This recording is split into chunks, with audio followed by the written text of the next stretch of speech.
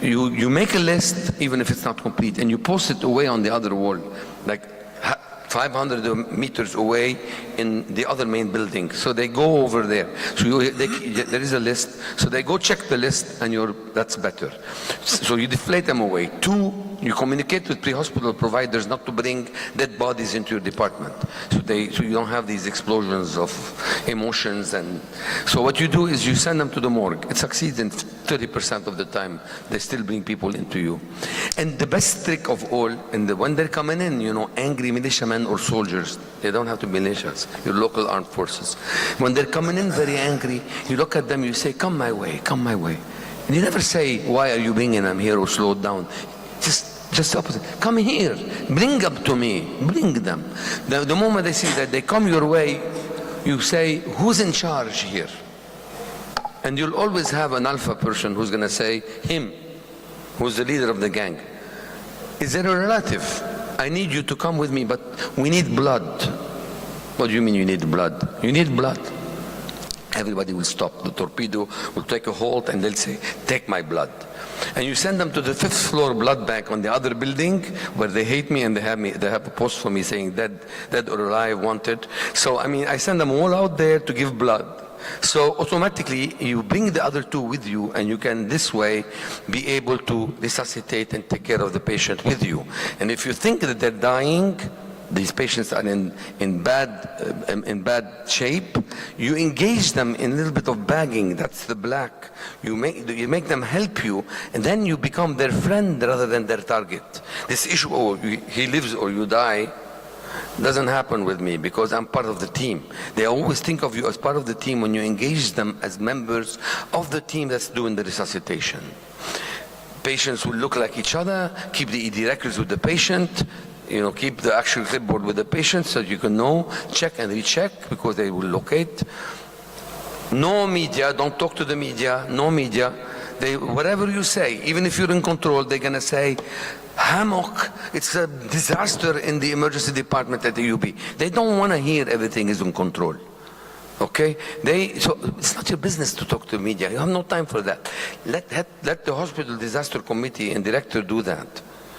And have a deputy from that director with you so that they take the information without you having to answer the call all the time. Remember to have shortwave radios, Wi-Fi, use WhatsApp, because cell phones will be down, SMS will be delayed. You really have a hard, beepers aren't being used. So remember communication is going to be challenged, and think about that. Think about preventable field mortality during transfers. Train people to properly transfer patients. So if you have a pneumothorax, don't intubate and send for a chest tube first. Make sure you have no unwanted volunteers, and think about working in austere environments. Be ready to use ketamine and other things like that. Impose what kind of donations you expect from people. Do not take any donations people want to give you. They will give you things that are not useful, so they'll tax you. And remember that when you are dealing with something that's prolonged, do not all stay awake all night. Take turns, because they will come in at any moment. You may end up with Red Cross, 10 ambulances arriving from the south, and you don't even know what to do. So you need to take turns and beware of fatigue, because you need to sustain activity 24/7 in the case of war.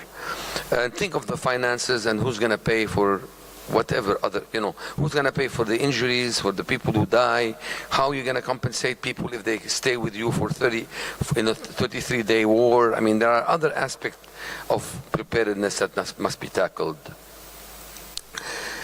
Dulci bellum in expertise are words written by Erasmus in the 13th century, and what they mean is war is delightful to those who have no experience of it. I'll entertain any questions. Thank you for having me. Thank you, Dr. Kazi. If you want, you can keep going to your second presentation. I'm sorry? If you want, you can keep going to your second presentation. Thank you. Anybody has any questions for this one? Go ahead, because let me see. Developing emergency medicine in a developing nation with a fee-for-service payment system, challenges and opportunities. Thank you, Doctor. But I'll take a question on this. Yeah, dear Chair, I have a question. Can I do? I have a question. Thank you very much. Thank you very much, Professor Kazi, for this nice, impressive sharing. It was really very nice. You have 24 lessons. I got it. Very nice. Everyone was very nice. I want to pay attention, especially about the be aware about our limitation. You mentioned we have to be aware about fatigue. This is really very important. We have this problem in Maraş, Kahramanmaraş earthquake, for example. There was not any staff. So we have very limited number of the staff. They have to stay for 4 years, for 5 days, 5 nights. What do you think about this issue? My second question was that, for example, the disaster doesn't come to another place only. Sometimes they come to the hospital also. And the hospital may collapse. We have this problem. There was no any other extra stuff. We just have the person who were at shift. And their relatives, father, children, they were also collapsed. Nobody can reach to the hospital. We had just only 1 or 5 person. They can come for help. Only 5 person, a very big hospital. What do you think about, what can we do? What do you have suggestion for this issue? Thank you very much. Thank you for asking these excellent questions, but I, in a way, alluded to them. To start with, not all incidents are the same. Like, for example, a bomb blast will injure people from all different factions in Lebanon. It's different than when you have, street riots or fighting on the streets. When you have fighting on the streets with, battles of the sort, you end up with no crowds at your door. You have 20, 30 people, 40 people, but you don't have 1,000 people trying to come in. So the crowds coming in it's not always. You need to have the experience to know that an air raid, an earthquake, different incidents have a different impact on different things. Things like available resources, things like crowd control, they have different flavors depending on the type of incident it is. But if you have a single incident with a large number of people, I gave you some rules to how to manage crowds. With regard to fatigue, there was in the last slide a section on austere environment. In the interest of time, I didn't go into this, but I'll tell you that at the end of the day, I mentioned ketamine, right? At the end of the day, I can tell you that when we had 800 people in our department, we were not able to provide the same level of care that we usually provide on every day. So the first rule, we have even published an article, some of our own residents, literally talking about how hard it was for them, how much they cried, because they couldn't do the things they do normally for patients. So, I'm sorry, I'm talking to you and I'm getting a little bit of goose skin thinking about those moments. They're unforgiving, doctor. Yes, you have in this austere environment where you may not even have power or things to give to your patients, and that's a fact of the matter. Okay, you really want to help, but you cannot help. So it's unforgiving, but you really need to do your best by taking care of the ones you can save and keep alive, and the ones where you have the capacity to intervene and save them. And this requires the experience of the people working in the department.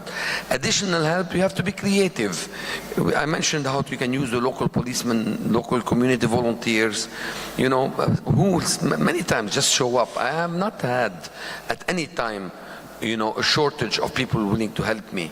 But the people who were willing to help us from the community often were not qualified. I mean, did I not see people who needed cervical spine immobilization be brought by blankets or carried on their back? I mean, we all see that. Is it ideal? No, it's not. Have we stapled wounds that had glass in them? Have we told people with glass injuries to go home and come back the next day to be repaired? Have we have medical students taken care of faces the way they should? Have we repaired and re-repaired some of these injuries later? Yes, we do.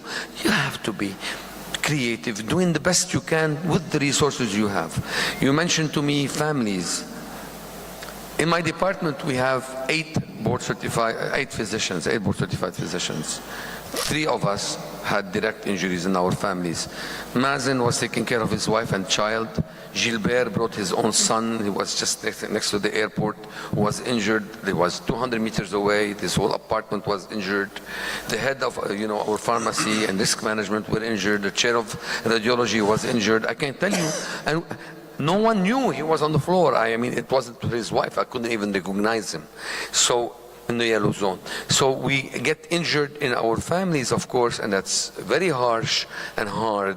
But, I can tell you that's the best we can do. So I don't know how to answer your question 100%. Fatigue, yes, fatigue. Why did I mention fatigue? Because I have been exhausted staying up all night with the staff, and then I get hit with people who arrived unannounced from another hospital, evacuated unannounced to us from the south of Lebanon, arriving. It was the Red Cross. They had no communication. They just arrived. 12 casualties. I was too exhausted. I know that I could have been a better doctor that day. So, nevertheless, that's what I could do. So we accept those models. Okay, thank you. Hope I answered you right. The next talk I want to tell you is really about reimbursement models. I think I have maybe 10 minutes, right? 10 minutes. I don't have the answers to everything, but because I came to Lebanon and I was able to succeed in establishing the specialty in Beirut, for many of you who may not know me enough, I'm the past president of the American Academy of Emergency Medicine. So I trained at I'm a UCLA graduate who trained in Detroit and spent 16 years as a faculty at the University of California and in Detroit at the Ford Hospital. So I'm used to the American model, and I came to Lebanon and started alone with residents and developed a residency program that's ACGME accredited. So we are Joint Commission accredited, Magnet accredited. So it's we transplanted the place into Beirut. And from that, we ended up with another 3 or 4 residency programs showing up in the country.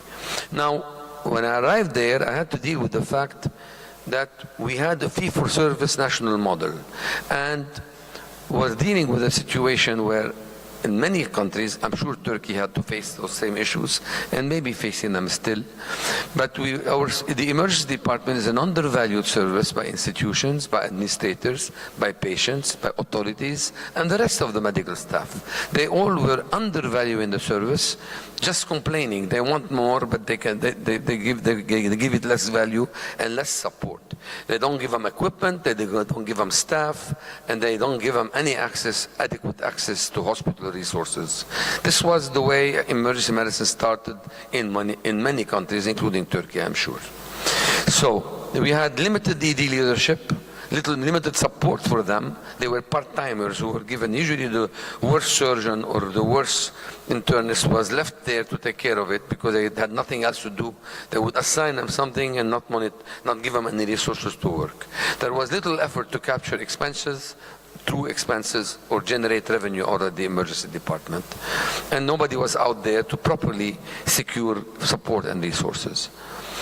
The EDs needed support for the structure, for operations, for coverage by attendings, by physicians, by nurses, and needed people to run the place. It's a full-time job when you have 30,000 patients a year. It's a full-time job. When you have more than that, you need assistant medical directors. What if you have an academic responsibility also? Here we go. We have 3 leaders you need for a department. Then there are pre-hospital services that may be deficient. You may not have a proper space, proper design, and you have difficulty with providing proficient, qualified, trained, credentialed staffing by nurses, by technicians, phlebotomists. There is no adequate continuing education, and there is no true citizenship or stewardship. There are no stylets, there are no Yankauer suctions, you have no suction, no proper tools. In Egypt, I remember touring with the Minister of Health in their biggest institution. They had no defibrillator in the emergency department. They had to take the patient to the 5th floor. So today, I'd like you to start thinking, what are the model models and of reimbursement and reimbursement regulations in your own country? Have they helped advance the specialty or impeded its growth?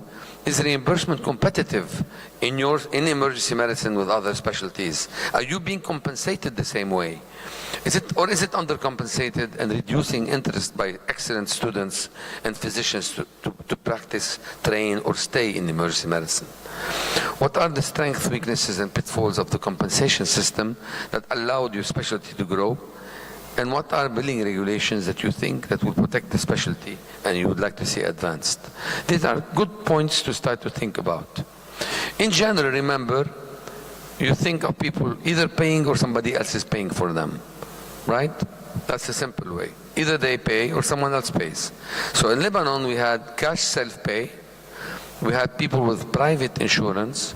You had employees who had developed their own plans of like a cooperative that they administered themselves. And you have then cooperatives of national groups or special industry groups. And then you have the labor ministry has something known as National Social Security Fund, which is almost a third of the population of Lebanon. And what they do is they also set rates and determine what and how many people can be paid for every admission, who gets paid and who doesn't. You have then Ministry of Health coverage. So the Ministry of Health coverage is when, for example, people have no money. So if they don't go to a private hospital, there are allocated budgets that can be spent on non-funded patients. And that's the sad trick. So in 2006, I took care of 3,000 patients in my department, including 12 dead and 120 wounded, 270 admissions, and more than 300,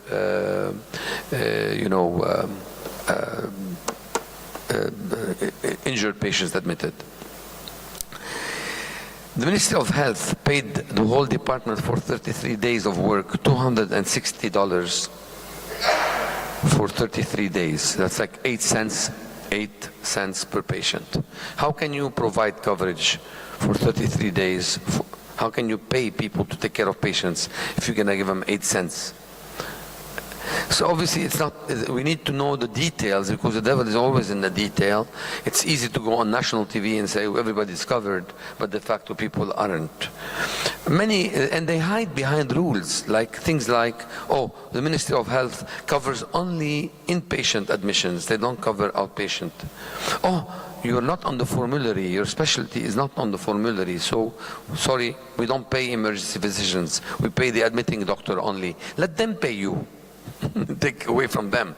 So that's not going to happen. And then you have armed forces medical insurance coverage.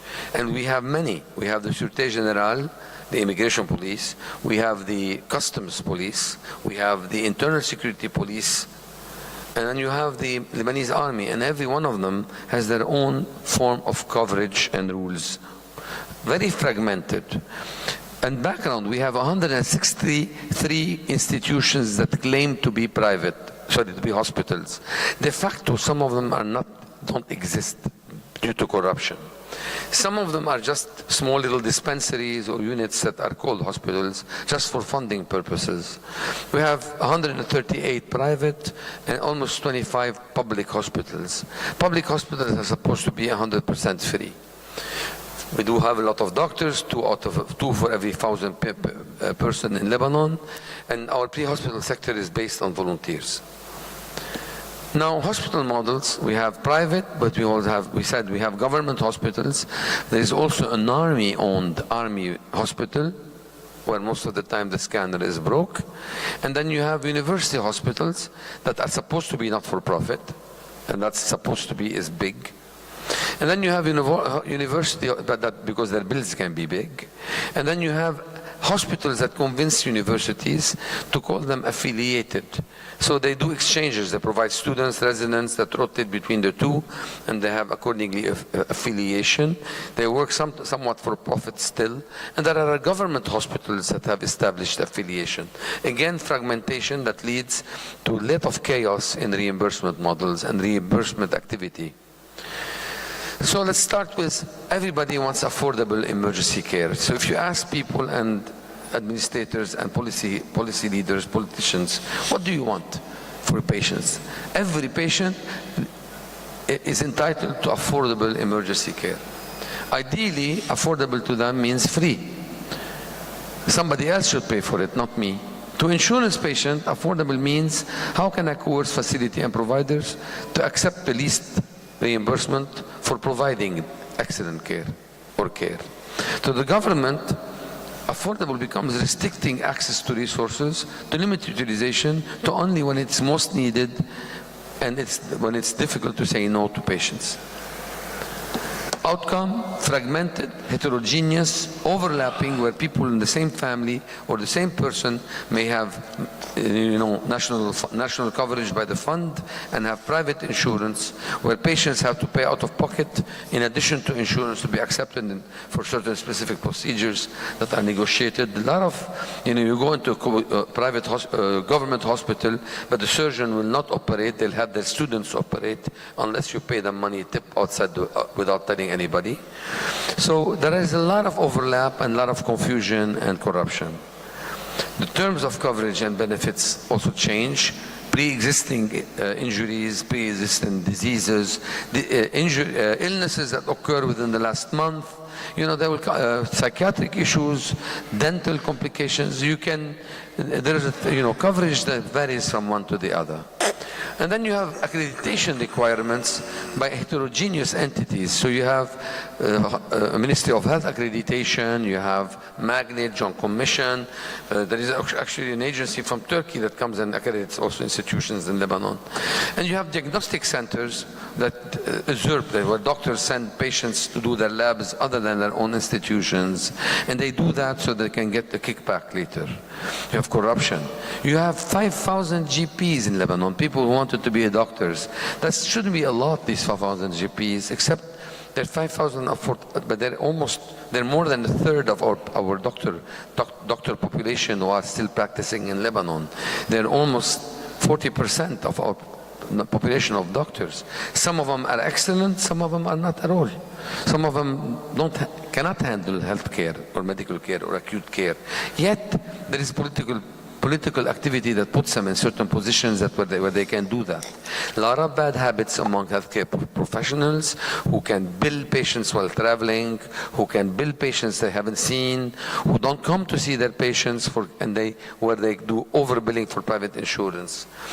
And you come in there trying to fix something, and they all tell you, follow the NSSF, National Security Fund. What are their rules? NSSF was established in 1960. There was no emergency medicine. They pay only for inpatient care, you're outpatient. And they don't pay for you because you're not existent yet. And when you are existent, they tell you you're not everywhere. Why should I pay here and not there? And if then they go to, why should we pay you for care? Let them pay you. Why should we? And then you're not on the formulary, or we don't know that they should. So, and then private insurers use that as an excuse not to pay you. Why should we pay you if the national fund doesn't? In 1960, there were no defibrillators. 1960, there were no CAT scans. There were no thrombolytics. People did not do laparoscopy. So sometimes you have to upgrade your laws and rules and regulations to match the reality. They cap the number of consultants. They chop you off. Your colleagues will conspire to take your bill out. They are all happy with collecting together, but you're the new kid on the block. They don't want you. There is bundling. There is also issue of coverage. Are you really covering the department or not? This is the American University of Beirut, with a 200-year-old university. And this is my hometown where I live in Damour. Any questions? Thank you, Dr. Kazi. Any question? Not only for Dr. Kazi, also Dr. Daniels. Please. Do you have a question, audience? Thank you for presentation. I have a complicated question about these solutions about the payments of us and emergencies. What do you consider to act behavior to the other administrators, specialties, or chief physicians of the hospital to solve this? Do we act rigid or hard or is friendly or soft? What do you think? What is the best way to get to secure reimbursement for emergency physicians in your country? Is that your question in a way? Well, for example, What are strategies? What are strategies to use? yes, Not to be direct. soft strategy or to be hard. I ask for it. I'll tell you how it works. In general, when you have a universal care, when the government, when the authority decides payment, the first battle you should seek, the first victory you should seek, is parity with other colleagues. So, parity with other colleagues within the institution where you're practicing. In a sense, you cannot say that every hospital is the same way than others. And of course, you do know that some surgeons working in certain areas or certain hospitals may not be as qualified or as in your university hospital. So you cannot say everybody gets paid the same. You really need to make sure your first goal is to secure that your specialists are getting paid by the payers the same way, whether it's private insurance, cash payer, or the consultation you get should be similar to theirs. How can you cap it in the emergency department? How do you avoid paying for two people at the same time? I'll give you some tools. Other ways, because we did that in Beirut. So you collect all the money in a pool every month, and you divide it based on the number of consultations, including your colleagues who come to the department. Why is that important? Because when you give retribution for them for showing up, and you collect the money you collect from the government, from private patients, when you collect the money and you distribute the collection for the patients from month of September 2023, it becomes an open account. Any money that comes in gets distributed automatically via the proportion to everybody who was involved in providing care in that month. And you can then build incentives for higher acuity, for nighttime coverage. It may sound complicated, but it's actually a mathematical formula. I've done that in Beirut for the last 13 years. We never had a problem. So you incentivize people who come from home. You incentivize people who come at night, weekends, holidays.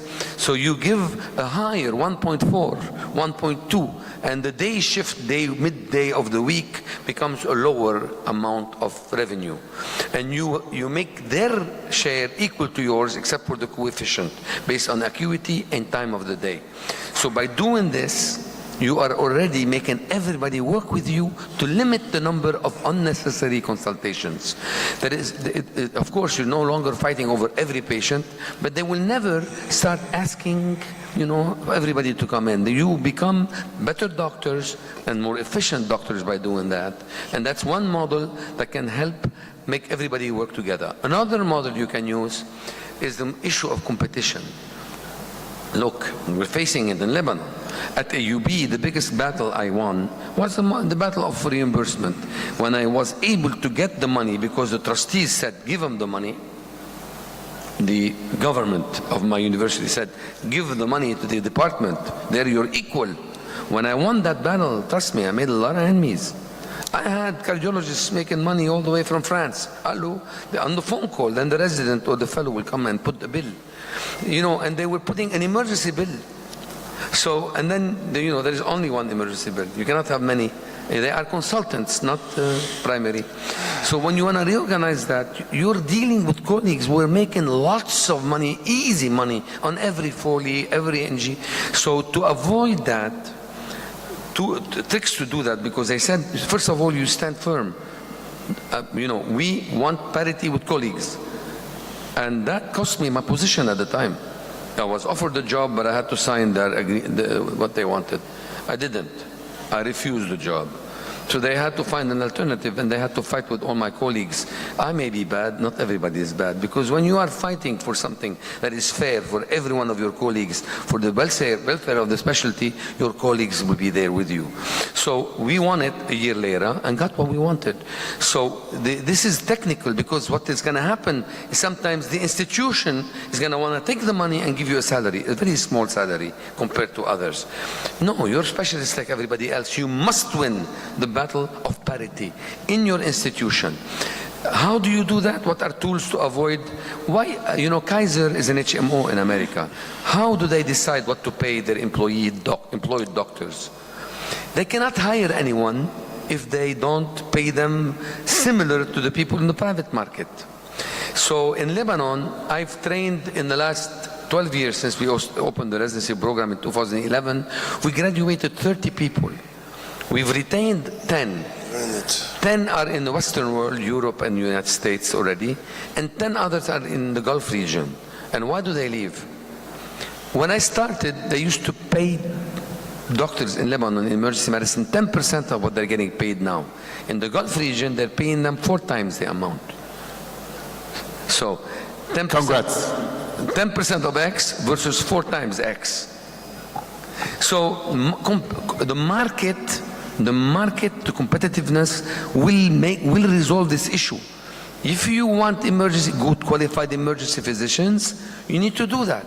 So let the market help you gain these changes. Now, you must also accept the fact that in Lebanon, which is the size of Orange County, 6 million people, we don't need 150 emergency department. You need categorization of these hospitals where the tertiary care centers, where the high acute are distributed properly, that's a national plan for the minister, and where the people there are qualified. Other places can have GPs who have telemedicine support, who have an administrative support. You can create a tier 2. I know it's hard to accept that, but I come from the United States, the American Academy of Emergency Medicine, where only board certified physicians should do this.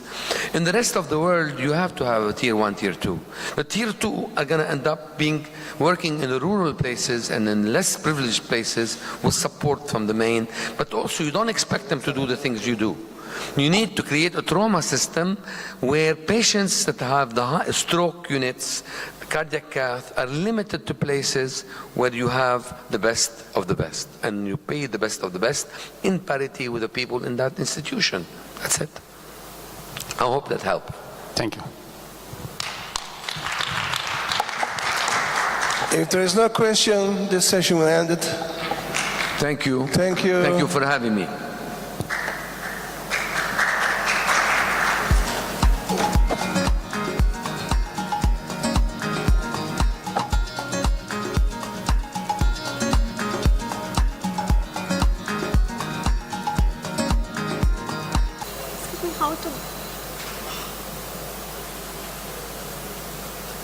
Next slide.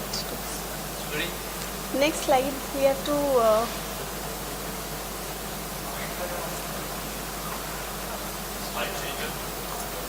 slide changer. Okay, this one? Okay. Green is next to map. Okay. Thank you. A very good afternoon, everyone. I am Dr. Indulata from India, and basically I am an obstetrician and dealing with high-risk pregnancy. And today's topic of my talk is emergency transfusion in pregnant trauma patients. I think you all are dealing with pregnant patients in your emergency department. So there is nothing to declare, and I would like to thank YSM team, organizer, to give me this opportunity to have here. So the objectives of my talk is management of pregnant trauma patients, prevention of RH isomerization, transfusion principles and risk, and blood products transfusion. So trauma during pregnancy is the leading cause of non-obstetric maternal mortality, and there is 20% of maternal deaths are directly attributable to injury. Trauma-related mortality among pregnant patients are lower than the non-pregnant patient because there are various factors like due to hormonal and physiological effects in pregnancy, like there is increase in blood volume, there is increase in red blood mass in the circulation, and as well as the relative and husband of the woman is more aware about the pregnancy and related complications in a trauma event. The causes of trauma during pregnancy are motor vehicle collision, domestic or intimate partner violence, penetrating trauma, blunt trauma, falls, and electric trauma also. And there are various complications also due to trauma. These are placental abruption, uterine rupture, preterm labor, leaking per vaginum, and direct fetal injury. Like if there is fracture of pelvis of the pregnant woman, then it can cause direct fetal skull fracture and injury to the fetal brain. So as we all know that the management starts with primary survey. If any patient get traumatic, then every injured patient of childbearing age should be considered pregnant until proven otherwise. Multiple injury and hypovolemic shock in pregnant patient are most appropriately managed using ATLS principles. And after admission to emergency department, every woman should have a pregnancy test to rule out pregnancy, that patient is pregnant or non-pregnant. Following ABCD principles, we have to assemble appropriate personnel like trauma team, interventional radiologist, obstetrics, obstetrician, and neonatologist to take care of that patient. Airway and breathing, first we have to follow A, that is established patent and protected airway, and we have to maintain breathing to make the oxygen saturation more than 95%, which leads to the continuous oxygen supply to the fetus and making it safe. So in circulation, we have to maintain circulation by placing 2 large bore IV lines like 14 or 16 gauge, rapidly infuse a crystallized bolus solution like ring electrate or normal saline, approximately 1 liter, to get the desired response until the blood arrives. Or whenever the blood is available, then we can transfuse blood or blood products. We have to control also the external hemorrhage. The patient is bleeding from external side, then we can stop that bleeding by direct pressure or by using of tourniquets. And as same, the indication for extra exploratory laparotomy are the same in the pregnant patient as in non-pregnant patients. So basically the aim is to restore maternal arterial blood pressure with blood products, base resuscitation to maintain uteroplacenta perfusion and prevent unnecessary fetal compromise. In medical management, we can use tranexamic acid 1 gram intravenous slow over 15 minutes, and it can also prevent the bleeding from any side.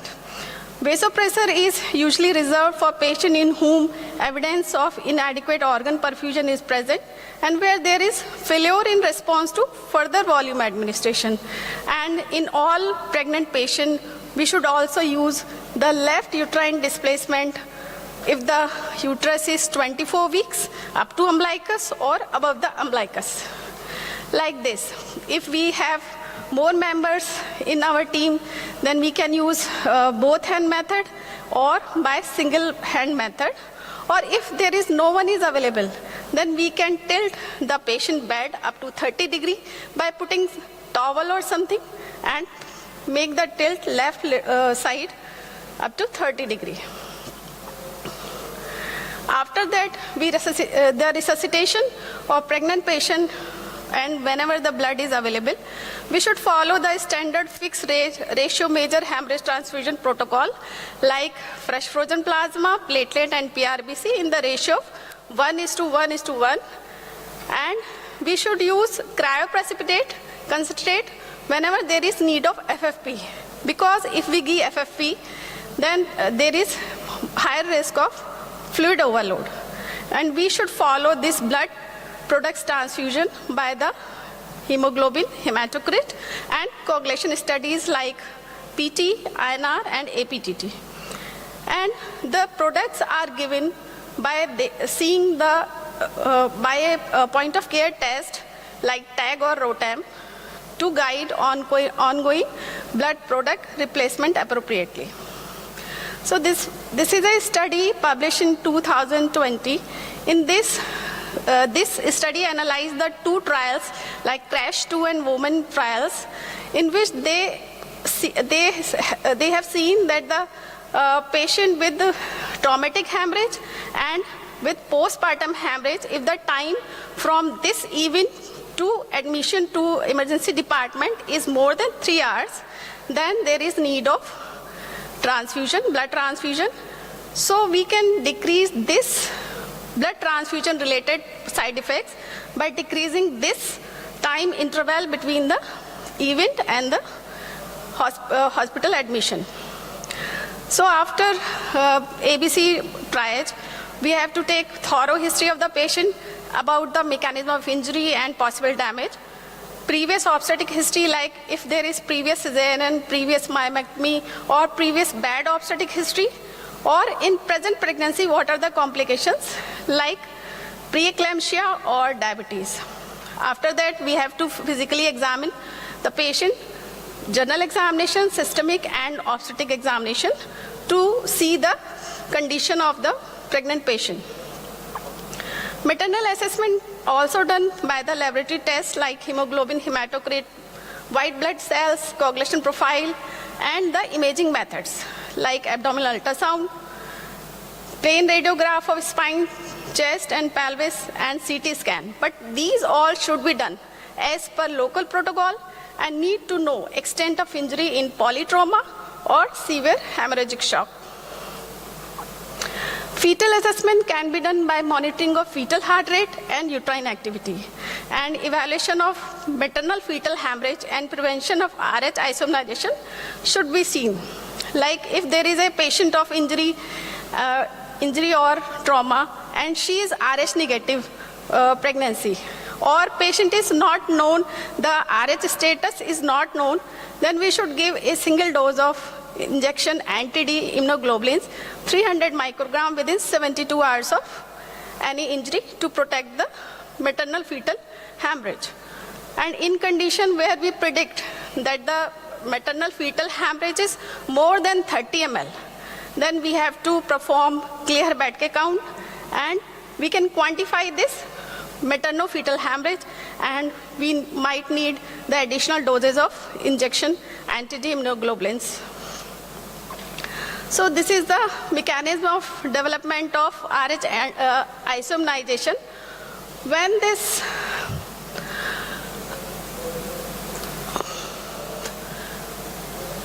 the mother is RH negative and fetus is RH positive, then this RH positive, due to maternal fetal circulation, these RH positive antigen create a immune system response, and these mother body response is formation of antibodies against this RH antigen of the baby. So these antibodies after formation get back into the fetal circulation and causes damage to the fetus. So the principle of transfusion in pregnancy should be, there should be a valid consent, and if the condition is not feasible at that time, then we can inform retrospectively to the patient and patient relatives. Documentation of reason why we are transfusing the blood, we should mention in patient record. All women should have their blood group or antibody status checked at the time of booking or at the time of 20 weeks of gestation. And if patient RSD status is not known, then we can transfuse ABO negative, RSD negative, and CAL antibodies negative red cell units directly to the patient. And there should be a clear local protocol on how to manage major traumatic and obstetric hemorrhage. And in critical bleeding, we have to use the ROTEM or tag-based algorithm to guide our transfusion. So this is the picture of tag, which tells about this is the graph that tells about which blood product is required to transfuse. So transfusion-related adverse effects are many, like acute and delayed hemolytic transfusion reactions, transfusion-transmitted bacterial infections, anaphylaxis, or transfusion-related acute lung injury like Trolley. And risk of isomnization as if mother is RH negative.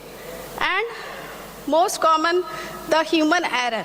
So we should do safe transfusion because we have to give right blood, right patient, right time and at right place.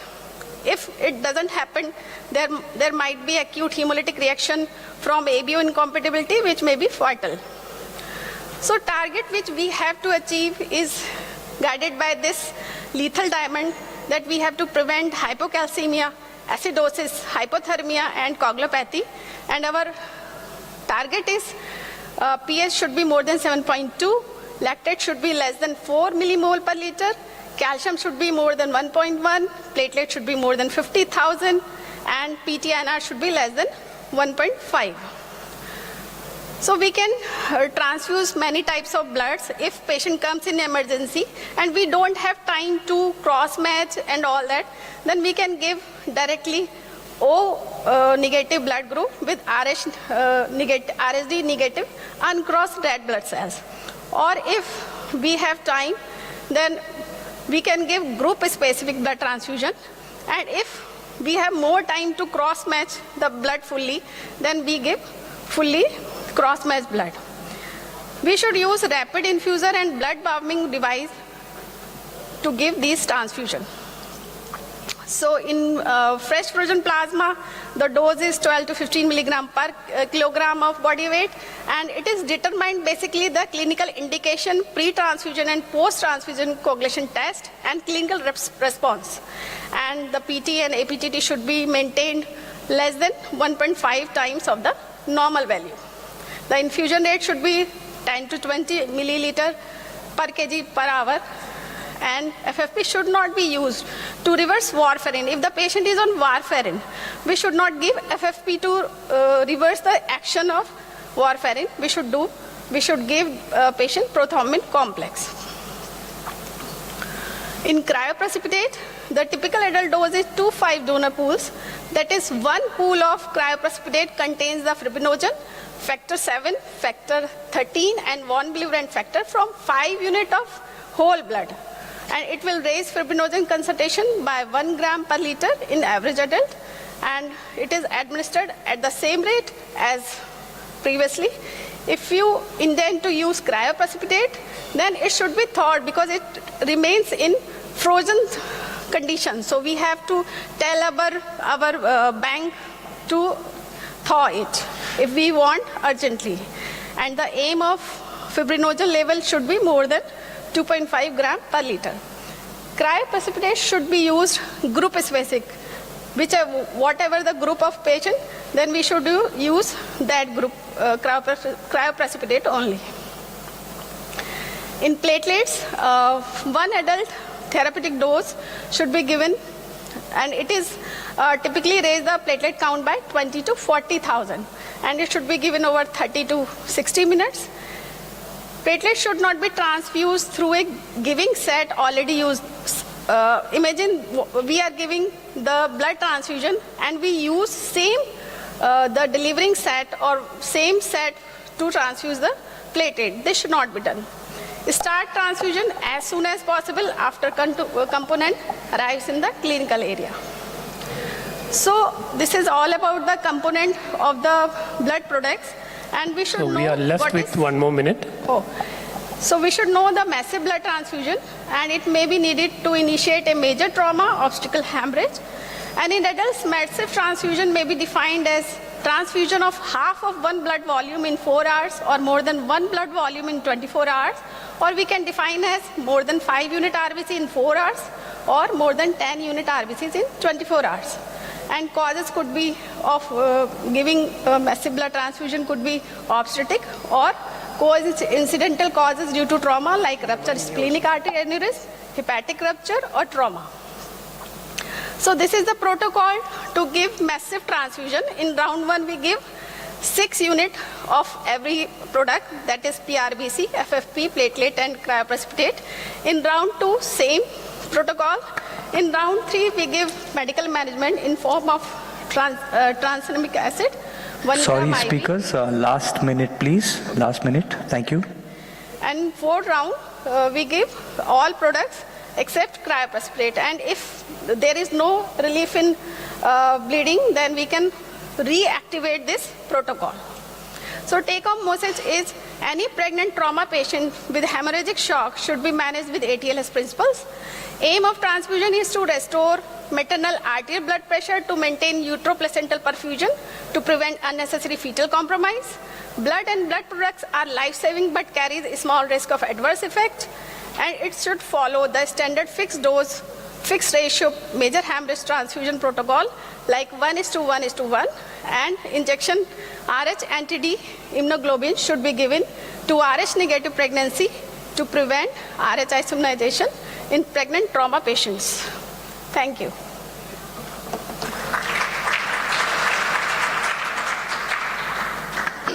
In the interest of time, we'll be taking questions right at the end of the session, if that's all right with everyone. Right? Thank you. Thank you. Thank you very much. Moving on from a vast and general topic to a very specific, specialized, super duper specialized topic, cardiac oncology in the ED. It's Dr. Katia M. Lugo. Thank you. Thank you. And thank you, everyone. It's really an honor to be presenting at WASM 2023. I got appointed with this topic, cardiac oncology, right? Which one I used to?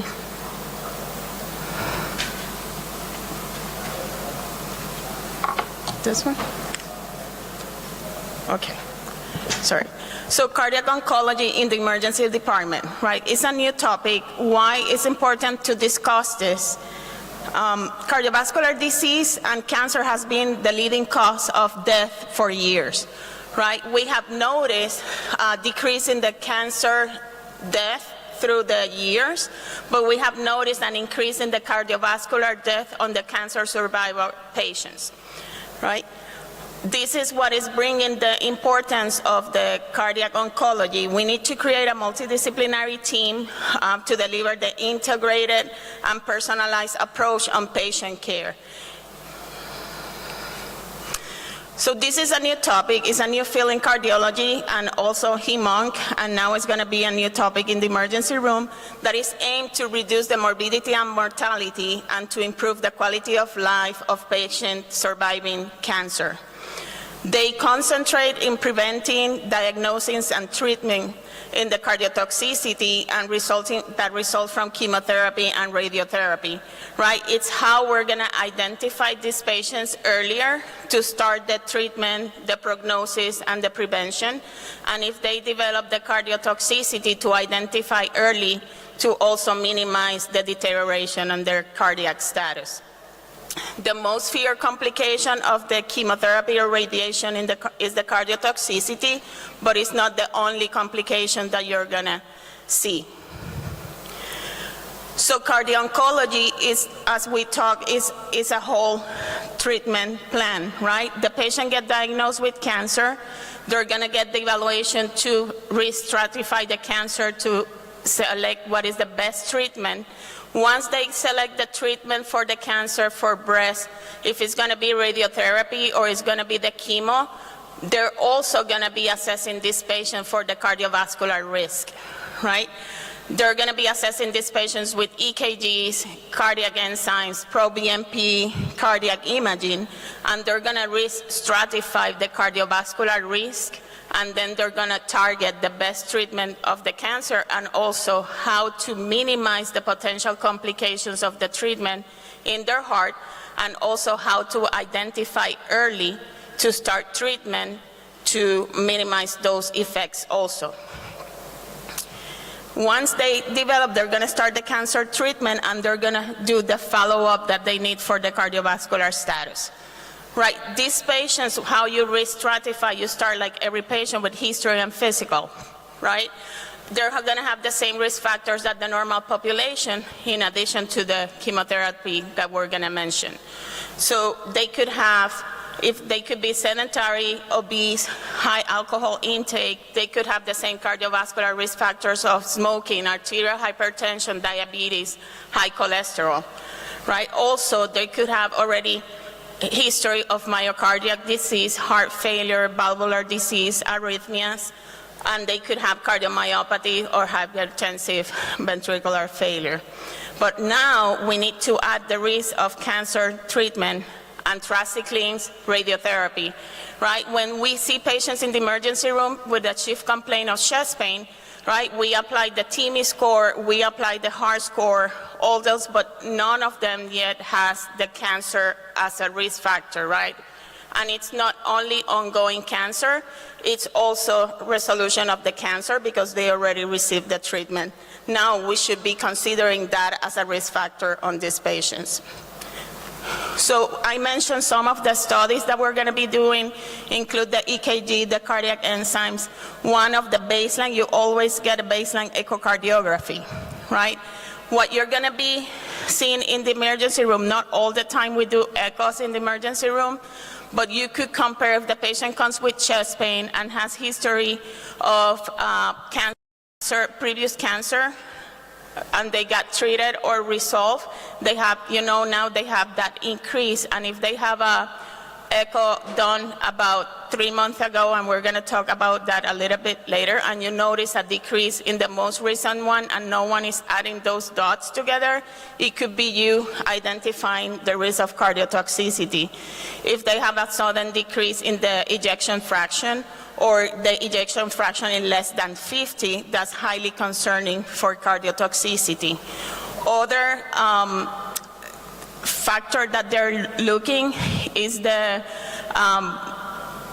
global longitudinal strain in the left ventricle. The studies have shown that that change of more than 50% is going to be even earlier sign compared to the changes on the echo in the ejection fraction. So if you notice the global longitudinal strain to be increased, that patient should be evaluated by the cardiology early and also in combination with the hematology oncologist. So this is an example of some of the medications that are related to cardiotoxicity. Mainly is the anthracyclines and also the radiotherapy and the HER. Why they cause the cardiotoxicity? Because they have affect the DNA double strand breaks, and also it could cause damage in the mitochondria. Also, the HER causes direct damage to the cardiomyocytes. Some of the examples of the surveillance that they plan with these patients, right? Once you classify this patient as low, moderate, high, and very high risk, mainly the low and moderate is going to be very similar to screening, and the high and very high are going to be also similar in their comparison. So you're going to have a baseline of the troponins and the proBNPs, and every 2 cycles for those low and moderate risk, you're going to repeat those studies. That's while they're on the chemotherapy. And this is going to vary with the medication that they're receiving for the chemo or that they receive. That's why it's important that it's a combination with cardiology and also hematology, oncology. For the high risk, it's going to be a baseline, but also they're going to be follow-up with every cycle of the treatment. Now, once they finish the chemotherapy, they're going to be, for the low risk and moderate risk, it's going to be within the 3 months after the treatment that you're going to start the enzymes follow-up, and also 12 months for the echocardiogram. What is going to vary with the high risk and very high risk is that you're going to do the echocardiogram sooner and also more frequent the enzymes. This is another example with another of the medications that I'm not going to go over, but you see the difference on the surveillance. Other pathologies that you could see with the cardiovascular effects of the chemotherapy and radiation is aortic disease, right? You're going to get the porcelain aorta. Also, you could have what we mentioned, heart failure and cardiomyopathies. You could have pericarditis and restrictive pericarditis, microvascular disease, valvular disease, rhythm and conduction abnormalities, cardiac ischemia, and arteriosclerosis. So going to also, in addition to the cardiotoxicity, when you see patients that they started the chemotherapy and suddenly they were having normal blood pressure and suddenly they're having elevated of the blood pressure, you need to consider that that could be a reaction due to the chemotherapy. We should not take or tell them that they need to stop the chemo. Many times what they do with those medications that is causing this is to decrease the dose of the chemotherapy until they start getting better, because some of these cases could be reversible. Or they could be started in ACE inhibitors or calcium channel blockers. Right. Also, when these patients present with arrhythmia, that the most common are AFib, and also they could have QT changes. But when you're seeing AFib and they need also anticoagulation, these patients are prone to more complications due to anticoagulation, so the recommendation is to start with the low heparin as much as possible, and if it's needed, then to do a short course of the IV heparin. The patients also could develop valvular disease, as I mentioned before, and these valvular disease complications can take almost 10 years to start presenting, right? And it could go from regurgitation to also, they could present with infective endocarditis. So you need to have a high suspicion in an immunocompromised patient after cancer treatment, and it could take even 10 years because they could be, the valvular presentation could be due to infective endocarditis.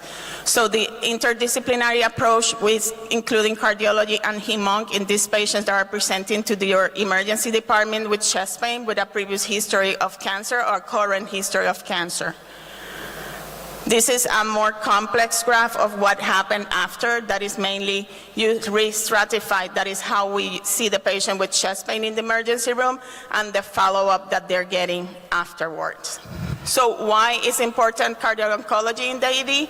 It's, they have the consensus and also how they make the diagnosis of the cardiotoxicity. As I mentioned before, a change of the decrease in the left ventricular ejection fraction more than 10%, or a global decrease in the ejection fraction less than 50 that they mentioned, that is mainly 40, the goal, and the global longitudinal strain, a reduction of more than 15%. It has a high possibility. So what is important to take a good history in the emergency department, knowing if that patient has history of previous cancer or current treatment. If you notice any sudden change in the blood pressure and this patient consider that it could be due to a new medication that they're receiving as a chemotherapy and they need to be treated immediately. And also, if you notice some increase in the baseline troponin or BNP, consider that it could be that this patient is going in the cardiotoxicity, and the early detection, the better for these patients. And always involve early cardiologists and oncologists in the ED. Thank you very much.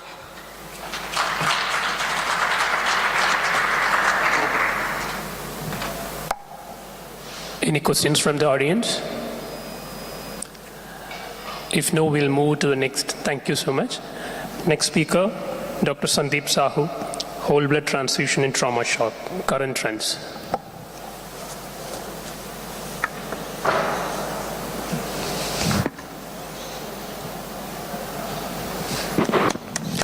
It usually doesn't hurt to applaud, so let's do that. Yes, cheers. Thank you, chairpersons. I am thankful to the organizer from the Turkey, especially Dr. Basar and Beshet, and it's really a privilege to speak in front of Professor Vincent, because a lot of friends from India, and we are listening him for years. So this whole blood transfusion in trauma shock, I'm going to present the current update or trends that is evidence in last 3 years. Namaskar, salam from India, and very thankful to the WASM and APET physicians from the Turkey that you have given opportunity to share us, and it's very nice hospitality that we are enjoying for last 2-3 days. So what is the current status or evidence about whole blood? Whether it's true that old is gold and old wine or whiskey is definitely good as compared to new things? Or I am speaking on new things, or it's already a debate is already clear which came first? Because definitely here this is not the question. Here is because whole blood comes first, then the component comes. And when something comes first, we already have seen maybe our seniors and other colleagues who are senior to us, they have already used this. And what is the current status in trauma? Because in emergency, other condition, there can be things that one patient needed only, like in dengue. Like in India nowadays, a lot of fever, and this is because of now dengue shock syndrome and dengue, and where we have to transfuse platelet and isolated component. But in trauma, that everything is losing. We are losing PRVC, we are losing platelet, we are losing coagulation factor, and we want to definitely give 111 so that we get everything, so that we have a good clot. So the first, as history says, blood transfusion started in 17th, and the blood banking started in 19th, and the hypothesis that all patients need not the component, because not whole blood, they given the concept that as per the patient need, it's good that we give PRVC or cryo or plasma or platelet. But what is the real thing now? Because in trauma, we are talking about 1:1, then we are talking about massive blood transfusion, and we want to have all the coagulation factor, platelet, and a good clot. And good clot needed a component. So you can weigh that the day-night is changing, the time is changing. It's not the day and night different, it's only a difference in the rotation. So same thing is here, whole blood is moving full circle. We started from World War I and II, and in these World War, all the military trauma, they have used the whole blood. The things moved from 1960s, 70s, 90s, and again, the evidence for last 3, 4, 5 years, 2019 onward, they are saying we should focus on whole blood in trauma. Because one whole blood is not equal to one FFP platelet and PRVC. Definitely. When we want higher hemoglobin with little transfusion, when we want higher coagulation factor that is there in whole blood, when we want give less blood volume because it can take one trolley and transfusion associated problems, the answer is whole blood. Because it has everything excess. And only thing is that availability. If human has thought that they want to discover the world, they have done it. So if we reconsider it and we make it available, then we can't compare the whole blood with the component 1:1, because whole blood is better. Definitely there is advantage and disadvantage of both things, but there is advantages of whole blood.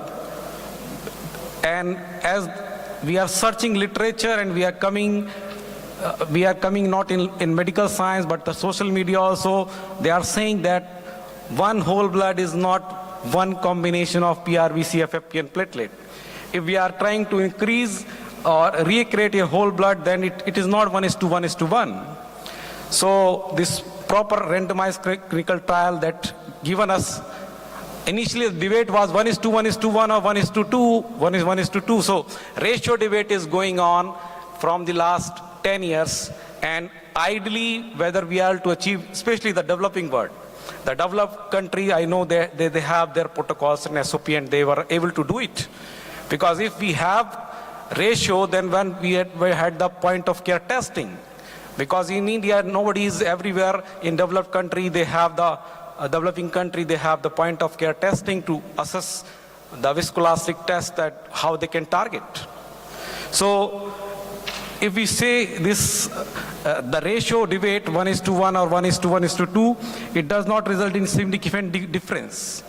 So research is emerging that shows that whole blood works better for these in trauma patient as compared to fraction component, and it's a rediscovery, it's not a new discovery. And whole blood versus component therapy in transfusion trauma patients, they're saying that mortality is less because you are transfusing less. Even the cost, because medical science, everything is cost.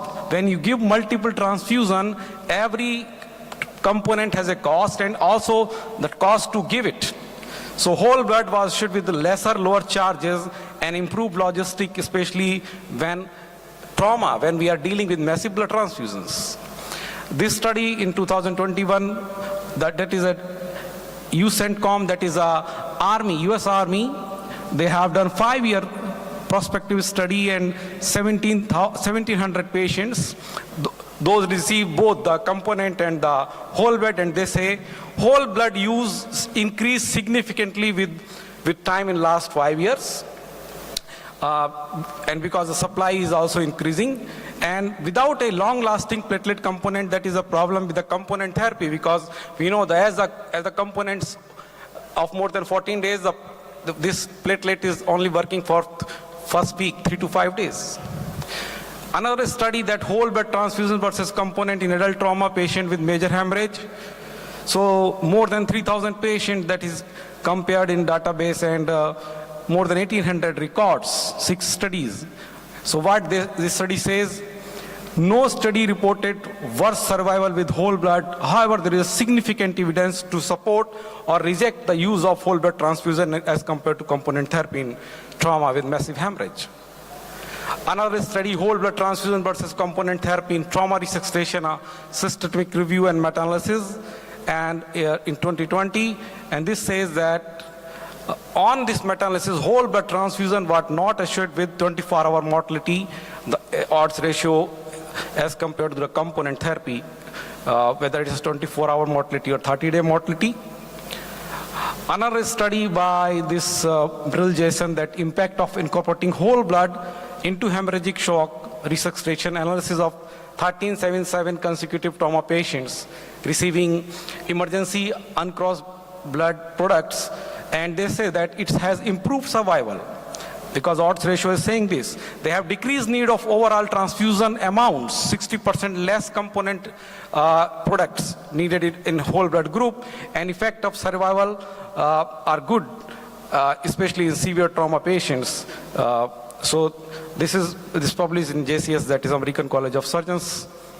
And in US, this group, Dr. Brian Cotton, they are working hard for last 5 years, where they say that low titer group O whole blood, LTOW, and they are promoting this, that is remerging role of whole blood. And as we know, this is a walking blood banks. People in military, they have the blood groups, they have a screen, they have already know the blood type, and they are the walking blood banks. So they have the resources, and military is using for Afghanistan, Iraq war, and all the war areas. That is, and we are also, and nowadays we are talking a lot that this country is against this, and things are going on, and it may increase.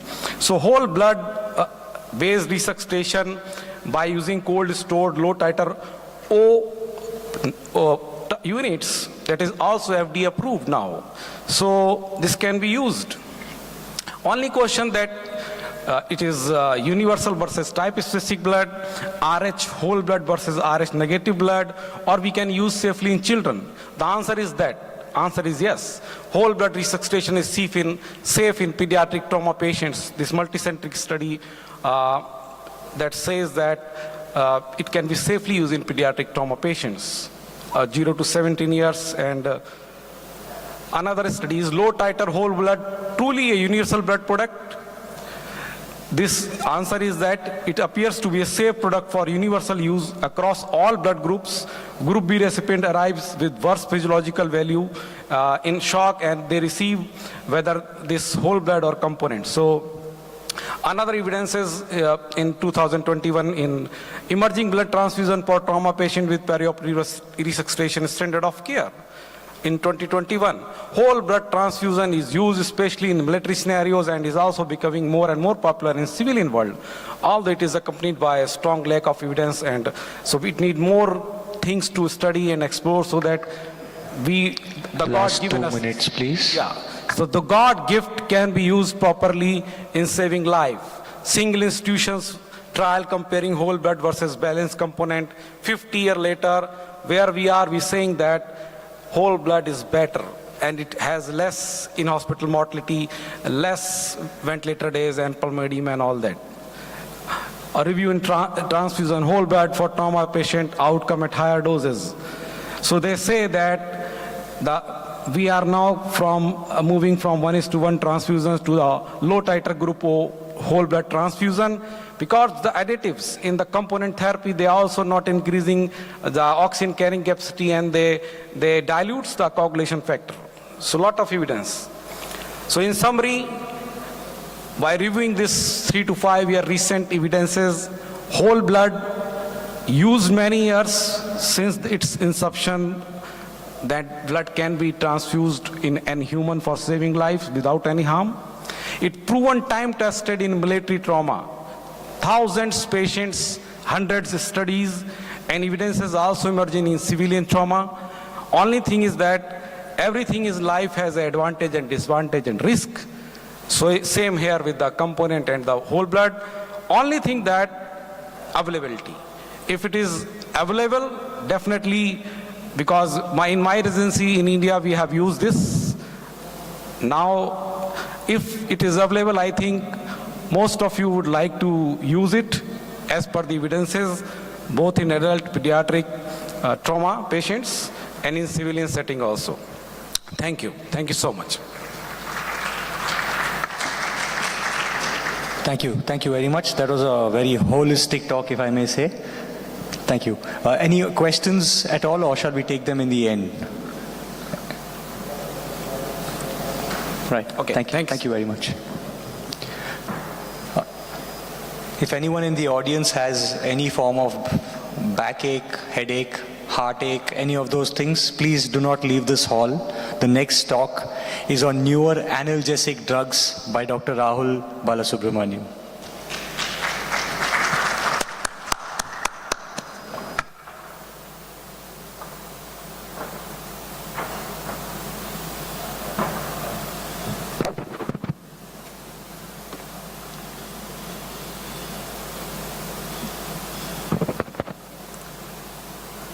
Good afternoon, everyone. First of all, I thank VASM team as well as EPAT team for giving me this opportunity to talk on the topic new analgesic drugs. So, overview of this discussion would be briefly described regarding the pain pathway, the changing landscape in pain management, mainly the CERTA strategy, evolving analgesic and pain ladder, brief description about traditional analgesics, characteristics of new generation analgesic, rather analgesia, and few examples of new analgesics. So you all know pain is the root cause of main presentation, almost 75 to 80% of all complaints according to the present prevalence across the globe. So what are the challenges? Because delayed pain management is a routine in most of the busy ER, and another one is oligoanalgesia. So what do you think? The reason for oligoanalgesia is because of the fear of the side effects or the adverse effects because of the routinely used analgesics. And our aim is not to get a zero pain, but to have a practically reasonably good pain relief on reassessment, reduction of at least 40% of pain score. And in the background of opioid epidemic in all the developing countries, even in developed countries, we have a wide use of opioids, which leads to a scenario called opioid overuse or opioid epidemic and its side effects. So to conclude, or in short, we need to have a balanced analgesia. You all know the pain physiology, the pain pathway, which is by peripheral nervous system as well as central nervous system.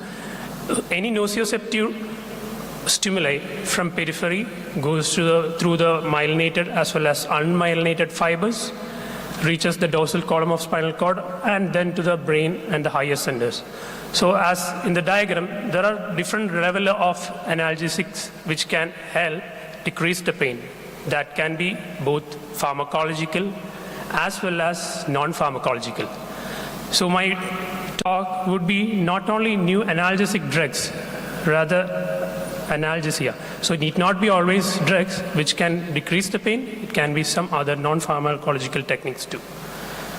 So to review the pain ladder, so the conventional pain ladder we have 3 steps to start with: mild, then moderate, and severe pain. Usually we have the conventional drugs.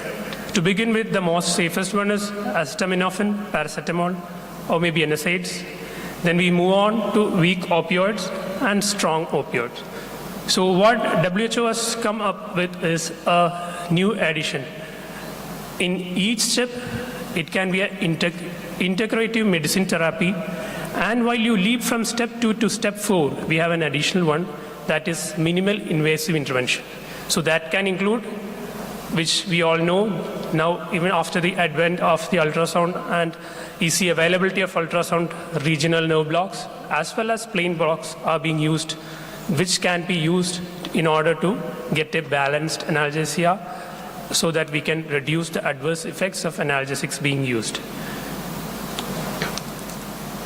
So what is the armamentarium? We told that the integrative medicine therapy, which we can include in each and every steps of pain ladder, can be a non-pharmacological, which include physical like physiotherapy, osteopathic manipulation, mechanical support, or active mobilization.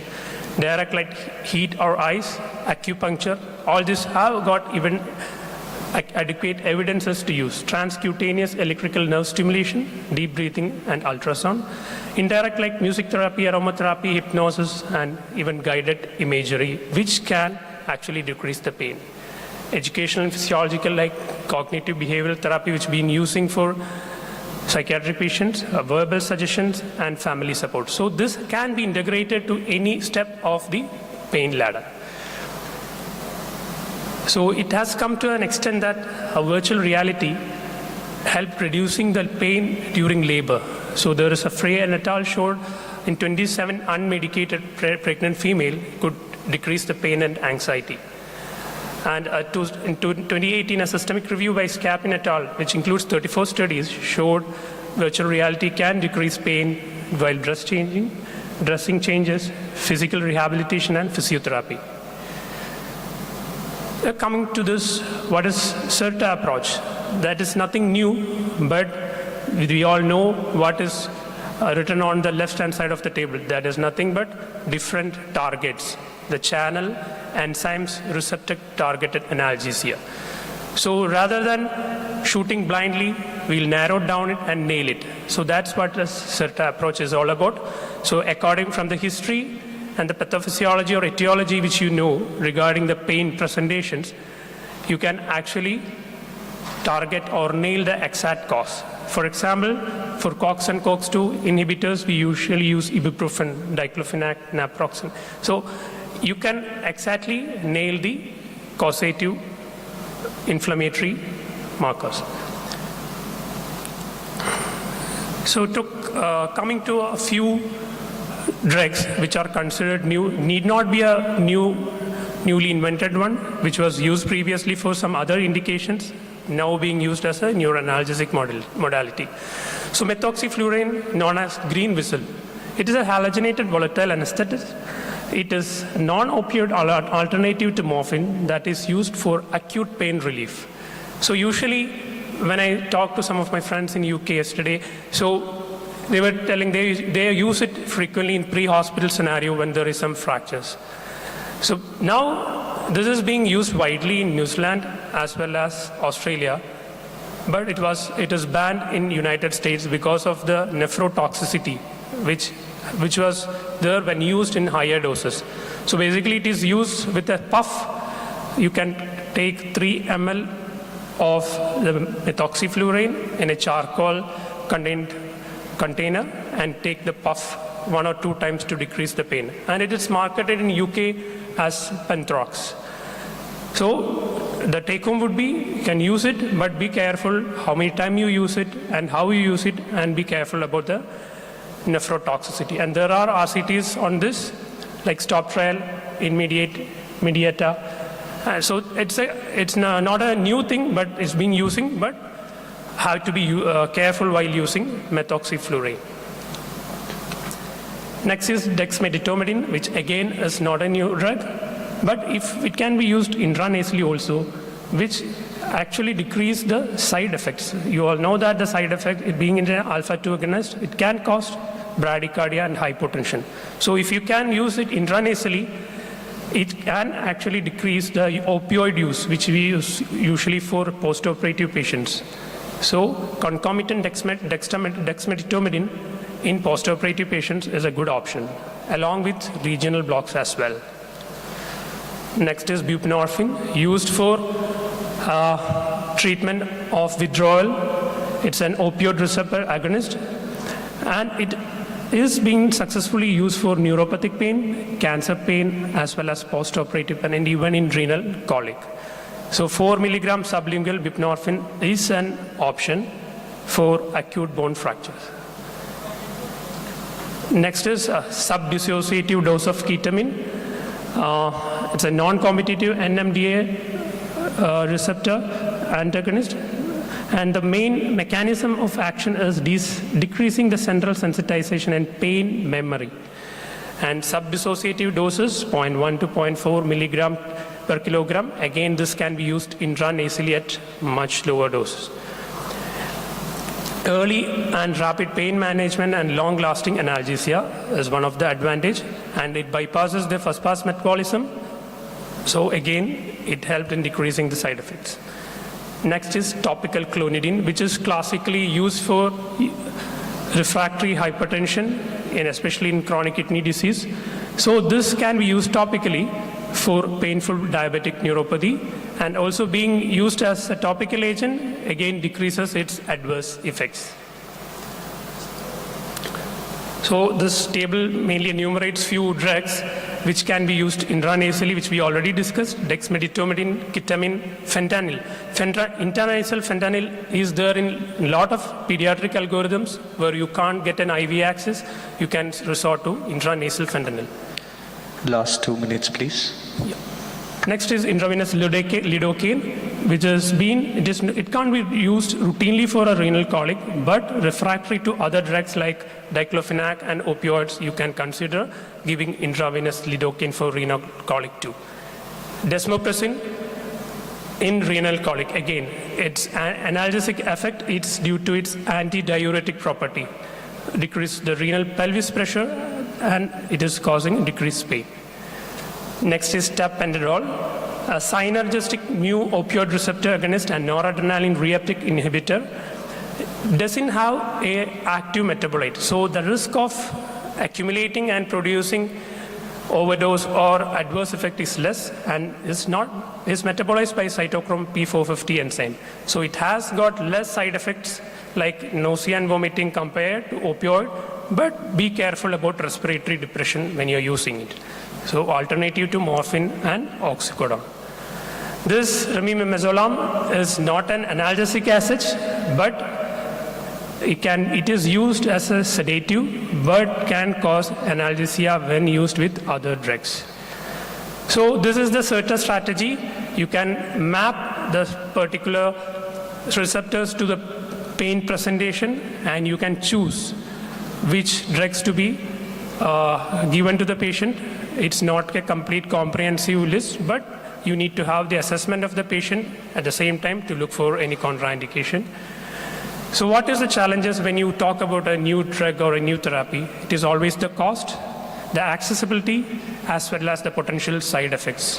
So being said that, these are the challenges, we should work on it, and the future prospect. So we already discussed the pain pathway. The sensitization occur in the dorsal horn of spinal cord and the higher centers of the brain. So the future research or future analgesics which are being developed or are in pipeline is being addressed regarding the central sensitization and long-term potentiation. So take-home point should be limited newer analgesics are introduced recently. So older drugs used for other indications are being used for analgesia. Better we go for a channel enzyme receptor targeted analgesia rather than shooting blind, nailing it down. And there are non-pharmacological options. And finally, reduce doses, thereby optimizing safety and efficacy of analgesic regime. So our aim should not be a zero pain, but a balanced analgesia. So these are the references. Thank you. I'd be happy to take any questions. Do we have any questions? Is anyone in any kind of pain? Okay, it's good to know. Superb. Thank you. Thank you. The next speaker is the last speaker and is talking about a topic that gives headache to patients and also gives headaches to emergency physicians, because we are seldom good at picking it up. Ladies and gentlemen, last speaker for this session, Dr. Soumya Nair, Management of Acute Glaucoma. Thank you, Dr. Mutasa, and thank you, Dr. Rahul. Good afternoon, everyone. Am I audible? Yeah. Okay. So I would like to thank World Academic Congress of Emergency Medicine for giving me this opportunity. It's an honor and privilege to be on this stage. My topic for today, I'll just quickly introduce myself. I'm Dr. Soumya, Assistant Professor of Ophthalmology, Kasturba Medical College, Manipal Academy of Medical Sciences, Higher Education, Manipal, India.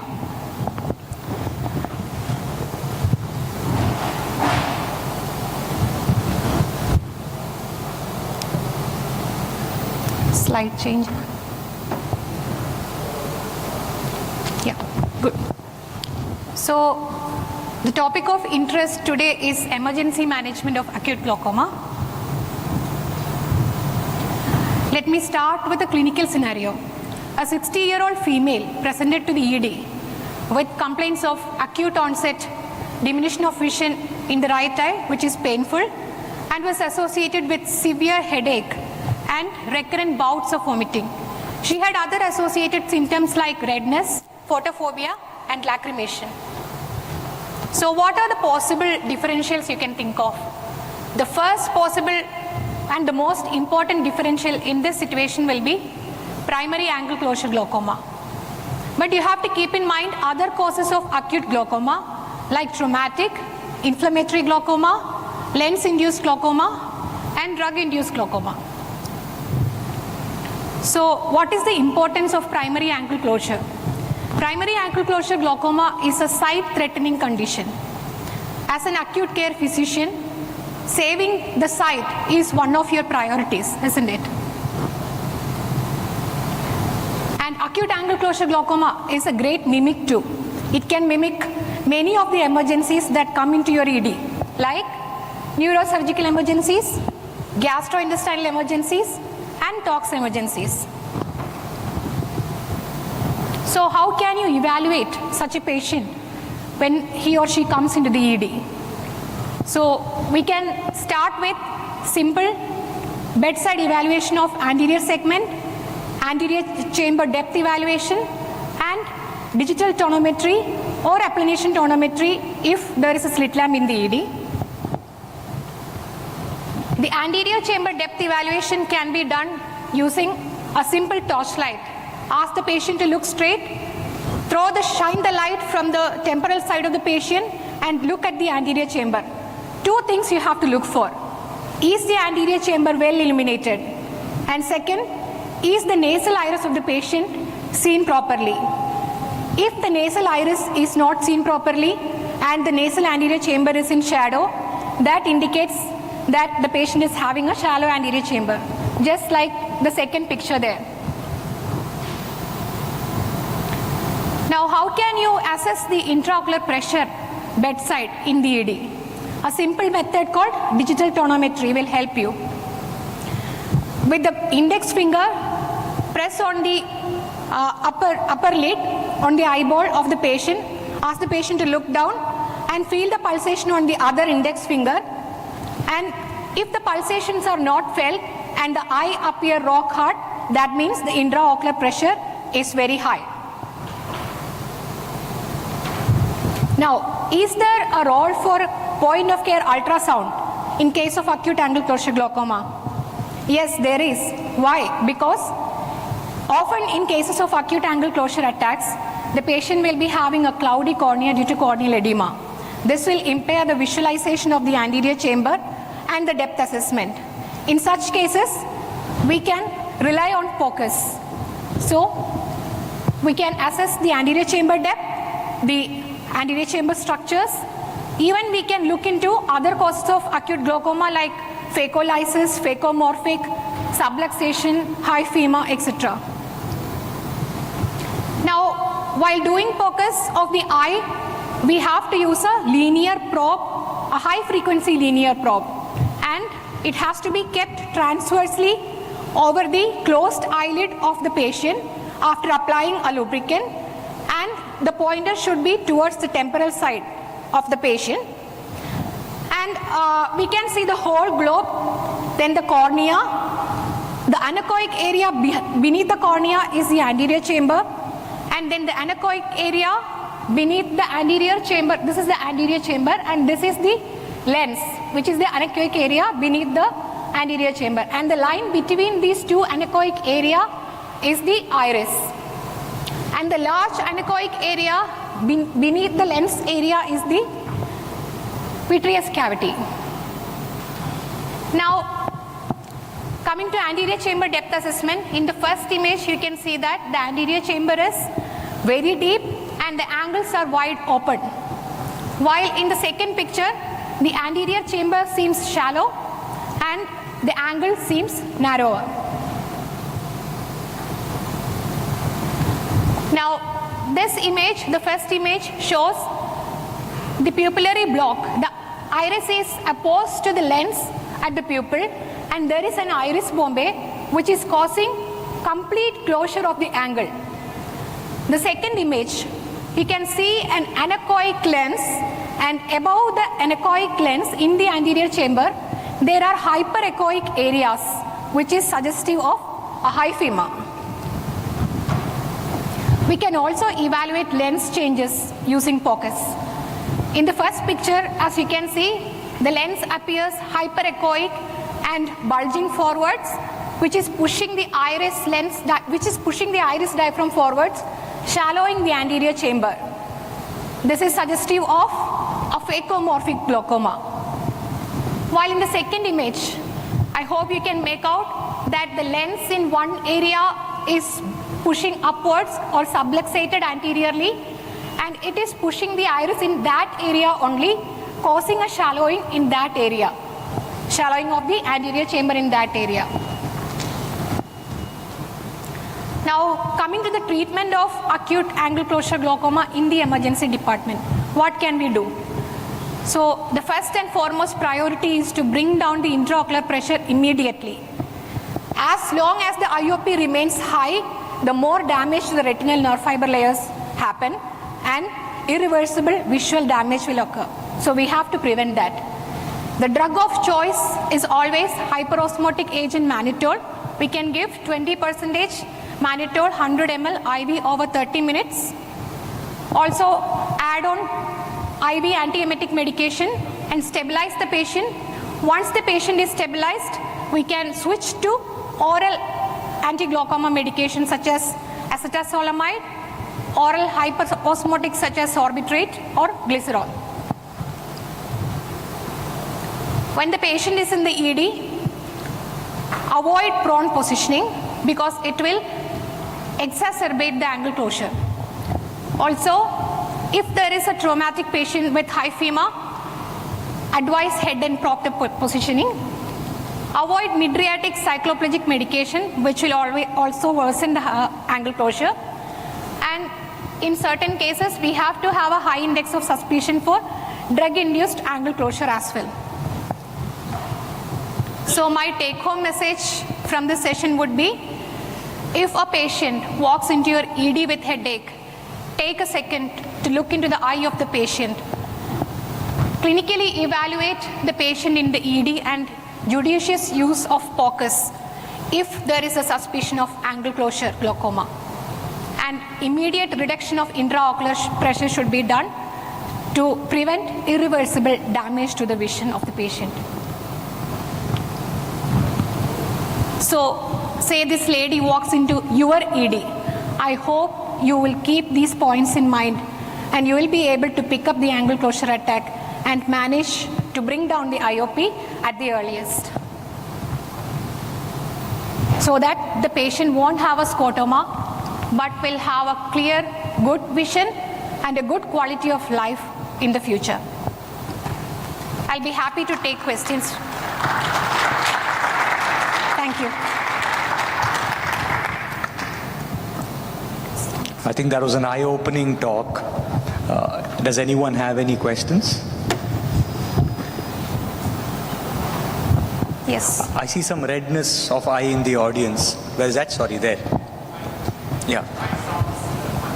Yeah. Yeah, the digital tonometry. Yeah, it's a very simple test. Ask the patient to look down. Use the pulp of your 2 index fingers.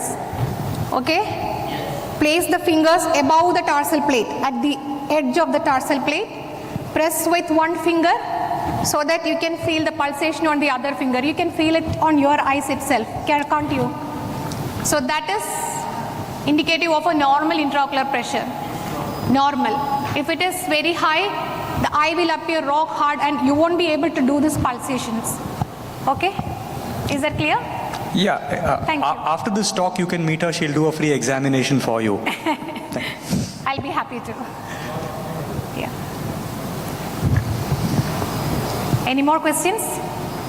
Okay. Thank you. There's one more, sorry. There's one more from... Thank you. I have a question, Yes. actually. The setup in your hospital, is it based on ophthalmology present in the ED or emergency physician providing the care for acute glaucoma? Acute glaucoma, both actually. When the patient walks in, emergency physician can start the IV monitor, but of course, ophthalmology team will be the ophthalmology team will be notified, and they will be taking over the patient at the earliest.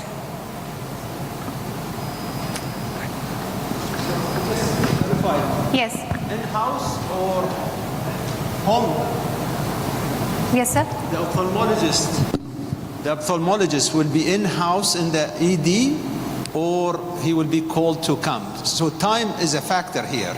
Yes, yes. So what is actually the time factors that will require for ophthalmologist to be in-house to provide the care for this patient? Yeah, so it will take at least 10 minutes for the ophthalmologist on duty to come, but we can save that time also if we are trained to look into the eye and understand that this is an angle closure attack, then no need to wait for the ophthalmologist to reach. We can, that much amount of time can cause that much amount of damage to the retinal nerve fiber layer, so that can be prevented. Yes. Okay. Thank you. Does anyone have any questions for the first 2 speakers? We rushed them because of keeping the interest of time in mind. Any questions for emergency transfusion in pregnant trauma patients? Dr. Indulata is still here. In pregnant trauma patients, emergency transfusions. Any questions on whole blood transfusion? Yes. The question on whole blood transfusion. Dr. Sandeep Sahu is here. Yeah, if it's okay, Dr. Sandeep, I have a question regarding actually your protocol. You said in your hospital you do have whole blood transfusion. So what is the setup and how this impacts on massive transfusion protocols?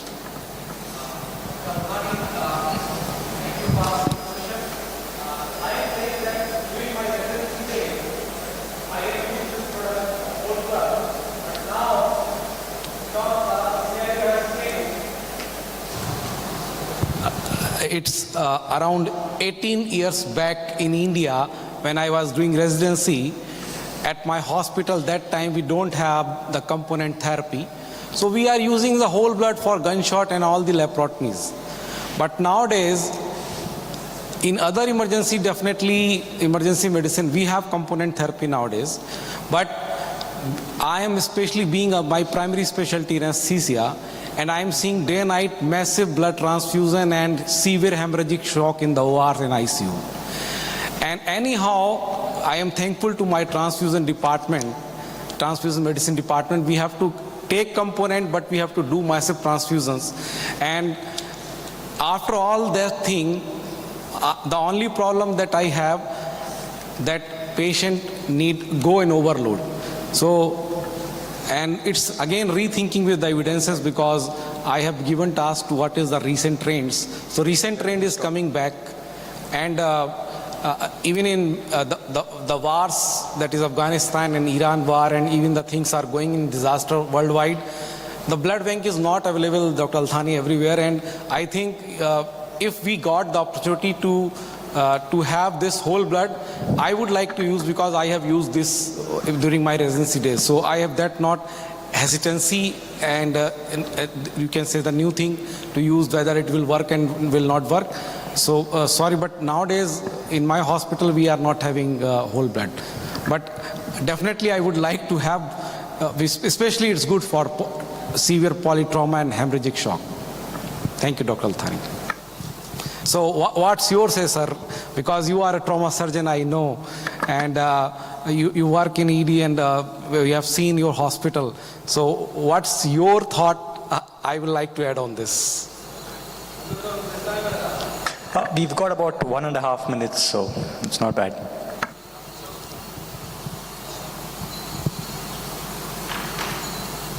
Thank you. Regarding actually whole blood, the resistance comes usually from the blood bank and hematology. And in our setting, we managed to have whole blood, but that actually has two sides to it. One, you have to have availability of point of care. So in the trauma setting, we have point of care for all actually the point of care required. So we have TAG, ROTAM, INR within the trauma recess in our setting. We have a fridge also, which we have one shipment of massive transfusion plus whole blood sitting in the fridge in the recess. In the OR, we have also a fridge which is connected to the blood bank, and we have this whole setup. The issue is the algorithm that required to run these protocols. And we are actually cautious in these patients because they have, to be taken in consideration their reaction in the future and so on. But we currently have it, and we are discussing this on a regular basis with also a pre-hospital setting possible to have whole blood for this patient. Thank you. Ladies and gentlemen, just like many commercial flights, we have landed our session 8 minutes before time. So I'd like Dr. Beshet, if he's got anything to say in conclusion. Okay, I think the conclusion is this is concluded. Thank you very much. Thank you.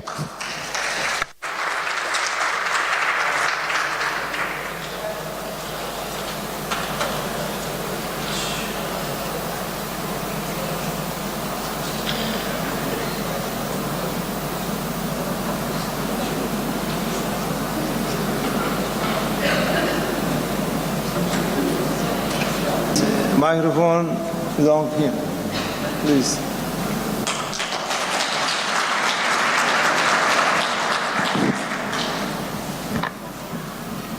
Thank you very, very much indeed for your kind invitation again to this World Congress, and many thanks for these very kind words that certainly please me and honor me very much.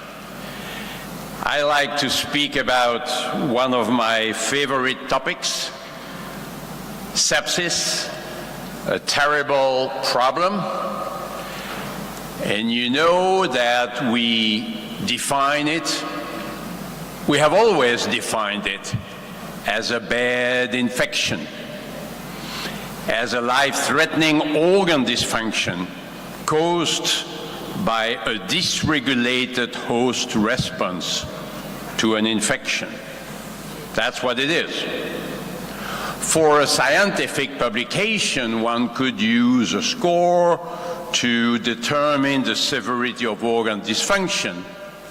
But for our everyday practice, We don't need any score. And that's the same in children. So if you look at the pyramid of severity, starting from colonization, an infection will be characterized by some host response, usually fever, an abnormal white blood cell count. When it is sepsis, there is more. There is organ dysfunction.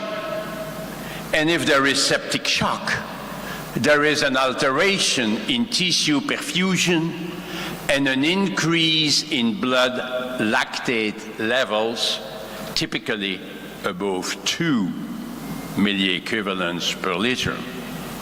So sometimes we identify sepsis in a patient having an infection complicated by organ dysfunction. But we must keep in mind, and this is very true in the emergency department, that sometimes patients come with some degree of organ dysfunction and it's not so clear why they have it. It may be sepsis. There may be a severe infection.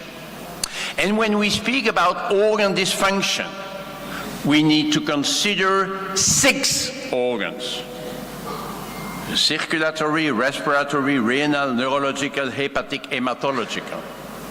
And these are the 6 items included in the SOFA score to evaluate organ dysfunction.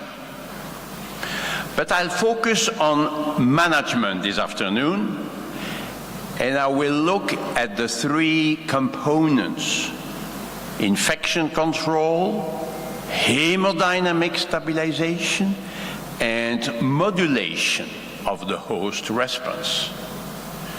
So if you think that antibiotics work, then we should start antibiotic therapy without delay.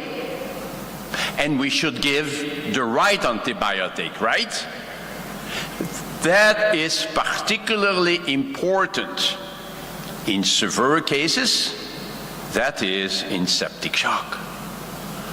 So the timing is an issue. We should not waste time when the situation is severe. So if I go back to my pyramid, it's particularly true in septic shock, when there is an alteration in tissue perfusion.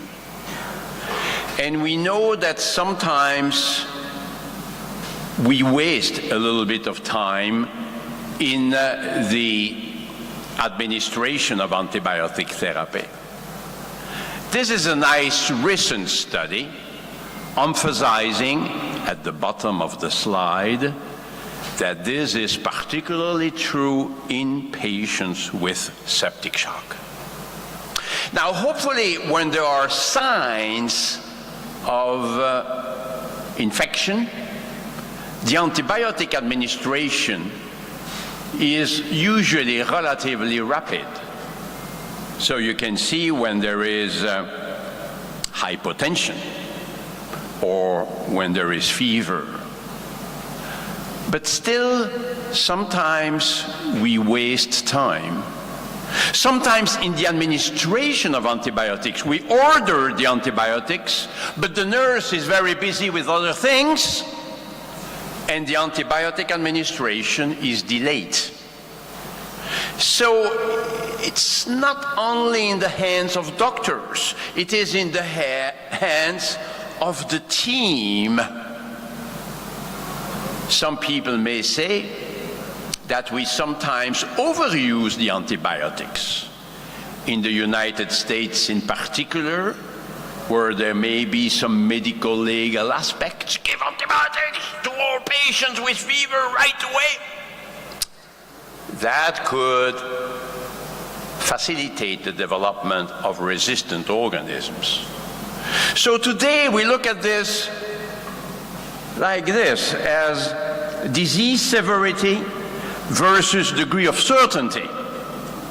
So if we are not so sure about septic shock, but if it's septic shock, the severity is there. We should not hesitate too much before giving antibiotics. But if it's not too bad, we may have time for additional tests if it's not septic shock.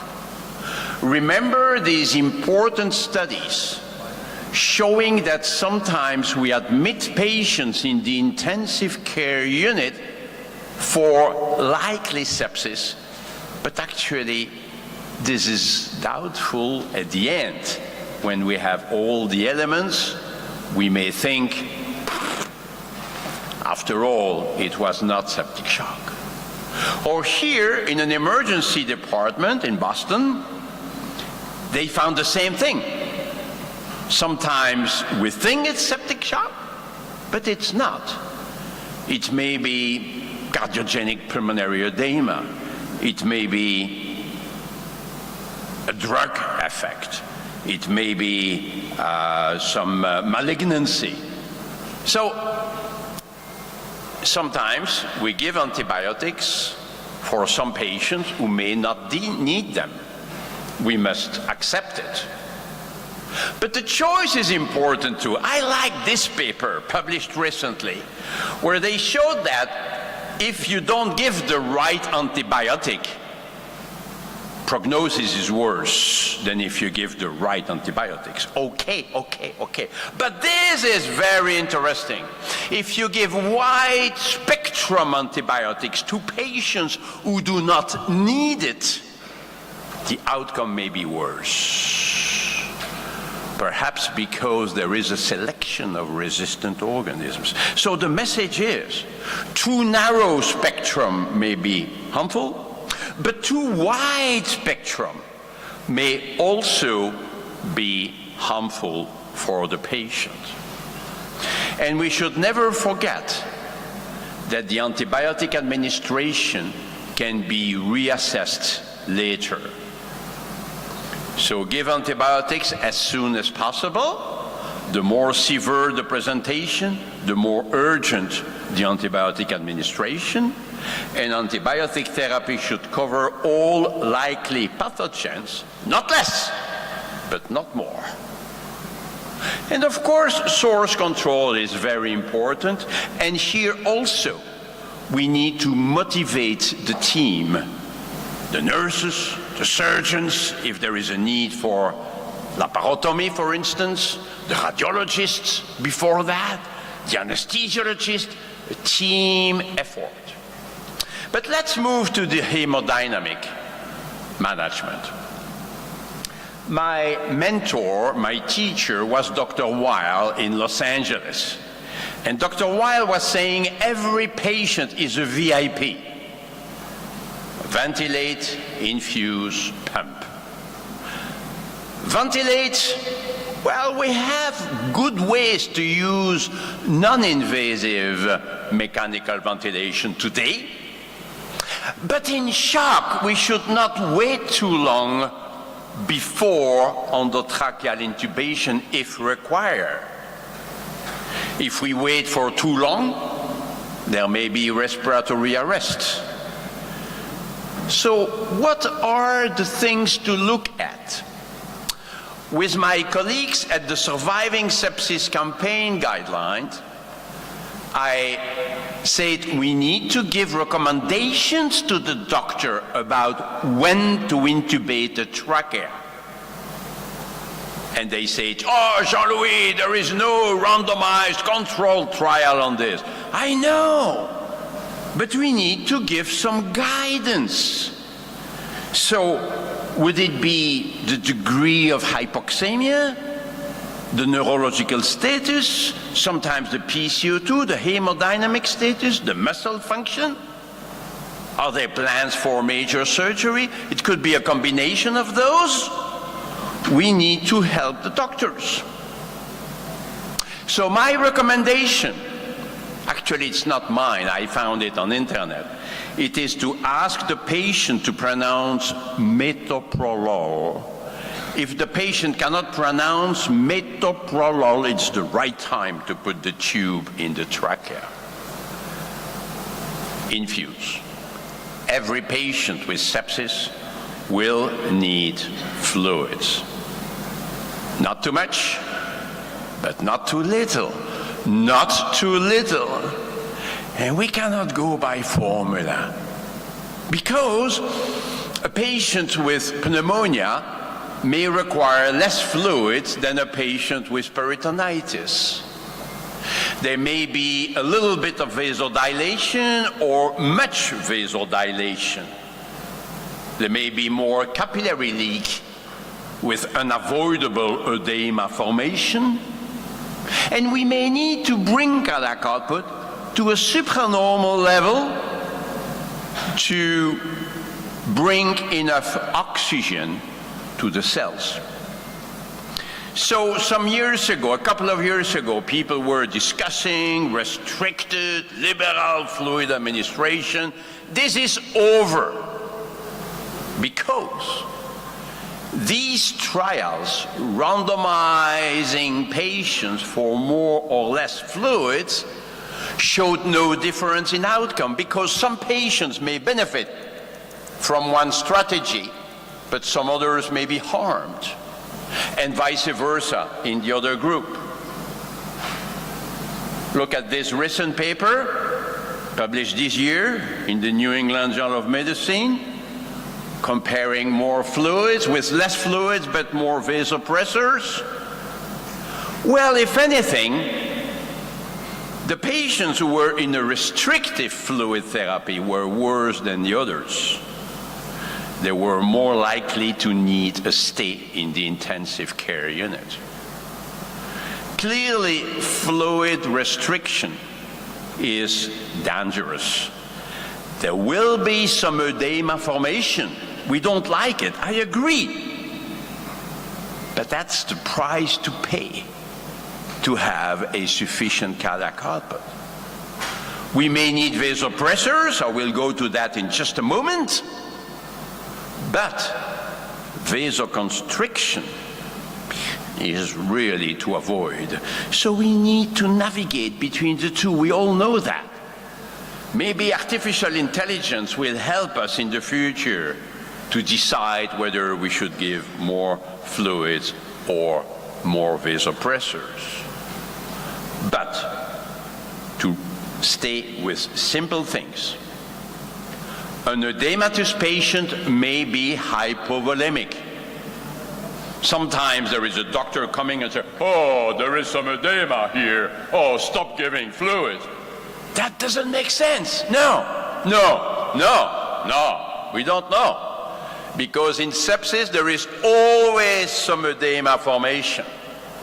So let's be careful about the word fluid overload. Because sometimes we say the patient is in fluid overload when there is edema. But edema does not exclude hypovolemia, especially if there is hypoalbuminemia, which is associated. So let's be careful. Likewise, the fluid balance doesn't help very much. The patient may still need fluids even when the fluid balance is positive. So we all agree now that we need individualized therapy. Initially, in the salvage phase, when the patient arrives in the emergency department, we could just pour fluids initially, and we try to bring a monitoring system at the same time. You cannot do without a monitoring system. The studies in Zambia or in countries where they couldn't get any monitoring system failed. But hopefully today we have echocardiography that could help, at least initially. We don't need to be experts in echocardiography. In every single emergency department, there must be an echography machine available. Not only for a septic shock, but also for trauma, for heart failure, for other problems. So that helps us to go into the optimization phase, where any single variable taken alone will never tell us if the patient needs fluids or not. We actually need to combine variables. We need a dynamic approach. In the operating room, when the patient is anesthetized, we could look at the effects of mechanical ventilation on the blood pressure tracing, on the pulse pressure variation over time. That would indicate that the patient is still responding to fluids. But in the emergency department, no, because we want to avoid sedative agents in shock. Sedative agents today are better avoided because they can decrease vascular tone, decrease the myocardial contractility, increase the risk of delirium, and they induce long-term weaknesses. So today we try the ECASH concept. We try to explain to the patient what's going on when we can. Of course, we control pain with analgesia, but the patient may not need sedation. And of course, the basis for our evaluation of the response to fluid remains the fluid challenge, where we look at an improvement in tissue perfusion and the risk of edema formation. This is based on the Frank-Starling relationship. Every patient is represented by one of these dots and is on one of these lines. So we need to give a bit of fluids and see if cardiac output increases or not. And if we want to assess the risk, we want to have a central venous pressure measurement. Oh, that's invasive! I know, but the central venous catheter can also help to have access to the central venous oxygen saturation, SVO2. It can also help to give fluids quickly. It can also help to give vasopressors safely. Oh, vasopressors can be given by an intravenous peripheral line. Yeah. But one single complication would be terrible. So, the fluid challenge is not the fluid loading, right?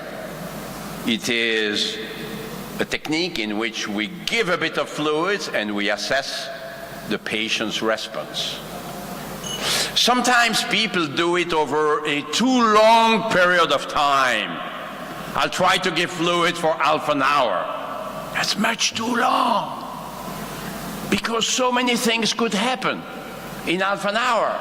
And in the emergency department, the patient may have to go to the X-ray for a CT scan, and we lose that information. So it's 5-10 minutes.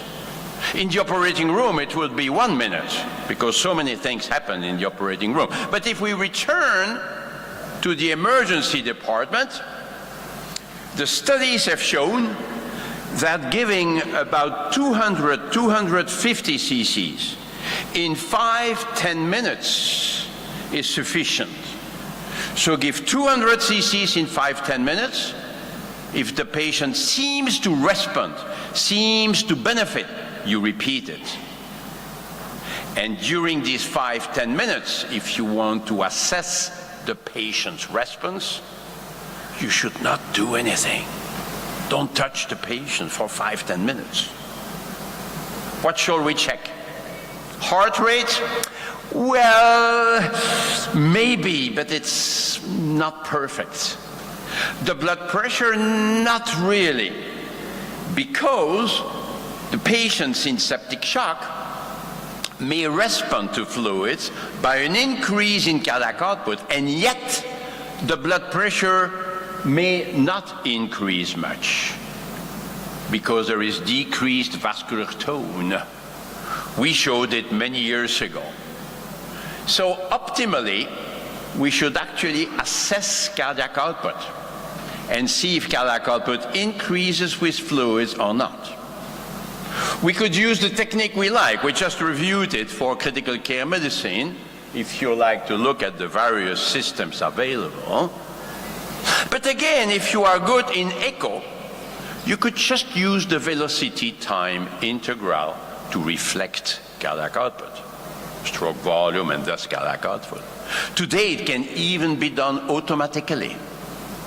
There are some softwares available now that can measure it for you. So that's the fluid challenge technique. You can go to that publication if you want to see the graph. It's quite easy, but we need to pay attention to some simple elements. And the most important one is that if the patient does not benefit, we stop giving fluids. The fluid challenge does not encourage to give more fluids. It does encourage to stop giving fluids when the patient does not benefit. Internal fluid challenge can be obtained by passive leg raising, but it's a bit more difficult to do actually, because the changes in cardiac output will be very transient and very mild. If you like, we did a neat chat, you can find it on internet, with Dr. Monet, who is a world expert in this, asking him, how do you do this? But to go back to simple things, ChatGPT says, the goal of fluid resuscitation in sepsis is to restore perfusion to vital organs and tissues and to prevent organ failure. The appropriate amount of fluids will depend on the individual needs of the person with sepsis and should be determined by a healthcare provider. It is important to monitor the person's vital signs and response to treatment. And it's only then, when the patient is stabilized, that we can think at the stabilization phase and the de-escalation phase with diuretics, with ultrafiltration, if the patient does not have urine output. If you like, we just reviewed it in this paper, the various phases: salvage, optimization, stabilization, de-escalation. Very important to look at which phase we are in. Very briefly, there was a discussion until recently about the type of fluids, the amount of chloride we could put in the IV fluid. That was a question which was overstated, because we know that saline solutions include a lot of chloride. We know that during surgery, the chloride levels will increase after 2 hours if you give only saline. We know balanced solutions include other electrolytes than chloride, and hyperchloremia cannot be good. Any abnormality is associated with a worse outcome. It has been known for many years that hyperchloremia is not good for the kidneys. So I don't know why we need to do prospective randomized trials with saline versus... If there is hyperchloremia, there is more renal dysfunction. But we knew it from the beginning. So we said it's not even ethical to allow hyperchloremia to develop in some patients. Oh, so we should no longer use saline solutions? I didn't say that.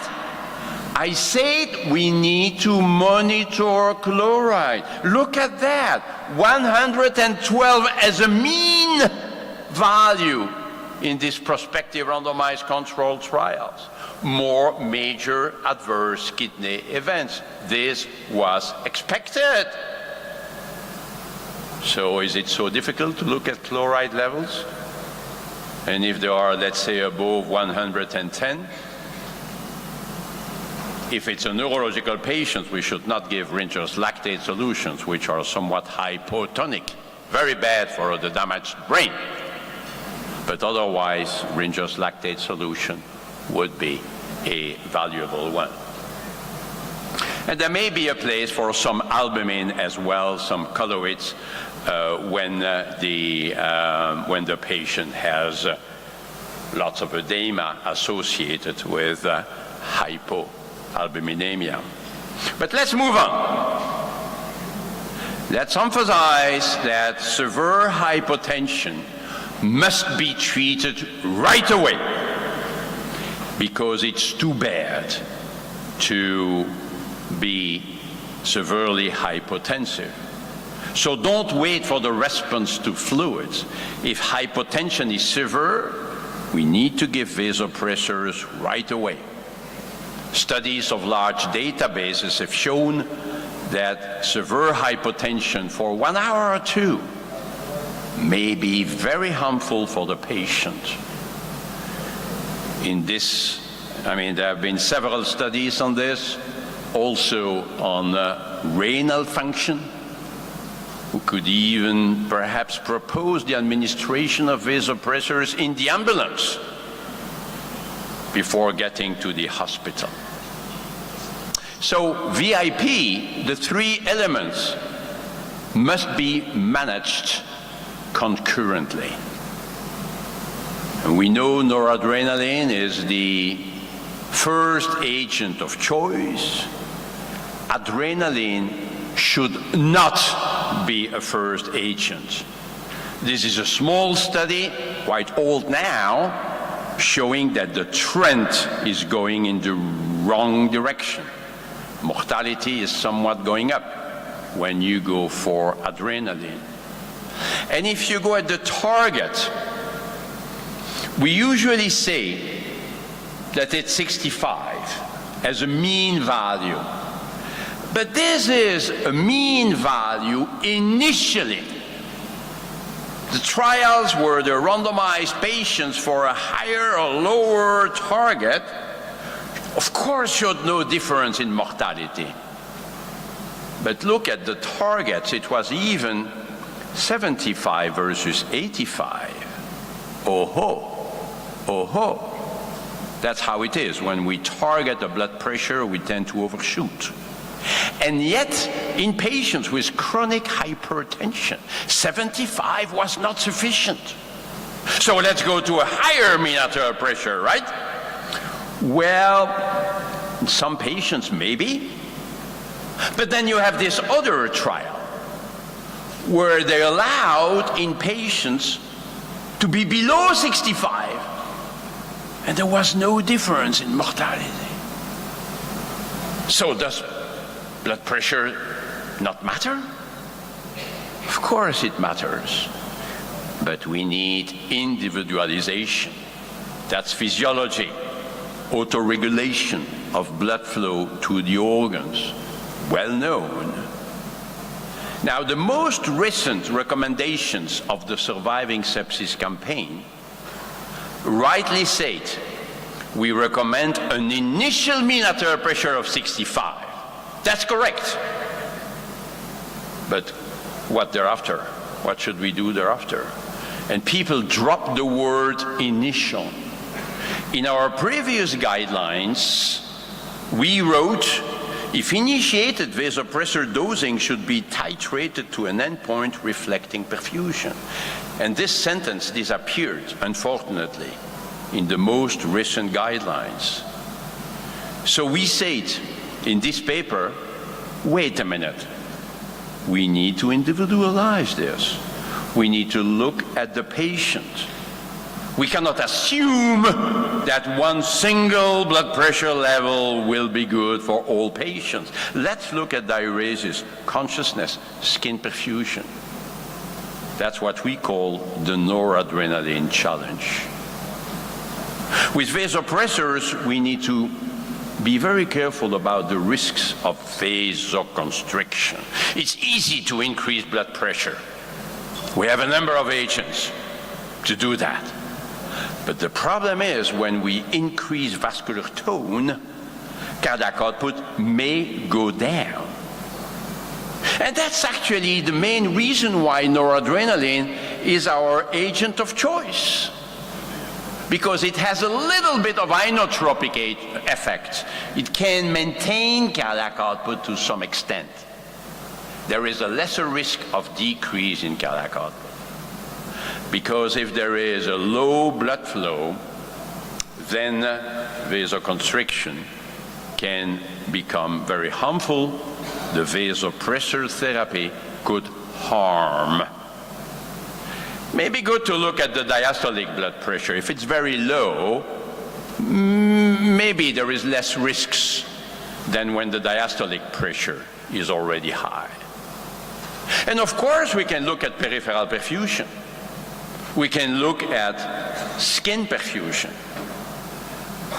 because there are other options if the patient is vasoconstricted. We could look at it by the capillary refill time. I'm not sure we need to spend much time on this, but let's examine the extremities of the fingers. We may not need a particular device for this. In the past, we were measuring the toe temperature with Dr. Weil. Now, with our team, we look at laser Doppler to evaluate peripheral perfusion. The point is that if the patient is too vasoconstricted, it may be hypovolemia, it may be a poor myocardial function. We can look at it by echo. We can look at it by measurement of central venous oxygen saturation. Remember, in the emergency department of Detroit in the US, Dr. Rivers showed that when the SCVO2 is low, we could give more fluid, transfusion, or dobutamine. And this action may result in lower mortality rate. 3 studies subsequently were negative. They could not confirm it, but the patients were already resuscitated. They didn't have a low SVO2. So the point is that when SVO2 is low, it could be good to do something else to increase oxygen delivery to the tissues. Fluid, dobutamine, perhaps a transfusion.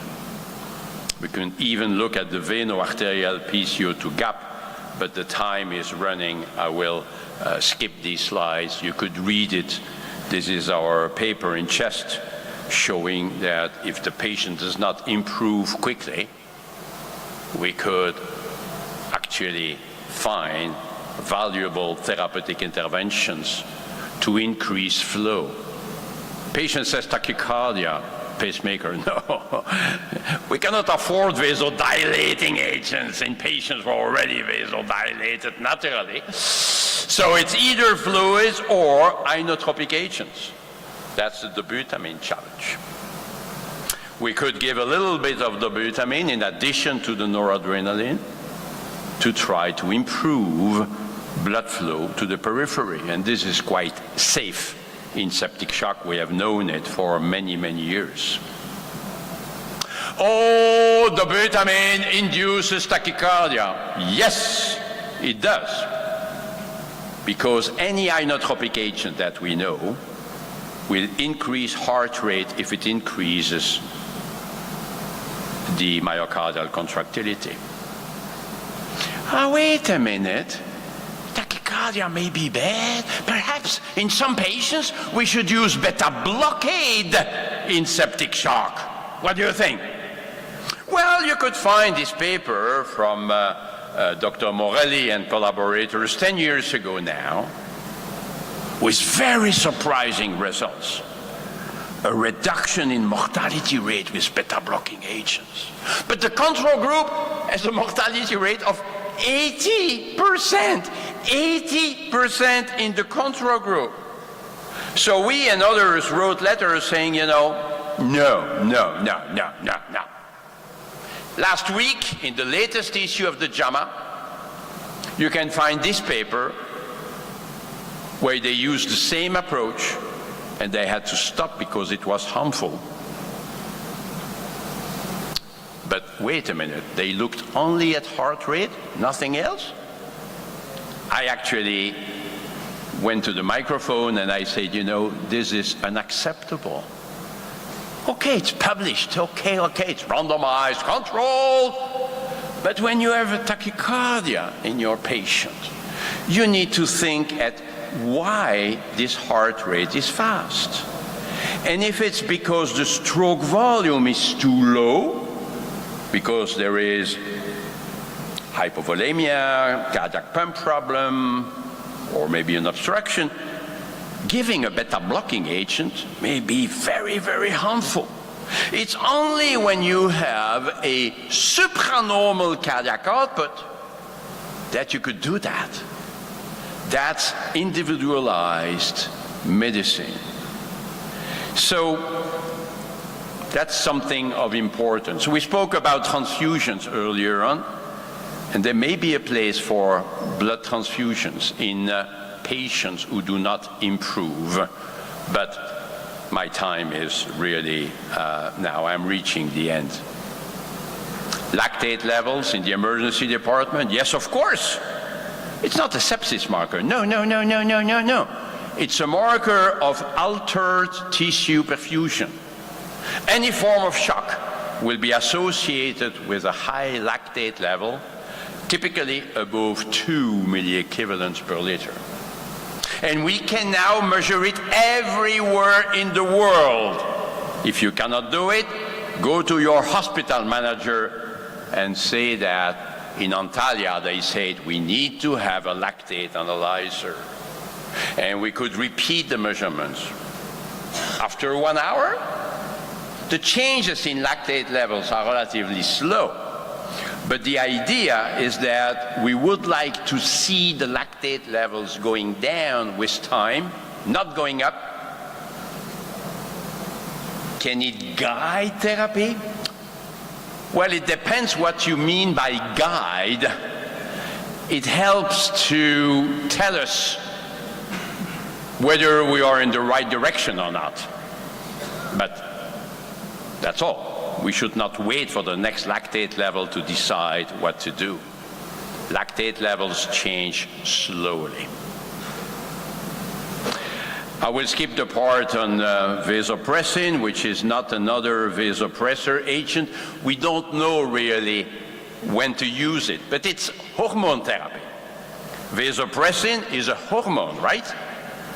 So there are some interesting effects limiting edema formation, helping the kidney. So there are some arguments to give low doses of vasopressin early on in septic shock, early on. But we must make sure that cardiac output is normal or high. Once again, beware of vasoconstriction. So maybe if you are sure that cardiac output is not significantly reduced, you use small doses, especially if you are concerned about kidney function, especially if you are concerned about edema formation. Hopefully the doses are fixed. We should not really titrate the doses. Angiotensin II is also coming up. Maybe it will have some beneficial effects on the kidney, but it's very costly. It costs about 1,000 euros a day. So we need to have more evidence for this. Last minute, hydrocortisone. Should we give it already in the emergency department? Rarely. only if shock is very, very severe. We have one study from Australia showing no improvement in survival, but we don't know much about the patients. Many patients were not in septic shock. We don't know the lactate levels, we don't know the degree of organ dysfunction. And we have a study from France showing that in patients who have severe septic shock with a high lactate level, multiple organ failure, yes, corticosteroids can decrease mortality. So if you put the two studies together, you can see a benefit in the sickest patients, in the patient with the more severe form of septic shock. That's where we are now. We should find some better biomarkers.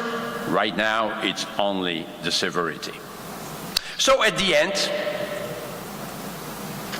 fluids, vasopressors, inotropic agents if we fear that the cardiac function is altered. Let's look at skin perfusion, urine output, mental status, the three windows of acute circulatory failure, respecting the four phases: salvage, optimization, stabilization, and then de-escalation. And for this, it's quite a bit to do. Infection control, hemodynamic stabilization, modulation of the sepsis response. In trauma, we have a trauma team, right? With a trauma leader giving orders here and there. There is the captain giving orders. There are many things to be done. Insert catheters, call the surgeon, call the radiologist, etc. But in sepsis, it's the same thing. We also need the 5 tubes, the diagnostic techniques, the blood tests, microbiology, monitoring, noradrenaline, other agents, antibiotics. Yeah, antibiotics. Don't forget the antibiotics. Oh, there are so many things to be done. I agree. That's why we need sepsis team at 3 o'clock in the morning as well as at 11 in the morning. In our emergency rooms, we need to have teams taking care of these patients for whom time is essential. When every minute counts, it's the same team perhaps for sepsis and trauma and myocardial infarction. Okay, but we need to have these people ready 24 hours a day, thinking at these 3 parts of the sepsis management that must be conducted together. And that's how we can save our patients with this terrible problem of sepsis. Thank you very much.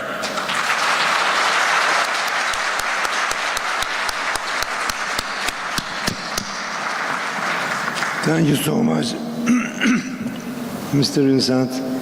And first of all, I want to say I want to revise my sepsis information after following this presentation. So maybe some of our friends needs to ask you some questions. Dear audience, could you please ask? Okay, could you please?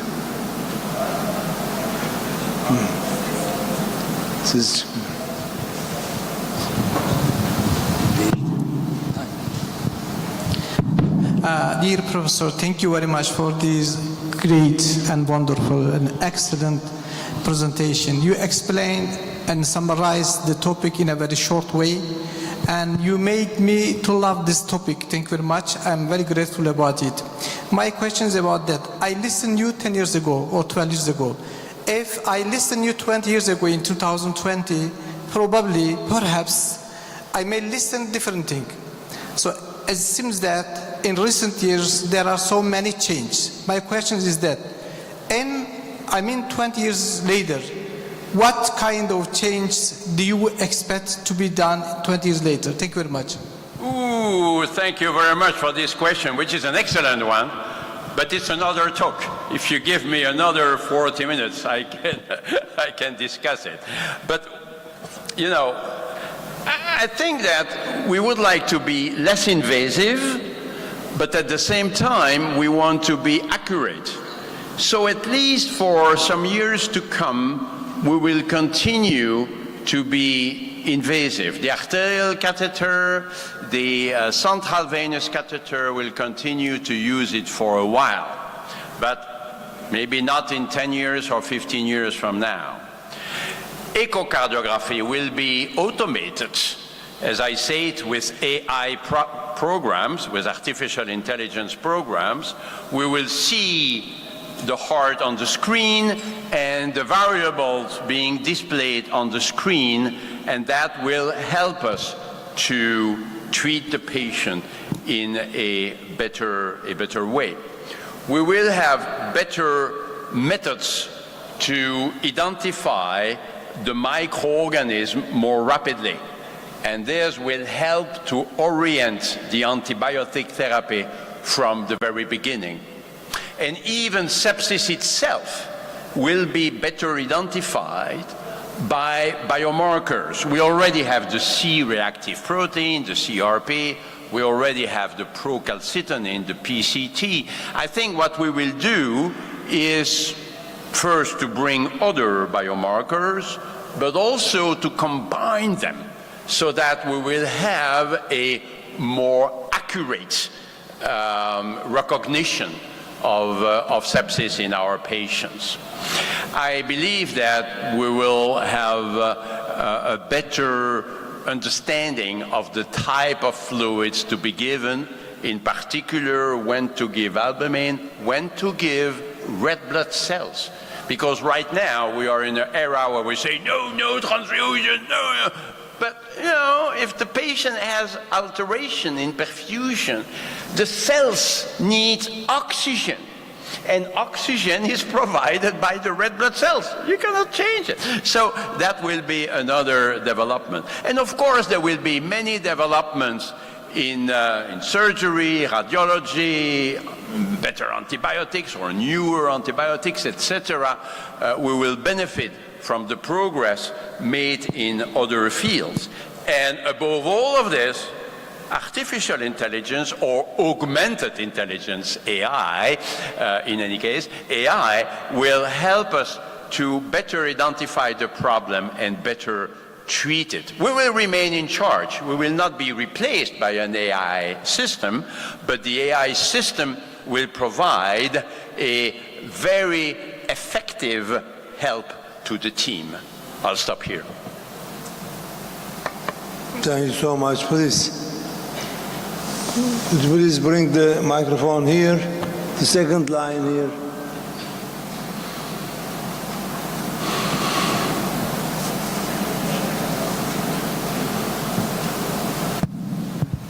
Prabhat Nanekar from Amsterdam. Thank you very much for this inspiring talk. But I just wonder, most of the patient who comes with systemic infection does not end up at the ICU. They stay at the ED and go to normal wards. And in the Western world, at least, the sepsis is a disease of the elderly. They have no fever, they have hypothermia, they have no tachycardia, they have normal blood pressure, they have no low pulse rates and all that. This aggressive approach, do you think we should adopt our protocols to the elderly? Because that's going to be the problem. Sepsis is a disease of the elderly, I think, and it will get more and more and more. I just wonder what you think about that. Yeah, it's a very important question, absolutely. But it leads us into the ethics, because what you imply, to some degree at least, it is that we may have some therapeutic limitations in some of these elderly patients, so that we don't want to admit them in the ICU. But the treatment may be much less effective on the ward than in the intensive care unit. You know, if you want to do everything you can for the patient, you need to admit this patient in the ICU. And there is always beds available in an ICU, always. You may have to make difficult choices, as we had during COVID-19. We may have to say, no, I will not take this patient, but I will take that patient, what they call triage. It's a terrible word, but that's what it is. So we could have triage, but if we want to treat a patient with sepsis effectively, we need to bring this patient in the ICU. Now, there are some patients for whom we say, okay, we'll just give antibiotics and that's it. Or at the middle, we could have patients for whom we do what we call the ICU test. We are the ones who proposed the ICU test about 20 years ago. That's a test in which we admit the patient in the ICU for a limited period of time, and we appreciate how the patient will respond to full therapy. But we decide in advance, and this is in accord with the relatives, that after 3 days we will reevaluate. And if the patient is not improving after 3 days, then we will decide to give up. So there's this kind of trials could represent a way to admit a patient in the ICU when we are not so sure that this will be very beneficial for the patient. Again, we could continue and discuss it for much longer, but our time, I suppose, is limited. Okay, I know and I believe there are more questions about that subject because it is very important, and our guest is very strong in the subject. So please continue to ask the questions in break time. Now we have a second speaker instead of you. Please don't. There's no stage over there. So we have.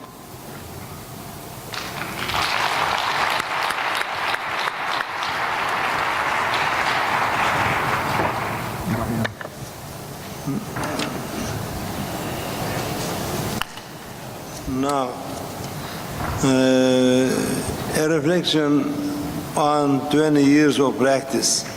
David Kerr will tell us about that subject. Please go ahead.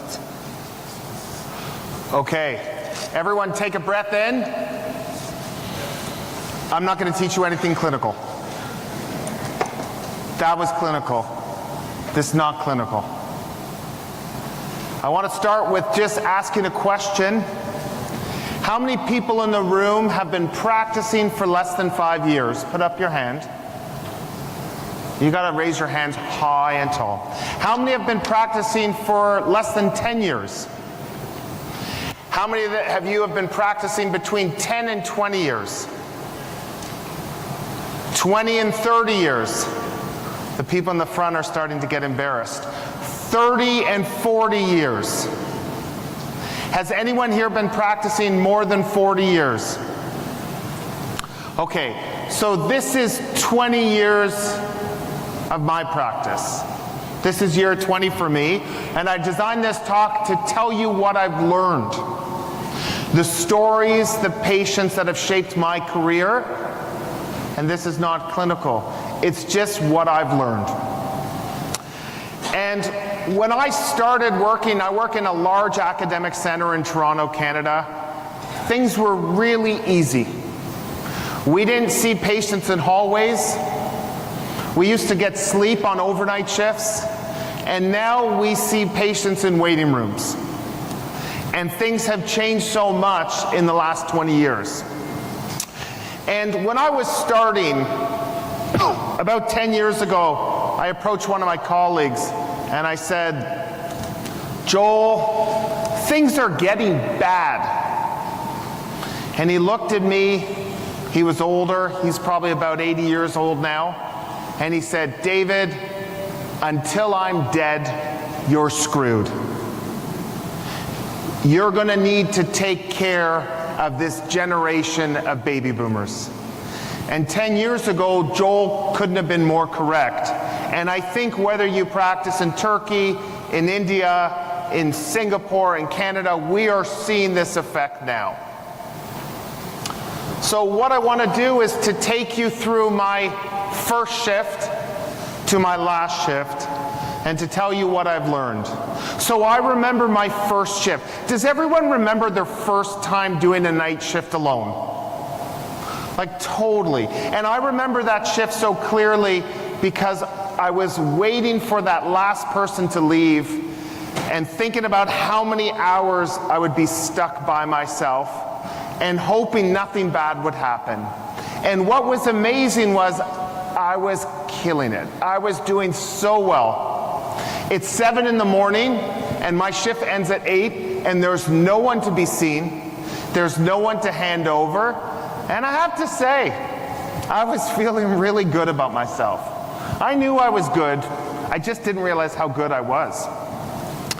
And at 7:15, a patient was wheeled in, and I remember thinking to myself, crap, the board's not perfect, but you know, he's not going to be registered for till 7:30, 7:40. I don't really need to do anything. I can leave it for the morning guy. I said to the nurse, as I was just cleaning up some stuff, what's he here anyways? Is there anything wrong? Oh no, he was here last week with DKA. He's been vomiting. He's back. Don't worry about it. And I looked at him from the distance. I had no intention of seeing him. I was handing over a near perfect board. And then I get called to his room stat. Oh crap, I don't really want to see another patient. I'm super tired. It's now 7:40. My shift ends at 8. And I go to see him, and he's unconscious. He's 21 years old. He's a type 1 diabetic. So what do you think? You have a 21-year-old who's difficult to rouse. What do you think? So I start to think maybe he's hypoglycemic. I can fix this in 20 minutes. What's his sugar? Oh, we don't have a sugar yet. Okay, well, do his sugar. Okay, I just sit there, just, you know, twiddling my thumbs, point of care sugar, and it says high. And I said, crap. And I said, check his pulse, and he's PA. So it's 2003. And I start CPR. And CPR in 2003 is different. I gave him all these amazing drugs. I got him into PA, and then he went into VF. I gave him amiodarone. I gave him lidocaine. I gave him magnesium. I gave him bertilium. Anyone remember that drug? I gave him procainamide. I put in a central line, a triple lumen catheter, because that's what we were doing. I intubated him. I put in an art line. I gave him some bicarb. I gave him some insulin. And 40 minutes later, he's still got no pulse. And I get his gas back. And he's hyperkalemic. And I give him some calcium. And I pronounced him dead. And I remember after that case, I felt gutted. How could I have not given calcium right out the gate? And I spoke to my friends, and they said, oh, Dave, you gave him bertilium, amiodarone, lidocaine, you intubated him, you did everything right. But in my mind, and I know what this guy looks like today, I know there's something I needed to do that I didn't do. And I learned that day 2 things. I learned that when I started practice, I used to be afraid of what walked in the door that would scare me. Throughout my journey, I've learned that the more important thing to get comfortable with is to get comfortable with those who walk out the door and not be afraid of them. But I also learned the most important lesson that day, and it's why I'm here today. If you want to save lives in the emergency department, teach. You don't save lives sewing up a drunk on a Saturday night. You save lives by teaching things that you missed, because you know others will go down that same pathway. And this was the first thing for me that had inspired me as an academic to want to make a difference, to say, you know what? I only used to think about calcium for dialysis patients. Maybe I should be more broad in who I give it to in an arrest state. The other thing I've learned in my 20 years is to listen. The average emergency physician will let a patient speak for 7 seconds before interrupting them. Are you average? I'm certainly below average. I'm more like a 3-second. And when the person starts with, in 1983, I developed this pain, and you're just like, just stop talking. We don't listen to people. And that's a challenge, and I want to talk to you about the art of listening. About 10 years ago, a 65-year-old man was brought into the emergency department by his 2 sons who were 18 years old, and they carried him to the waiting room from the car into a wheelchair, unresponsive. This was the family who didn't call an ambulance, despite the fact that their dad was GCS3 and unresponsive. These are rare birds. And here was his story. On Christmas Day, he had had a cardiac arrest. He suffered from hypoxic brain injury, and 3 months later he went home. This was his first night at home. And he went to bed with his wife. At 7 in the morning, he was still sleeping. She went to make some tea. At 10 in the morning, she's still sleeping. At noon, he's still sleeping, and she starts to think, crap, like, I guess he's catching up for the 3 months of sleep he missed while in the hospital. At 2 o'clock, she decides, okay, he's been sleeping for 17 hours. I should go check on him. She can't wake him up. Imagine what she's been through. It's her first night with her husband in 3 months. And she brings him to our hospital. He comes to the triage, and I get called to see him stat by the best nurse in our hospital.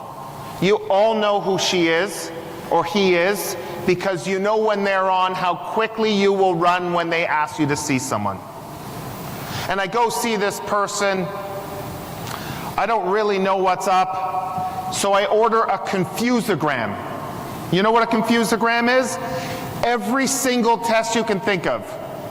CBC, lights, creatinine, tox screen, thyroid, livers, urine, gas, lactate, CT head, extended lights, thyroid. It's all normal. The family doesn't want anything done. And the nurse, Ella, she walks over to me and she says, "What's wrong with the patient?" Ella, I have no idea. All his tests are normal. The family doesn't want anything done. She's quiet for a second, and then she looks at me and she says, "You know what's wrong with him? He's in status."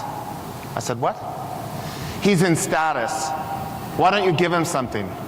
I said, "But he's not shaking. What do you mean he's in status?" She said, "Just give him something." "Why do you think he's in status?" "Well, when I triaged him, he was doing these funny things with his lips." "You have nothing to lose. Give him some midazolam." "Okay, you win, Ella. What am I going to say? Give him some midazolam. Here, give him 3 milligrams and 2 milligrams and, you know, keep her happy." So she gives 2 milligrams of midazolam. About 3 minutes later, she grabs my shirt and she says, "I want you to meet Mr. Johnston. He looks at me and he says, "Hello, doctor." And he was in non-convulsive status epilepticus. I had never seen it. I had never diagnosed it, and it's a big problem in people who've had hypoxic brain injury, of comatose patients in the ICU. This is incredibly common. But you need to listen to others. And listening to Ella was what is the reason that that guy was talking right away. And giving midazolam to patients right before I'm going to give them that intubation has bought me some people from avoiding plastic.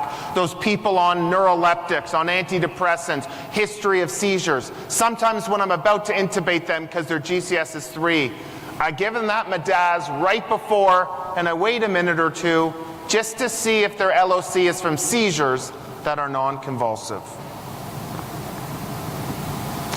Do nurses ever ask you to come see them as a patient or to look after their family? Has that ever happened to you? The nurses in the department will say, "Hey, Dave, can you come see my loved one?" What I've learned in all these years of practice is the biggest compliment you can receive as a physician is when a nurse or colleague asks you to look after the person they love most. Don't get annoyed.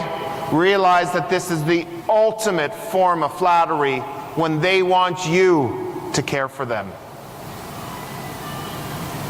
Every day we wake up, we have an opportunity to do some good, but there's so much bad that you have to navigate to get to the good. And this is Captain Chelsea Sullenberger, who landed his US Airways flight on the Hudson River in New York City. Sometimes we see a lot of crap, but there's inspiration in all the patients we see.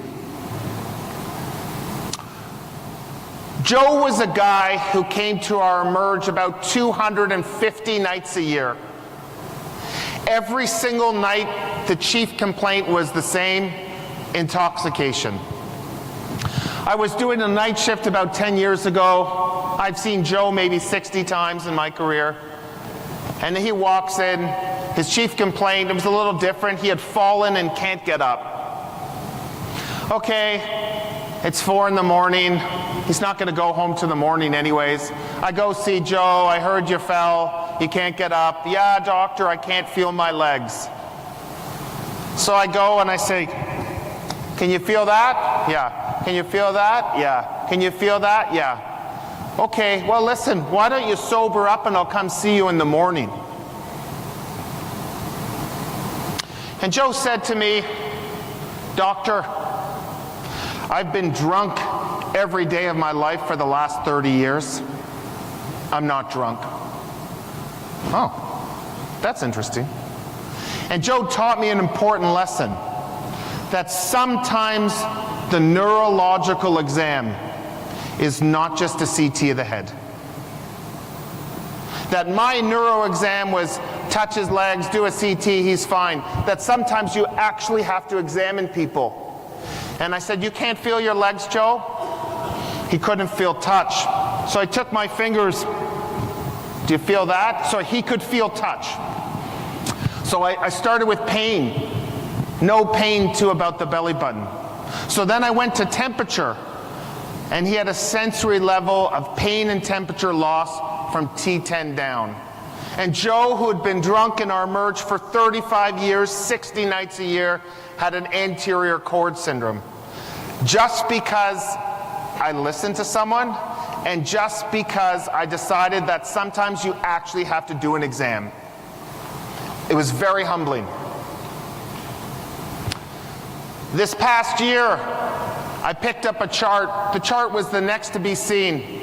30-year-old female with a headache and 36 weeks pregnant. I'm going to say it again. 35-year-old female, headache, 36 weeks pregnant.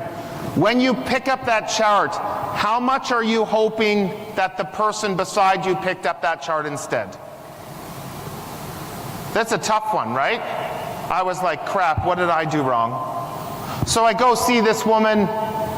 My first thought, okay, hypertension in a 35-year-old in her 3rd trimester. What are you thinking about? Shout it out. Preeclampsia. Her pressure's 100/60.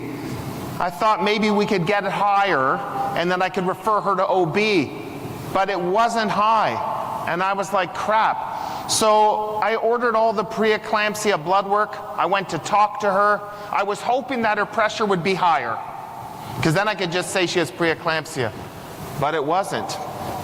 All her blood work was normal. I do a real neuro exam because I sure as heck don't want to CT this woman. There's nothing to find. So I said to her, why are you here? You're 38 weeks pregnant, 36 weeks. Have you had preeclampsia? No. Are you sure you haven't had preeclampsia? No. So I said to her a question that sometimes I ask people, and sometimes it's snarky, but sometimes it's helpful. Do you come to hospitals often? She paused, and she had like a 2 out of 10 headache, occipital. And her husband says to me, Doctor, can I say something? So polite. Polite people always have bad things happen to them. Of course. When my wife had an appendicitis, it perforated for 4 days before she came to the hospital. And you know how much that made me nervous. So I did a CT venogram and diagnosed a sagittal vein thrombosis that went all the way to her IVC. Sometimes you just have to ask people. She had a 2 out of 10 headache that got better with Tylenol. And the craziest thing about this case, and I don't know if you feel this way, but I feel that sometimes emergency medicine is what I ate for breakfast. Some days, for some reason, you connect with a patient and you understand them or you see them and you can figure out that there may be something wrong, and you know in your mind that tomorrow you may not have figured that out. And that's the most humbling thing and frightening thing about our job, is I was so close to sending this woman home. I swear to God, 2 out of 10 headache, better with Tylenol, wanting to go home, but just something. And it's frightening because tomorrow I could have missed that. Nancy was a 74-year-old female. It was a Friday afternoon at 4 o'clock. I was just starting my shift. And the chief complaint said, tired and weak for 4 months, requesting a 4th opinion. Again, who's happy that they got stuck picking up that chart? 4th opinion. You can see the sarcasm in the nurse who wrote it from triage. So I pick it up.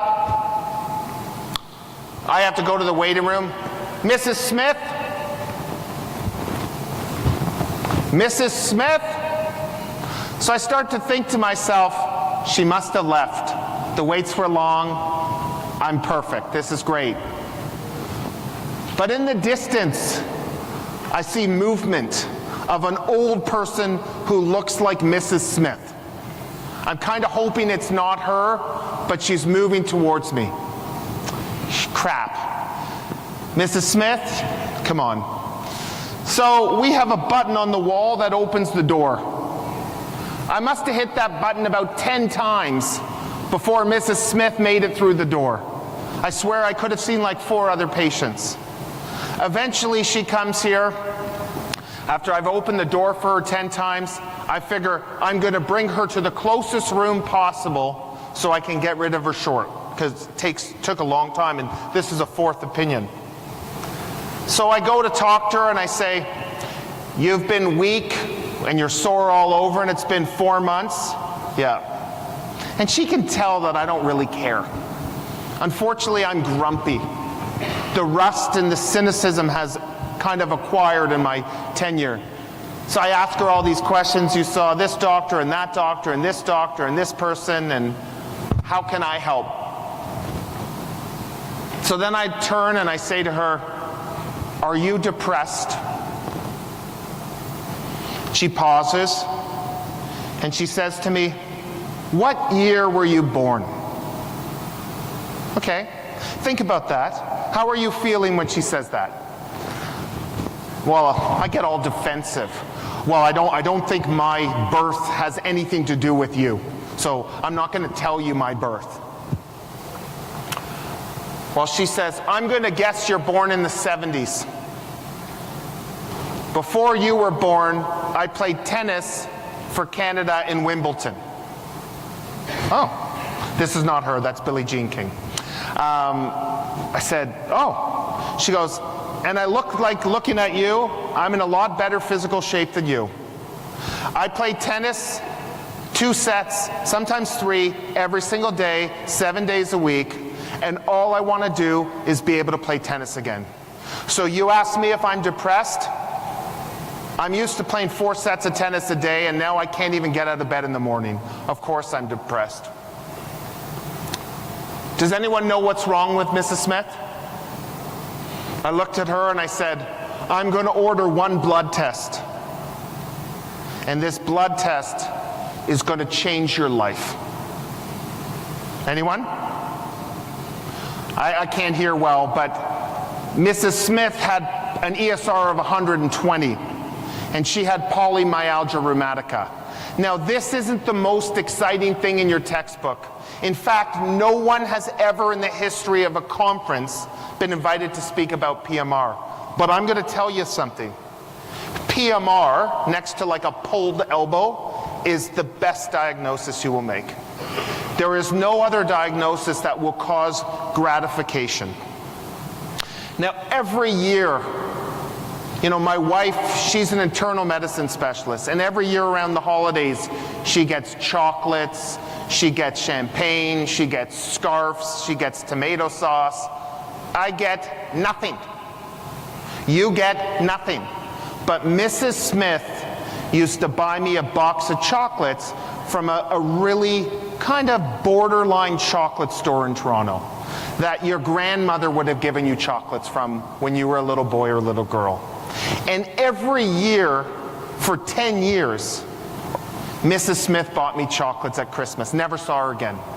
The only person who's ever bought me anything. About 4 years ago, the chocolates stopped. What's on your differential of chocolate stopped? She's dead. Nah, it happens. We're all gonna die. What can I do? During COVID, I went to see an old man. I walked in the room. He was there with his partner. Everyone's wearing masks and gowns and all that. And a woman says, hello, Dr. Carr, do you remember me? Again, a question I hate getting in the emergency department. Do you remember me? You know, with the mask and the gown, it's really hard to tell. She said, I played tennis in Wimbledon. I said, your ESR was 120. I've never forgot about you. Where the hell are my chocolates? I thought you were dead. And last year, the chocolates started coming back.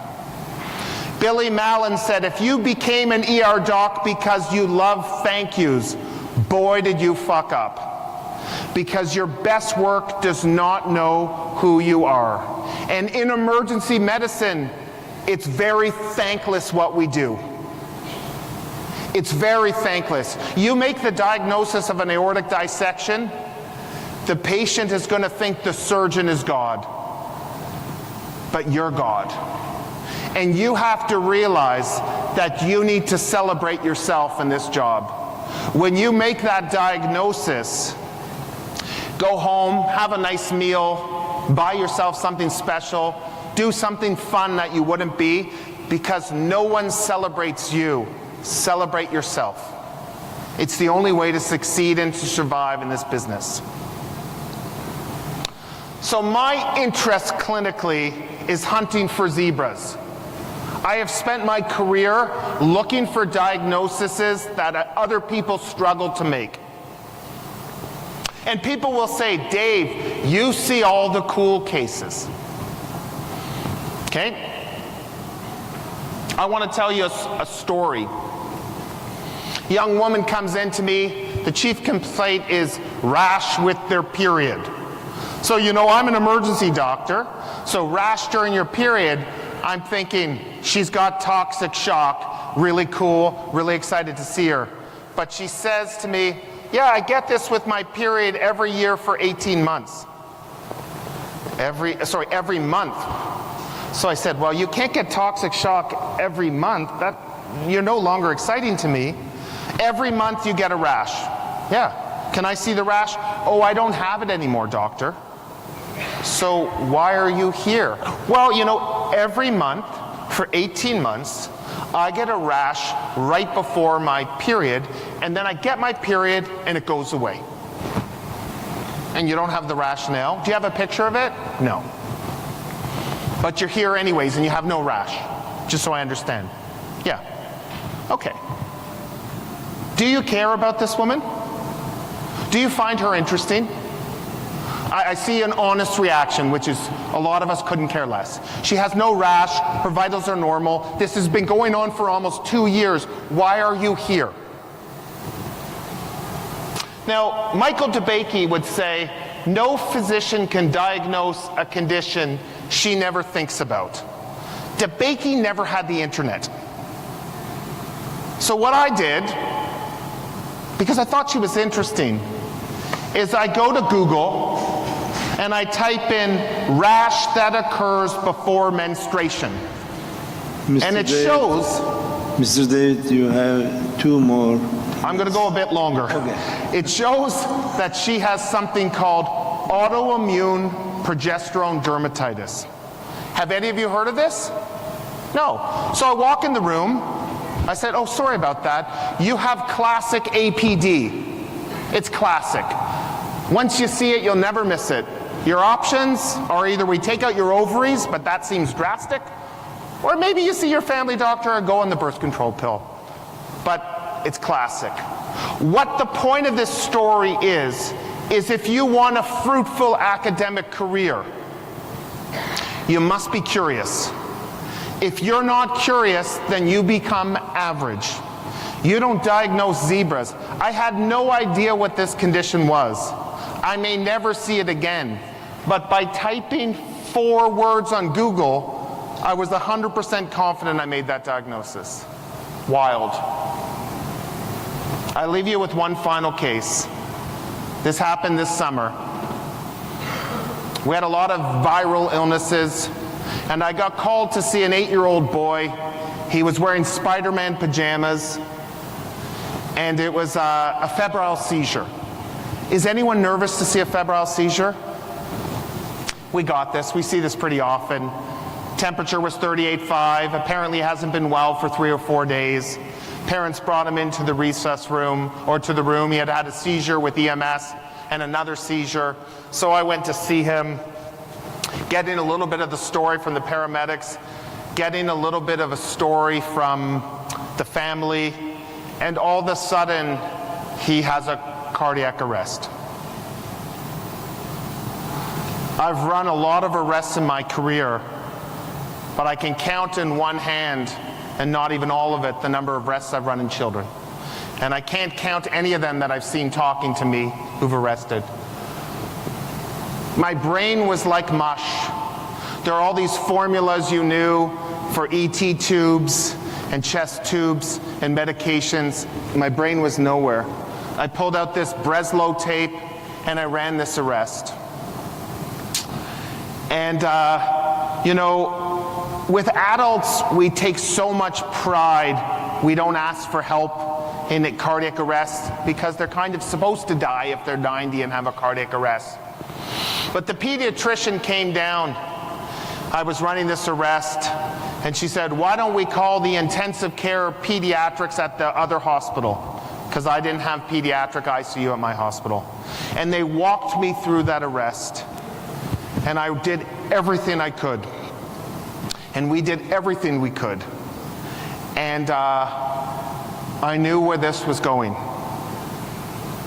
And I looked at the wall for something that I've done so many times in my career, and the parents were in the room, and I couldn't say the time of death. I couldn't say that number, and I still can't say that number. I didn't know what to say with these parents of this 8-year-old here. So I just kind of said, you know, I didn't say the number. I just said, okay, we can stop. I didn't know what to do. And then, you know, you haven't seen a patient for an hour and a half. Someone comes to you and says, I've had back pain I've been here for 9 hours and I've had back pain for 2 years, and somehow you have to smile and you have to pretend that that didn't affect you. And then a nurse says to you, Dave, our nurses are really upset about this situation. Do you think you could do a debrief? And it's as if we're supposed to be immune to this. Because we're doctors, we're not supposed to be affected by an 8-year-old boy who dies. But the nurses are. And I said, I'm the same as you. Hug your child. I don't know what else to say. Everyone did well. Life is very short. It's very tragic. You will never forget this kid. I can think about every kid I've lost. I know all their faces. It's just what we do. And how do we get through 20 years, 40 years? Is you need to have a team of support. Sarah Gray, who's the one who is in the front, came up with this concept of having failure friends. You need to know people in your group that you can call when life's crappy. And you might need a failure friend for your marriage.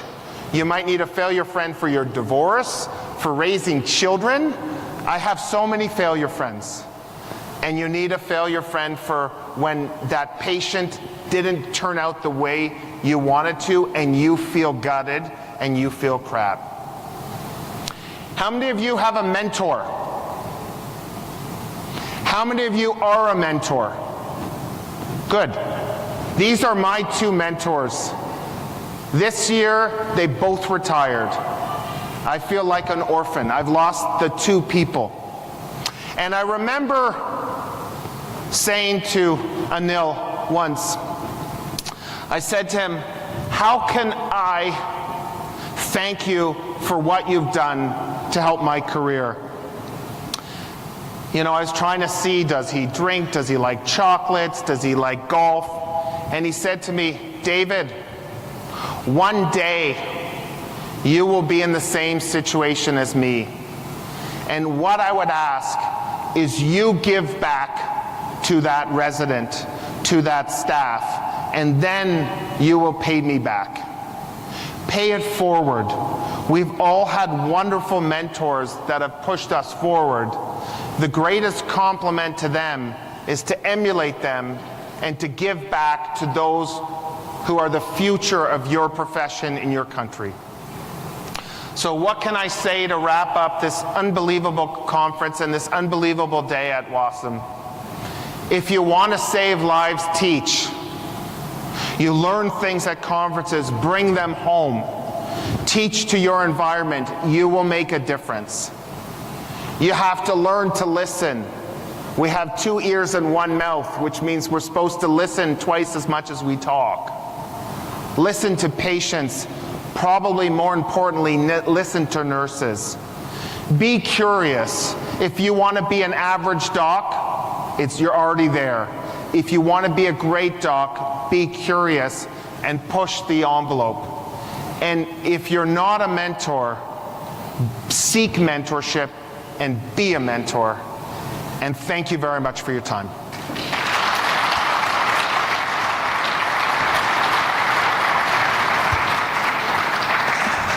Thank you so much, Mr. Kerr. And they were, all the slides almost, were very nice reflections about life. It looks like there's a big party tonight, a big gala, right here, 2015. What's the dress code, Bashar? Do we have to dress up nice? A tuxedo? Everyone come celebrate tonight, 10:15, 8:15, and we'll see you all later.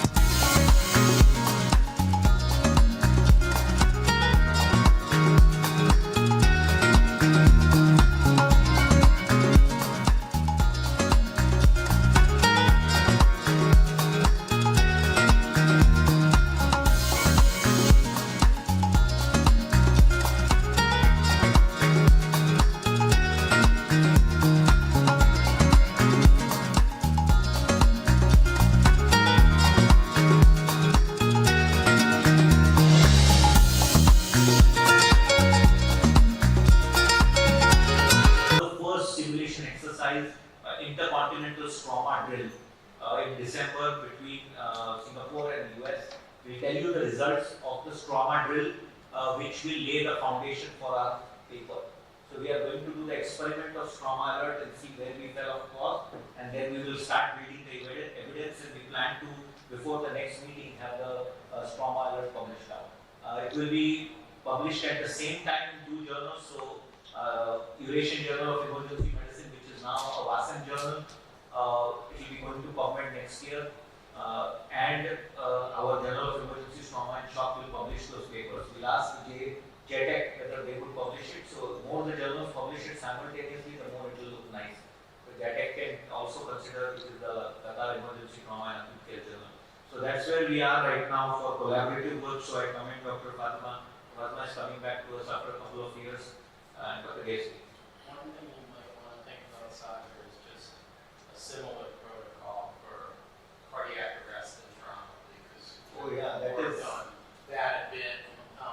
You know, you see the single car NPC DF into a tree, and the trauma surgeons and the emergency physicians need to work closely with that, especially when it turns out to be a sensitive. So we call it cardiac arrest and trauma survival, CATS. Cat trauma. Yeah, I think that will be it. Yeah, I think it will be good. So we need that. So trauma is being done by Dr. Fatima. If you are Dr. Ayman would like to take CAT trauma, then we can work. Yeah, so we'll have to do a sim drill. So we'll plan that drill also. And the way we'll do this paper will be unique. Sal, if you are listening, the way the paper will be done is first will be simulation, which is a unique way of creating evidence and consensus, which has never been done. So this was an idea which was between the experts. Is they are not going to look at data. They are going to do real-time sim and then develop a consensus, which is very unique in the world of innovation. So we will look at the challenges which happened in the sim drills, and then we will find the answers to those questions and write a consensus framework document, which is more legitimate for real-time patient care. Not based on published data, but on real-time data, and then we solve the challenges. It will be unique. So thank you. We'll go on to Dr. Alvi, who will update us on TopForm, and which also coincides with Pia Daniel presenting the first WASM fellowship. And so then we go to fellowship training. Thank you, Dr. Sagar. Just want to confirm the TopForm for next year, 2024 in Kuala Lumpur, and it's going to be tentatively from 23rd to 24th, and it's going to be Kuala Lumpur, or we may even go to the Langkawi Island as another side island. So it's subject to our convenience, applications, and everything. We will book on my team.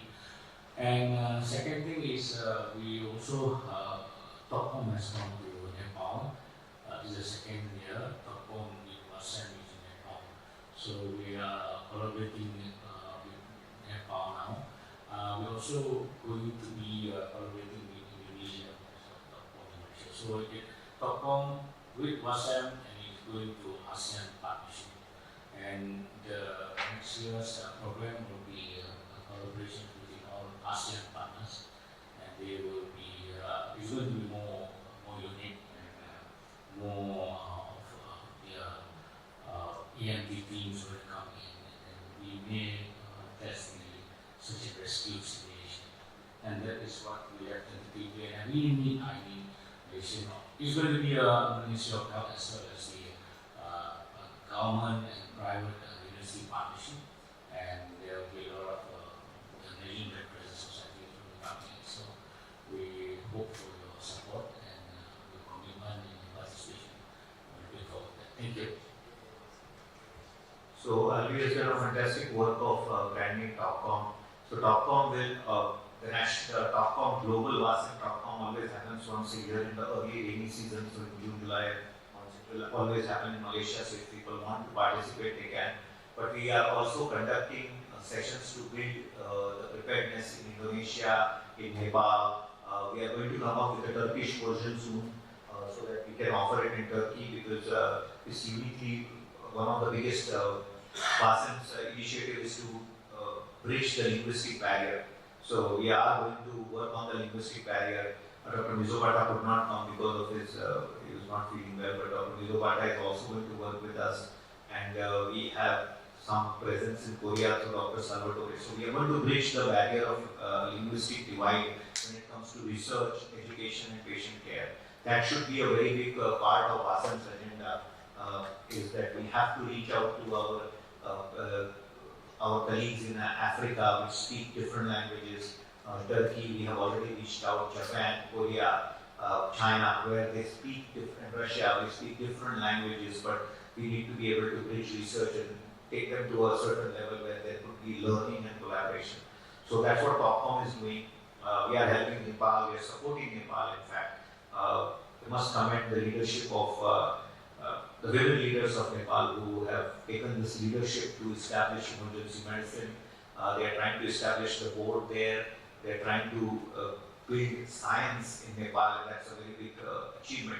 I also want to inform the board that the Female World Women Leaders Conclave was a blockbuster event today, and Dr. Pierre Daniels has informed me that they are going ahead with the Female Leadership Academy for Medical Excellence, will be established at the WASEP. So we have two new alliances coming up in WASEP, which will be the two new pillars, which will be in WASEP, which we will announce. So the Female Leadership Academy will be one of those pillars. There will be a wellness pillar. So from 4 we will be expanding to 6 pillars, and the 7th pillar, Dr.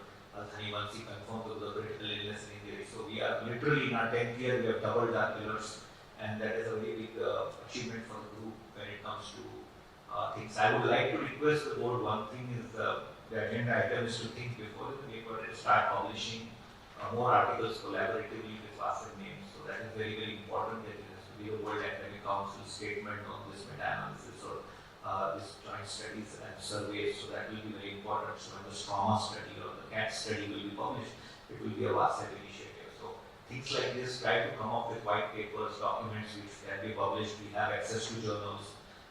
With his journal, with the EPAT journal touching PubMed very soon, and JTAX we are going to also support for their quest to PubMed. Once we go to PubMed, we will be having at least 25% of the publishing market under WASEP, because we have up to, with INDUSIAM having about 15 journals in PubMed, and we have about 18 to 20 journals in our reach, which is a huge market for us to publish, and I think we should work on that. So that is the most important part. Now we go to the two agenda items which are unique. One is the WASEP Disaster Fellowship, which is very kindly being given under the WASEP name, and the WASEP Collaborative Fellowship in Qatar for trauma critical care for nations where trauma critical care has to be built. So I will first speak to Dr. Hassan Thani and the others. Thank you. This actually fellowship, as you remember, we discussed it so many times. It's a mini fellowship. The plan was we currently have a full fellowship, which is actually 2 years, a critical care fellowship in trauma. But that's a different fellowship. This is a fully paid and sponsored fellowship. Whereas the mini fellowship is actually plan to have exposure to the trauma system from pre-hospital all the way to rehab. It's a 2-month fellowship, and we actually secure the financial support for it for 12 candidates per year. We secure also the approval for accommodation. We stuck with the license.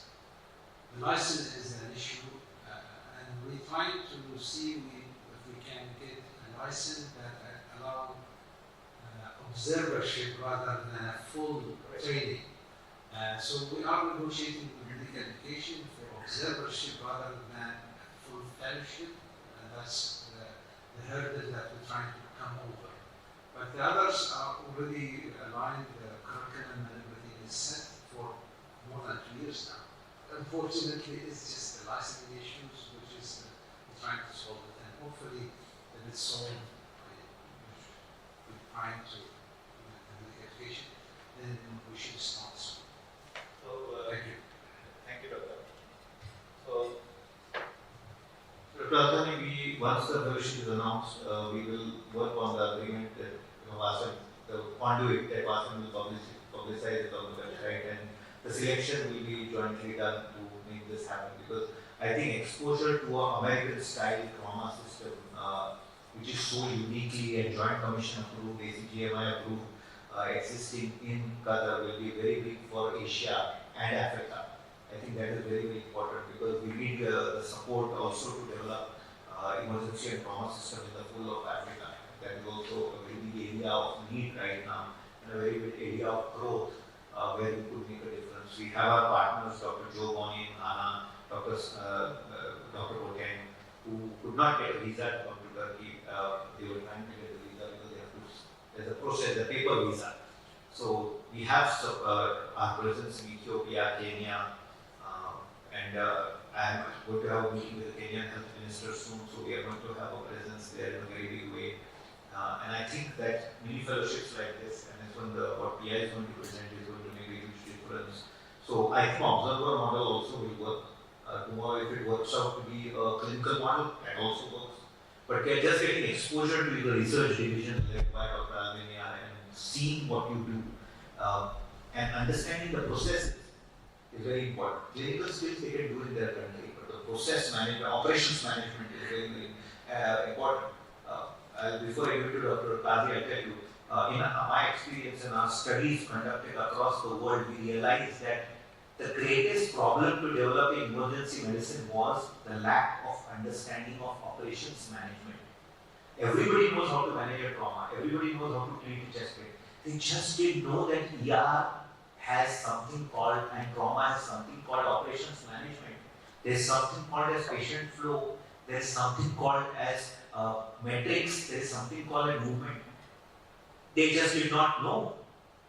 And it took me 18 years to realize that all our work on training them on clinical systems was a waste, because 90% of the world of non-emergency medicine and trauma does not understand how to operate a trauma center or operate an emergency department. You'll be shocked about that. All of this ATLS is of no use. It's of no use. They just don't know how to operate it. They just don't know how to run it. They don't know process management. They don't know metrics, people care. They don't know how to audit it. It's unique. And there are countries where they are doing color coding system. But that's only to get in. What do you do after the emergency and trauma resuscitation? How do you move those patients? How much do you CT scan? And that is a monumental failure for Dr. Lisa, you'll be shocked. It's a monumental failure that we did not recognize that the growth of emergency medicine was stagnant because zero operations management acceptability or training. So last 1 year, we have started training emergency physicians in India on operations management. How to run the department, what is the difference between policy, what is the difference between process, what is the difference between protocol. These are three different things, and there was no concept. If you ask any doctor in trauma or emergency medicine, what do you do for a motor vehicle accident? I'll change my name, the answer will be, will run ATLS, temperature, pulse, blood pressure, respiration, primary service. I didn't ask you that. How are you going to, what is your policies on managing this trauma? What is the process you follow to manage this patient?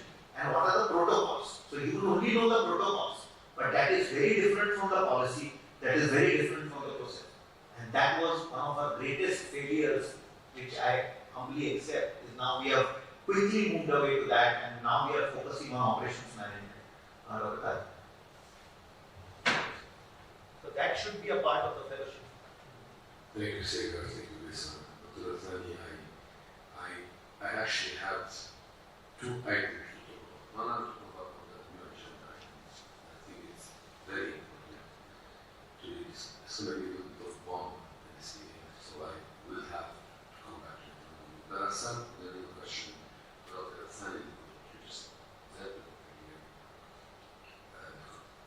The limited amount of information I am hearing right now raises one concern and a lot of I can tell you from my work in Lebanon, one of the main issues that I've been working on over the years, and I finally now have a list that was busy and wants to make a reform with limited resources versus others who are more worried with corruption and selling and buying and importing equipment and medications.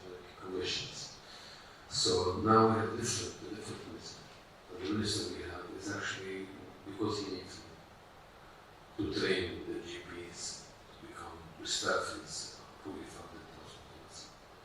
So he's willing to actually work with me on reforming the system. I'm asked to reform includes many prongs, many elements, a handful of elements, and so many. But two main ones include the categorization of hospitals across all the acute care facilities. Categorization based on trauma, critical care, and emergency capacity. Who has a blood bank? Is the blood bank really a blood bank just a license? What is the trauma preparedness? Do we have surgeons who have the responsibility or are available to really take care of these unique needs? Are we going to listen to the whole now? This kind of system, along with the issue of residency review committee, is something I met with board 17s and board 7 medical schools and met with the dean and the president of the Region of Physicians, and we are at the point where we would like to do that. So when I hear about the availability of a fellowship chapters, I see opportunity. I see opportunity because I presume, and I don't know, but I presume that Qatar is a very good system. And I can tell you one of the things that came up in my meetings was the fact that who are we to go to another university and tell them the hospitals need are not at the level of being 1, 2, 3, 4, 5. So the discussion with our Saudi in the MEMC in Rhodes with Dr. Majid Salami was that potentially could, that's what there is a role for Wasam and for Qatar, was to really have non-Lebanese come to Lebanon, and the Lebanese come to Saudi Arabia. And the Saudi, do this exchange where we have people voting and then deciding on the category of, on the credentialing of these categories. And I'm not talking about your commission accreditation, I'm talking about really categorization based on capacity of preparedness. So you bring us a very good opportunity. And I think it is time to really look at how we can combine this beyond Qatar, via WASA, with your help, and use these activities. Now, you mentioned the 2-month fellowship, that's my concern. Once we use the name fellowship on something, we have a law and unintended consequences. Have we defined what the fellowship means, and are we putting the name of WASA next to the 2-month fellowship? 2 years. 2 years, if I mentioned, we have two different types of fellowships. Should we use the same name for the public, or could we do better for this time? You mentioned the licensing issue. I can tell you that the licensing issue, I know that we can send people from Beirut to your leadership. We have our board, we have eligible CEP, so I'm sure we can tell in your fellowship. But the idea I want is, what do you need people to come to come off things? I mean, so I just would like more information, and perhaps if it was a 2-3 year fellowship, I would understand. But the 2-month fellowship, what is your objective? Why would Hamad do that? Thank you. It's called actually mini fellowship. It's not the reason for that is actually we're bringing people who are qualified. It's not to enhance their training. It's only to actually go through the system. It's just, unfortunately, in our region, there's a fragmentation of the trauma system or emergency system. So we have EMS under different umbrella, we have emergency under different also organization or authority, and then we have rehab and then hospital.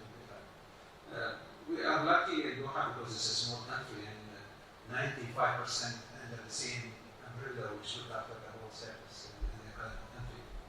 So ambulance service, hospital service, rehab, integration with the community is under the same head. And that's actually gives us the chance that we have to go through the whole system, the North American system, which is under the same umbrella. It's a national ambulance service, it's a national drone service, and it's a national rehab support. So all the things under the same umbrella. And so the one who will come for 2 months is not somebody going to know how to do station. It's just to see how ambulance service work. How the National Command Center coordinate, the dispatch system in the country, and then how the trauma system in Hamad works, all the components of the trauma, and then the rehab system. And during that time, they also can go and do some research at the same time.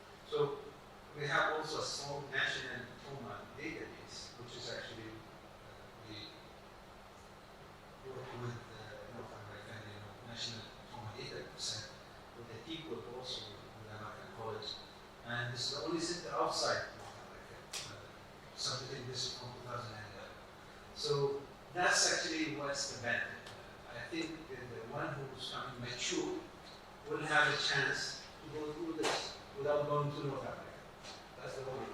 But we can discuss also the application for the formal fellowship, which usually is very tough because most of the candidate is from within Hamad. It's too old. Thank you. Yeah. Sorry, can I just say one thing related to that? Before I went to Jefferson, I was at Penn, and they had an observership, and it was doctors from Sweden who came over, and I believe they stayed for 2 months, and they were trauma surgeons in Sweden. They were coming over sort of to simultaneously learn about how our systems work, what our patient flow is, how our helicopter transport system, and then also to observe and do simulation in penetrating trauma, because they saw so little penetrating trauma in Sweden at least 10 years ago. I think that's changed a little bit. So it's just something to think about. And Bill Schwab or John Pryor, I'm sure will be willing to talk about just some logistics and their experience. Maybe PI speaking. So I'm the fellowship director for the Disaster Medicine Fellowship at SUNY Downstate Hospital in Brooklyn. And what we did is I adapted the fellowship, the one-year program, and initially really designed for emergency medicine physicians, but we've actually, the director of our PQ has done the fellowship, so we broadened it to other specialties. And we adapted it so it could be remote. So essentially the exact same curriculum that the fellows who come train with me in person, we adapted it so it could be done remotely. And to give you an example of how it's worked, we tested it out about 2 years ago. So I had a fellow who was a doctor in my facility, an ER graduate. And then I had Dr. Giovanni, who was an ER attending in Ghana. And then I had a critical care doctor in India. And so the three of them were doing this fellowship at the same time, following the same curriculum. And so the way, so the beauty of doing it this way is that every sort of assignment they would do would be tailored towards their facility. So for instance, when we were on the block of disasters, each of them would have to review the plans or policies for their facility, or if they didn't have one and create them. And then they would have to develop training, and they would have to train at least 50 people in their facility. And through that block, we would meet once a month, and each fellow would then present through what their institution was doing. So not only were the fellows learning the knowledge, but the institutions they worked for were benefiting, were getting a new plan, were getting staff trained, and they were learning from each other and seeing, okay, what's the difference between the policies in New York, in Ghana, and India. And then as part of the fellowship is always research, some sort of research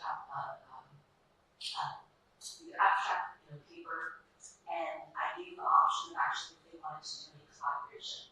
And so each of them did their own academic project, but then we started to look at creating databases that kind of included all three facilities, and sort of looking at doing joint IRBs between them. So it really, it's a one-year fellowship. The curriculum is accredited by my academic institution, SUNY. It's the exact same curriculum that the U.S. doctors get when they rotate with me, but it is always directly applicable in real time to the facility of the participant.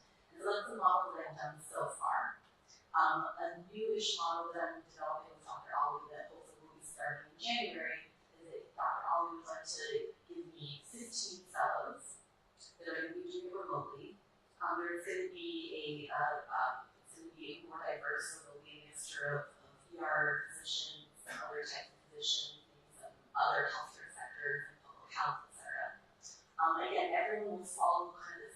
topic month by month, but sort of approaching it from their sector.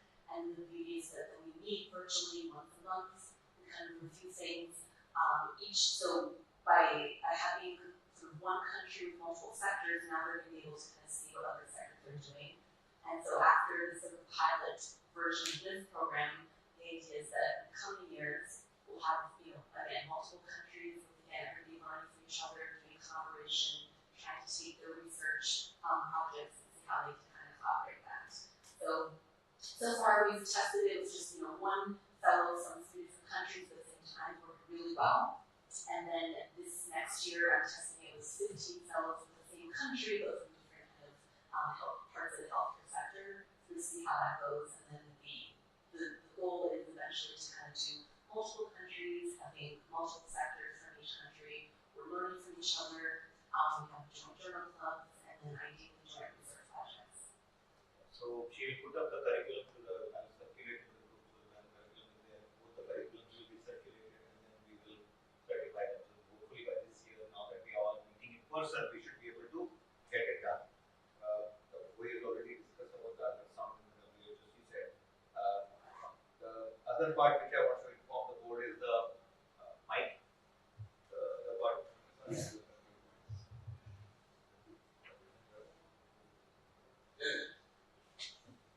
So for point of care ultrasound, so few things is we can first is networking of the focus leaders of each country. I think we need to identify from each country and we can make a network within the WASM which can be strong.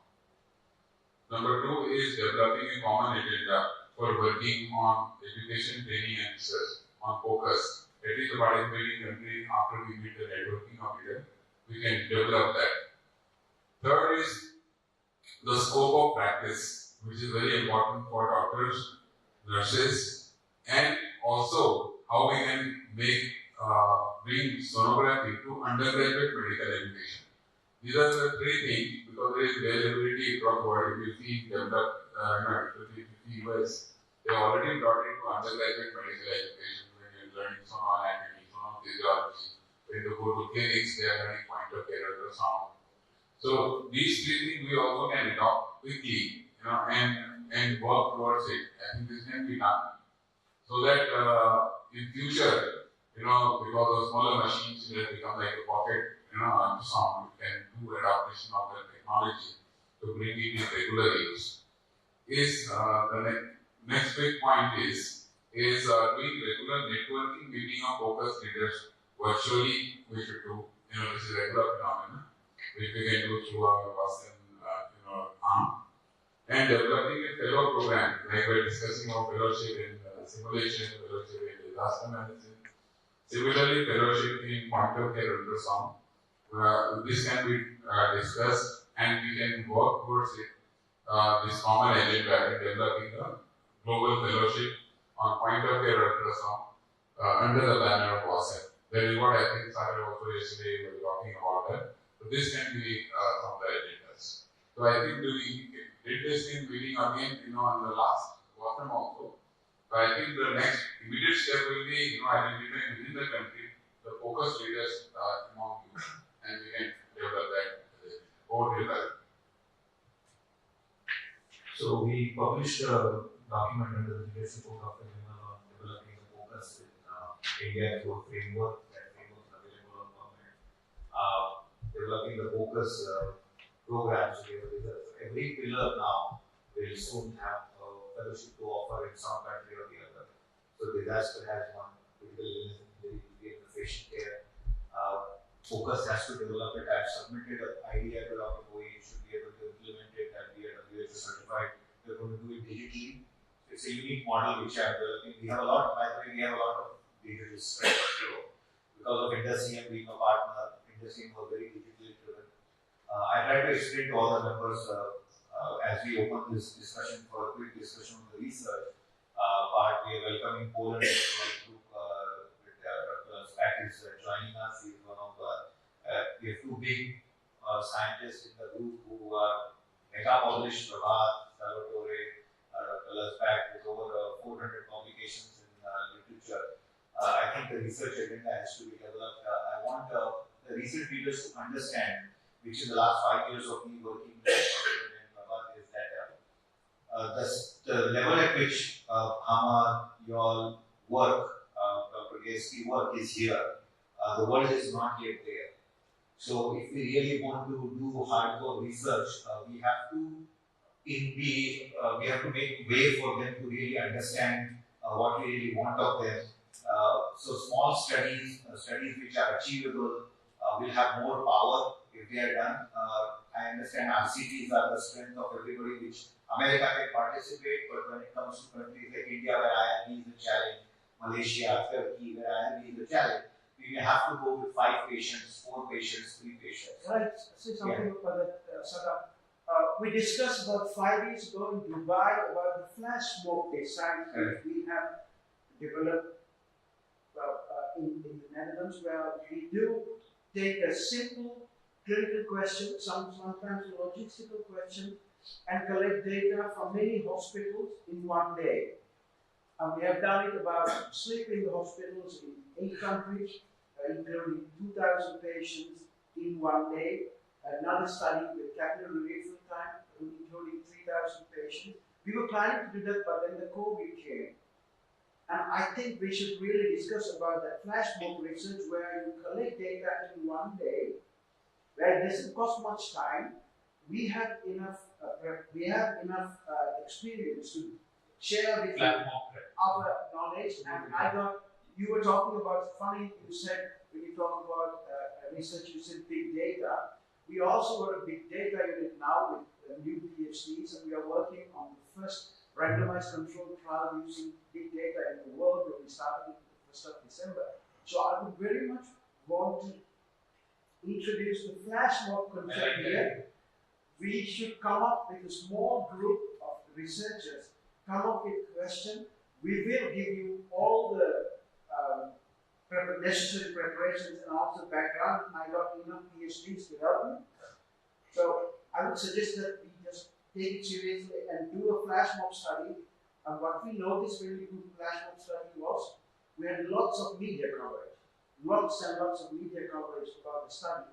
Because we have even patients coming during the day wanting to take part in the study when we do a study. So I would seriously consider that. I would like to do it with a group of people. Think about it.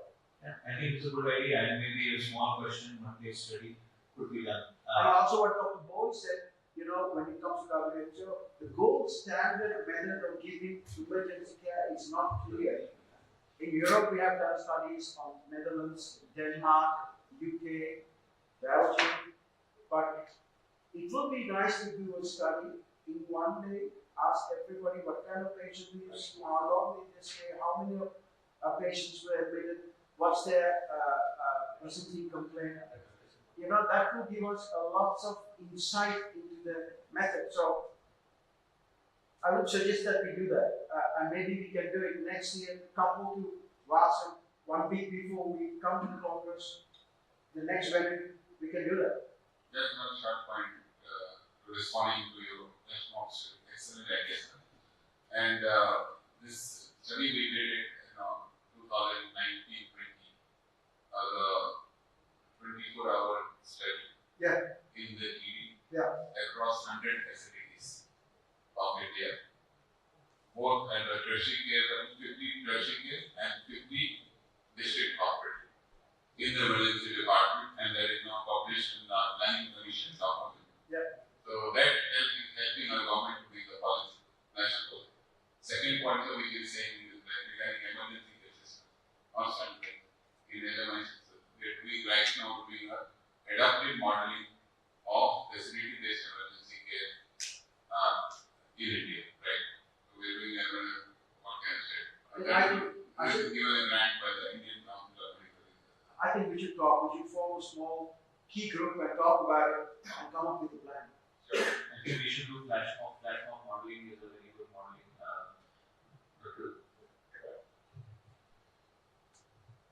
Sure. This is a great idea, and I think we can cooperate. You should have all scan the all contacts, and we can send you the email about cooperation, because firstly, cooperating also with many hospitals, even looks like my company has on own 15 hospitals in Poland. And besides, I think I'm good in meta-analysis, so if you in the future you will have some ideas for meta-analysis, I can contact it together with you and then, for example, send to you to create some draft, and it will be also fast way to increase the number of publications. And I think, as we're sitting here, if we publish any articles, maybe we will agree that from today we will also sign the affiliation of us and our names. And for example, after the full name of the list, we should put this is the team of us. Yeah, you know, it's like what we do is we have lots of collaborators. We give them all collaborators, so they will all go to the publication of format. We'll be doing a flash book in a couple of months in the UK and Denmark. Maybe after that, next year, I would say we'll prepare well. We'll talk about a research question. We need to have ethical approval. We have enough experience with doing this multi-center study. We could do something nice together, and then we can propagate it through Acil, flash mob. Almost what I want to say is already said, but I think that the research effort will be very good in panels where we have dedicated research task group led by somebody and we have a team with them to distribute the work, to organize the work. Nobody will work as a solo from scientific. And also this will be dedicated to have at least every 6 months one paper published, and it will be, we are, the host will be on the Western reader, and it will be sealed by the whole Western task group. And this will open the gate for the future. We can have fellowship and paper research will not be need to license, and it will be easy if this task group of research can read the fellowship and fellowship. It is a good idea. But first, we need to have a dedicated group to be connected to have this. So I'll create an email group between the three. Anybody who wants to join can join, and then we'll distribute the work.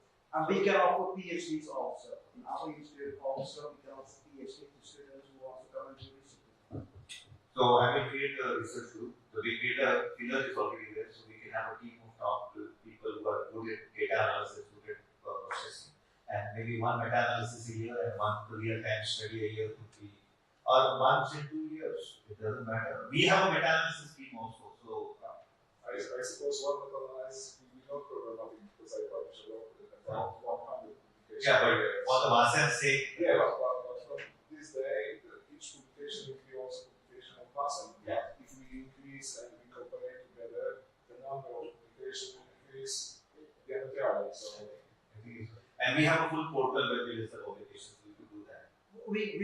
We should send a research letter around once in 2 months when we start something new. So if you want to collaborate, we can collaborate. Okay. And I think we should do that. And all of you have the email, so you are all on the group email, the readers. So you can email back to the group. Just change the title so that the stacking of the email doesn't happen in the emails and doesn't get lost. We have a group email. Yeah, group email is there. So we put you in that. Yeah. So yes, Aruna, you have to move fast on the agenda. So please. I just want to say that actually your whole words about process management. This which you have been doing in Sri Lanka, recently started. Right? And the other thing is about this focus.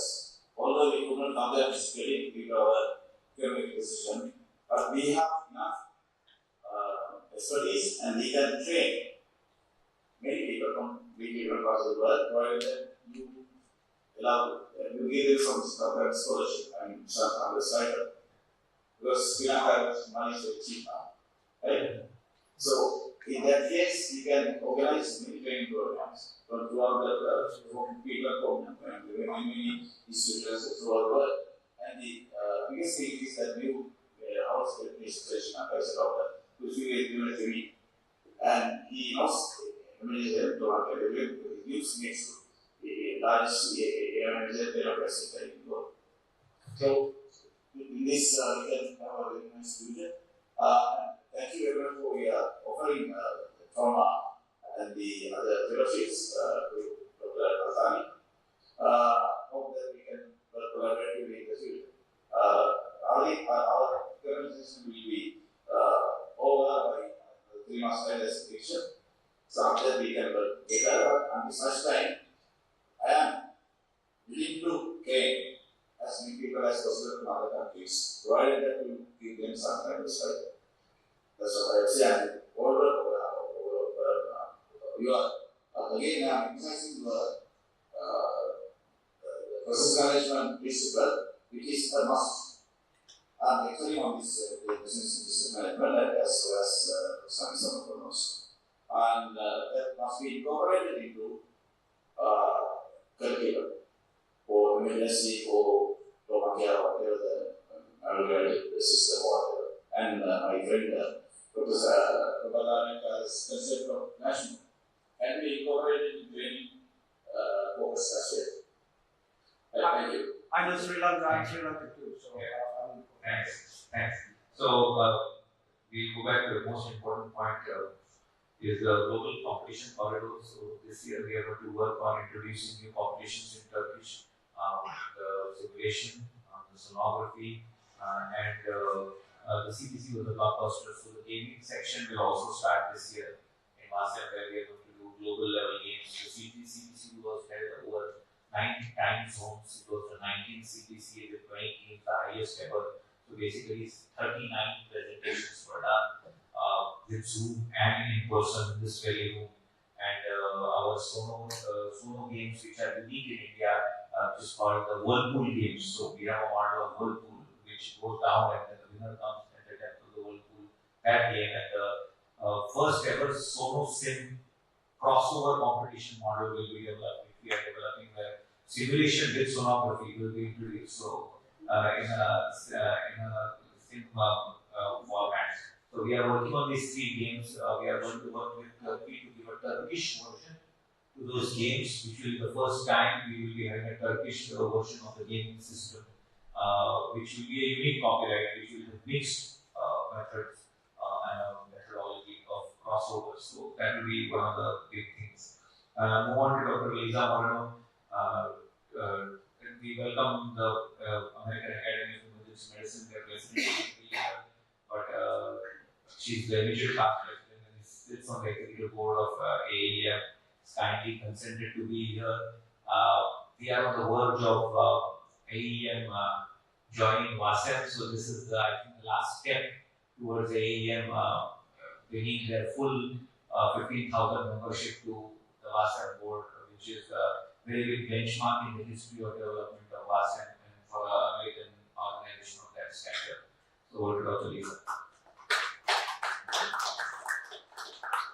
So thank you. It's an honor for me to be here. I am representing the American Academy of Emergency Medicine as the immediate past president, and we have had, I've had personally relationships with many people who are involved in WASEM, and this is something that is part of the mission statement of the American Academy of Emergency Medicine. We are committed to the development of emergency medicine globally. We are committed, however, to a very specific model of emergency medicine, and that is physician-controlled emergency medicine.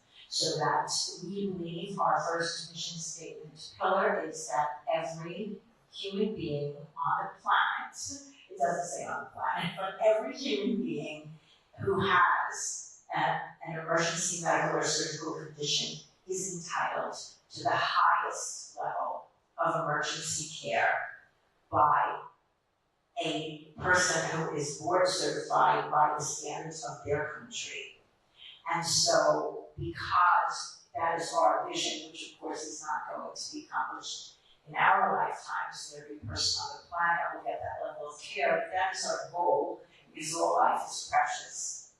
And so we are committed to assisting in the development of emergency medicine globally according to a model where based on the resources and based on the culture of that country, there is a training process put into place and a certification process put into place. And this is something that another past president of AAM, Dr. Canlı, from Lebanon, it was also board certified in the United States, has had a vision for a long time. And this is something that we've also been talking with Dr. Summer about. We believe that WASM has several advantages for us. Number one is the fact that WASM believes in the dignity of all human life and the entitlement of all human beings to have the highest level of emergency care when they experience a medical or surgical emergency. We also know that WASM is committed to scholarship. It is an academic council. And so WASM is committed to training, to learning, and that's what's been going on at this meeting the whole time. We at AAM are vehemently opposed to the corporate model of emergency medicine. It's interesting that you mentioned earlier, Dr. Samar, that all these years you didn't understand why the teaching that you were giving wasn't taking hold. And the reason it wasn't taking hold was because in many countries they do not understand the operations management portion of emergency medicine, which is a critical part of running an emergency department. The absence of that understanding creates a gap into which corporate medical groups predatorily enter. So it is the fact that there's an absence of understanding that there is an organization management piece that is critical. These predatory groups come in and say, we know how to do this. We're not physicians, but it doesn't matter. We have experience in medicine, in emergency medicine, and other hospital-based practices, and we can step in and do this for you. And what ends up happening then is that it becomes a for-profit model, which is completely opposed to the concept that every human being, it doesn't matter whether they can pay, it doesn't matter who they are, it doesn't matter what value society places on their life. Their life is valuable and they deserve the best care. And so AAM is extremely committed to these values and extremely committed to the fact that we do not want to see the predatory behavior of corporate medical groups that has happened in the United States to happen in other countries because of the gap that is present. Not every emergency medicine group in the United States feels the way we do, believes the way we do, and so it is critical for us in forming an alliance with WASM that alliance would be unique.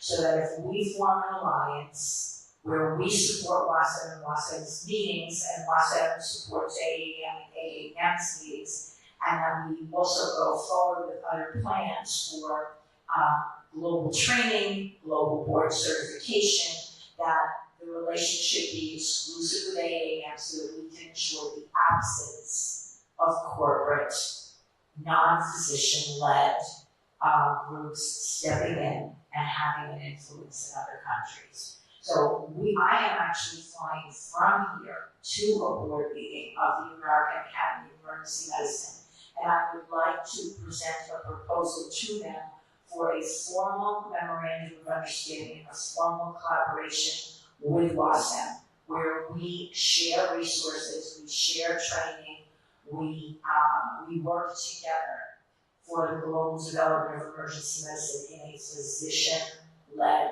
model. And that's what I want to propose.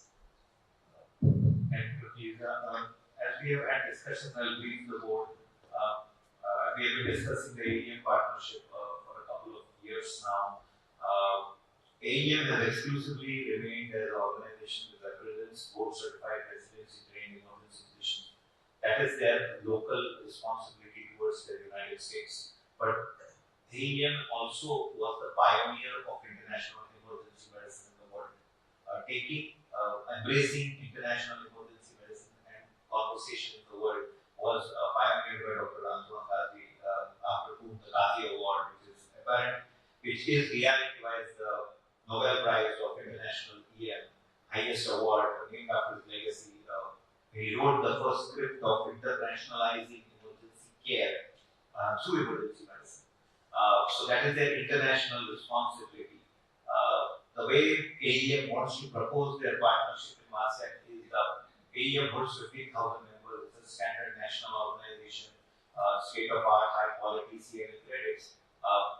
MASEC collaborate or AEM joining MASEC comes with exclusivity agreements that they will be the American representative of professional medicine in MASEC. So we would only exclusively be with them, which is quite agreeable because they are also experimenting with this collaboration, supporting this collaboration, which is unconventional collaboration where there are no societies, associations, individuals, and universities collaborating, which is a different kind of diplomatic arrangement internationally for AEM's presence to expand into the preview of emergency care. So from emergency medicine, collaborating with trauma, collaborating with emergency medicine, collaborating with critical care, anesthesia outside the United States. It's a new experiment for them, academic experiment, which they will be taking that experiment with us. They will be exposing all their resources. They will be allowing us to use all the resources. We will get representation at their congresses. Also, the membership will have an opportunity to attend MASEC conferences and indulge in development of emergency trauma, critical care outside in the world, which is a big gain for American academic faculties to work with the world in different areas and not stick to chest pain, shortness of breath, UTI, that kind of model. So it's a huge global development model which is coming. But there are some non-negotiable clauses which have been put, which Dr. Lisa wanted me to highlight. One is that they will have exclusivity when it comes to AEM being a partner in the US, so we can't go with other organizations. We will only maintain our universities and all is fine, but when it comes to professional body, they will be the only professional body we will go with. That's agreeable because that's a huge benefit to MASEC. But we maintain that exclusivity also maintains with us in this kind of model. The second, this is still subject to approval by the board in AEM. The second model is, which will come, but I want the board to know, is that they would like us to bring resources. So they do an annual Congress at EMC in the Mediterranean, in the European regions, which is a big conference. So they do it in the odd years. And they want us, which is a good idea, which is quite acceptable to me at least, is that we save resources of doing a World Congress every year, and they will brand it as a World Academic Congress and EMC Joint Congress. So it will be a WASEC and EMC Congress every year, every odd year.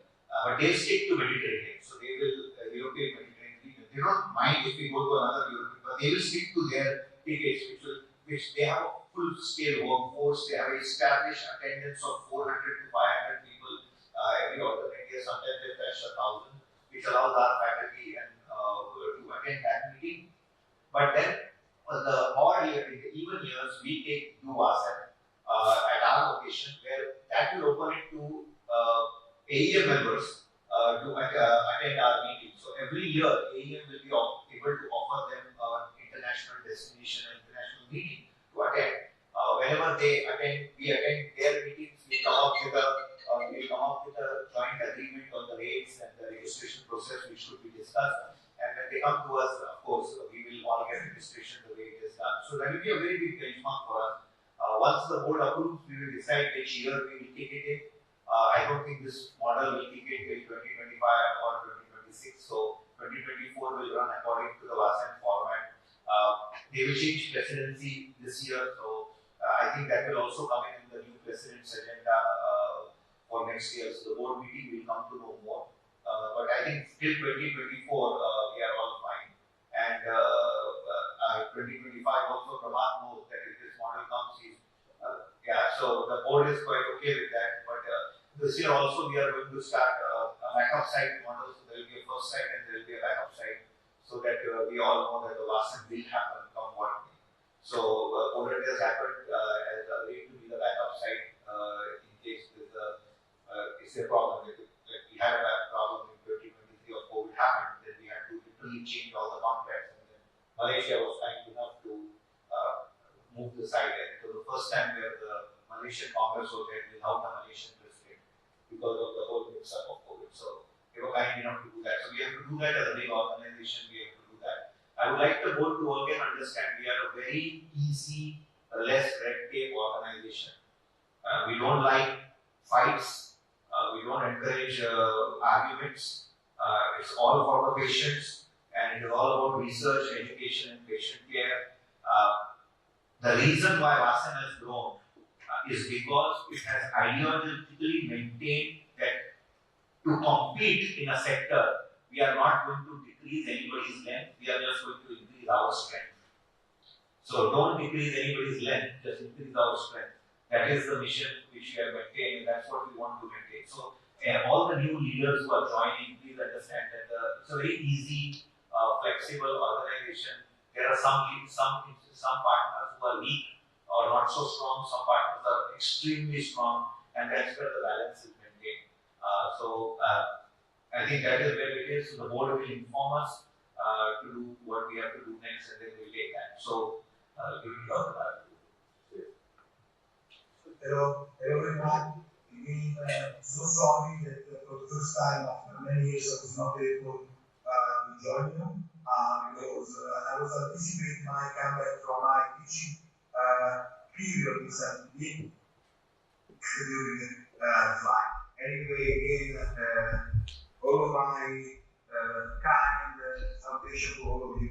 Just to briefly introduce what will be my idea of having also a role next year is just to make the opportunity to also join Great Network. As you know, I was asked to give a talk to the European Society of Emergency Medicine Barcelona recently on the Emergency Medicine Research Organization, and I got the opportunity to show that the Great Network was able to publish more than 350 papers during the last 12 years. So basically, the main message of this Congress next year will be research and publications. And in this field, the period will be September 26 until September 30. So the first 2 days will be the Great Young Research meeting, and it is only to accept from the young people from all the Muslim countries to participate in submitting abstract for oral publication. We have not so many lectures, just 1 or 2 by seniors. And then the other 3 days will be again also innovations. So this is the week we convene to adding some hot topics that are elderly emergency medicine and telemedicine and emergency medicine. And moreover, we are really like encourage for young people from your country to submit contribution. And if they are going to submit contribution, I got 80 journals ready to accept. So these young people, they can come in Rome, just having the papers, if accepted, ready to submit. So this is an innovation way to increase the number of publication with this person name. So not anymore abstract, not anymore posters, papers as problem. And these papers, I just like to announce from now that there will be 2 consensus papers that we would like to join our lesson grade. One is artificial intelligence in emergency medicine, and the other one, laboratory medicine in emergency medicine. These are good topics that actually, based on my experience, will not covered enough, and will be really something where also can make a difference in the future. Just to conclude my presentation, I would like to say that from now, I need Sagar to send me immediately the name of the speakers that I will include from your side, from the day from 28 to 30. And also, I would like to ask you to provide a board group of also to join the board group for starting from tomorrow to having this preparation and big meeting. On all the emergency medicine society from the world will come. I am not sure that I will be able to 1,200 people like in Turkey, but I hope that there will be really a more global presence of the rest of the world. So this will be an opportunity to increase the safe participation of other countries. mentioned already Korea and US, and definitely I'm moving also more in the Asia Pacific area, and these people are more likely to meet for publication. Last part would be that we have a monthly Zoom meeting to prepare this conference.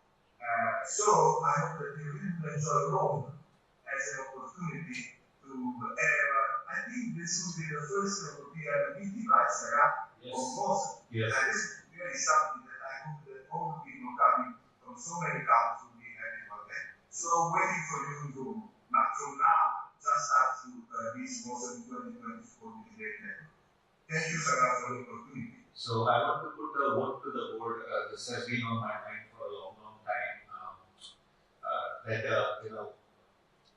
Dr. Salvatore has given a career to publications, the existence of BNP in our work that he has done in BNP, procalcitonin, the biomarker circuit, this legacy is there. I would like to propose to the board that he's God gave him great life, but I think time is soon coming that Sal is going to love sailing and enjoying his life from science. So the 2024 meeting should be dedicated as a legacy to the research of Dr. Salvatore as he hosts his last global meeting. He has told me that he is hosting this, and this will be his last global meeting before he leads a life after this. So I would ask the board to support me with the board whether Asam approves that the 2024 will be a legacy meeting dedicated to Professor Salvatore. And I would request him that the first 2 days workshop should be on longevity, where he started research on living beyond 100 years. And he has got funding. So we would like you to work with Dr. Fatima also, because she has launched the Wellness Alliance for longevity. If we can get the Global Alliance in your study, where you are collecting blood on all the people who are 100 years old and who have no disease, to find out how they are living at 100. So we would like you to please include that, and we will share. So we have a research committee. Dr. Zampek is there from Poland. I think you know each other through publications. He has joined WhatsApp now. Dr. Prabhat is there, and Dr. Ayama, you know very well. So I think the whole team should be there, but the unique design of everybody should bring some study they have done to be a presenter. I think will be a phenomenal benchmark. And if the AEM comes through, then I think that opens up the doors to all their members to be presenters. So I think that will also be a help. So the invited faculty will have a different path, and open access faculty who can apply will go through the registration process. So I think that will be great. Sal, I hope you get well soon. And I was a little shocked that you got COVID. So yeah, it was great because I think I took my flight from San Diego to London and to Rome 4 days ago, and then I got fever and throat pain. But anyway, I'm really that I'm recovery soon. And as you say, you're ready for a new life, but not without science. So some other science. So, longevity, that's your new science to live a life. So I know what you're doing. So that's good. And we would like to taste your Mediterranean diet also, which you propose a lot, right? So Dr. Kazi, please. Thank you. I just actually want to take a moment to raise some comments and observations. I see the dynamics that have gone on in the meeting in Malaysia here. I've seen the conferences, the successes of the conferences, and the experience we've had in the organizing international meetings through AAE and across the world. We've done in Argentina, we've done in the Caribbean, some in the MEMC, the American Academy have done a lot of international activities, and we've gained experience the last 20 years. You mentioned the Nobel Prize, and that's a bit too much. So, what I can tell you is the word that carries my name tells me that perhaps 8 years long to be dead to join Giorgio Salvatore is telling me diet. The point is, when you usually give a diet and name an award after someone, you tell them they shouldn't be alive anymore. Anyway, so I don't know why they tell you did that, but I actually know why they did that because we're very really rich. I got in Rome about 9 years ago. In Salvatore was there.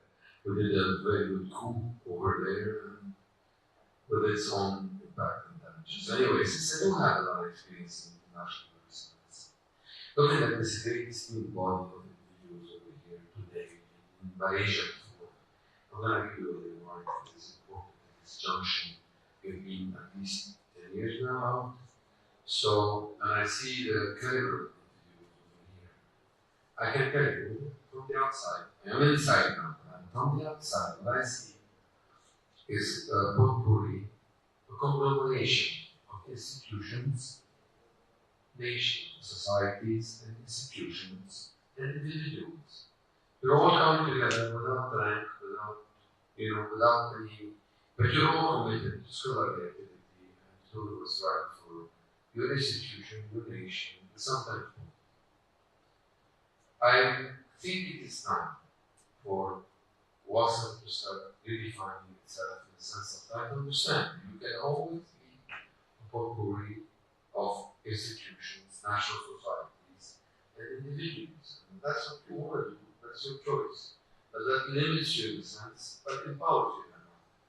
So the internal dynamics at some point will be important.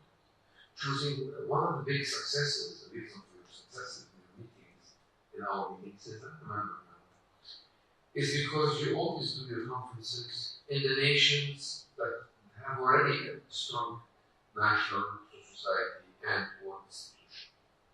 That allows you in Malaysia to succeed, that allows you in Turkey to succeed, that allows you in Qatar to succeed. And etc.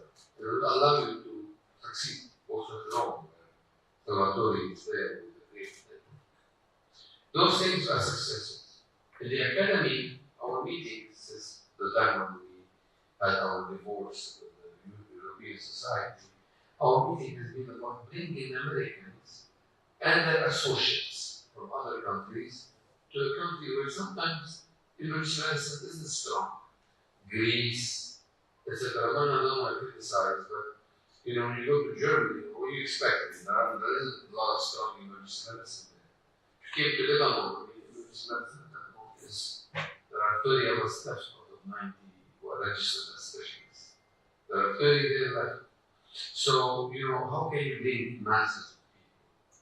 So, those are things that if you measure the success of meeting by the number of attendees, you are forcing yourselves to go every 2 years to a country where you have a strong national society and to attend yourselves to the national meeting. And that is the reason of your success. You bring industry, you bring support, and you mobilize. Let's face it, you mobilize the people who come to the meeting to come to you. We are moving a meeting that is other than our national meeting. This is the next meeting. And defining the schedule of meetings is critical. In the sense of, at the end of the day, when AAEM is having the AMC, it is a WASM meeting. We are going to be hopefully a member of WASM. Vice versa, when WASM is going to the MEMC, it's going to an WASM meeting. And when we promote the WASM meeting, we're promoting to our members the meeting to a federation, to an agglomeration we are members of. In the past, there was something known as international federation that occurred, and they ended up with one of the biggest challenges now is the $7 million loss that they had actually in Argentina due to COVID. I understand it's because they didn't have insurance for the meeting. We actually have always had insurance, fortunately. So we thought about it. Nevertheless, but we have lost one in Argentina. So I can tell you, we know where and what not to do in international meetings. And when we do lose money now in the meeting, it's affordable for us because we choose to do it. And we think of the bigger issue, and we have no sponsorship. Industry is not willing to go fund meetings that are outside the nation where they're based. So they don't want to fund Americans in Europe, but they want to. I think it's obvious. People want to fund people who are from their own countries, coming to their own meetings. So industry support is a bigger issue. many changes ultimately together. We work together. Now, so I'm saying that it is time perhaps for WASA to decide to define itself or to build the bylaws it requires to better understand who is joining what. In fact, some of the problems I mentioned earlier, the unintended consequence of holding a 2-month fellowship. Maybe fellowship is not the word, preceptorship, other things. These definitions, we need to do them together. I don't say that I have the alternative. I know the value of what you're doing, and I would like to send you at least half a dozen from my own company to really benefit from what you have to do. I will use it never. They actually need it. So I'm not being critical, I'm just advising that we should really start reorganizing and organizing and taking the opportunity, because if we don't take the opportunity will go somewhere else.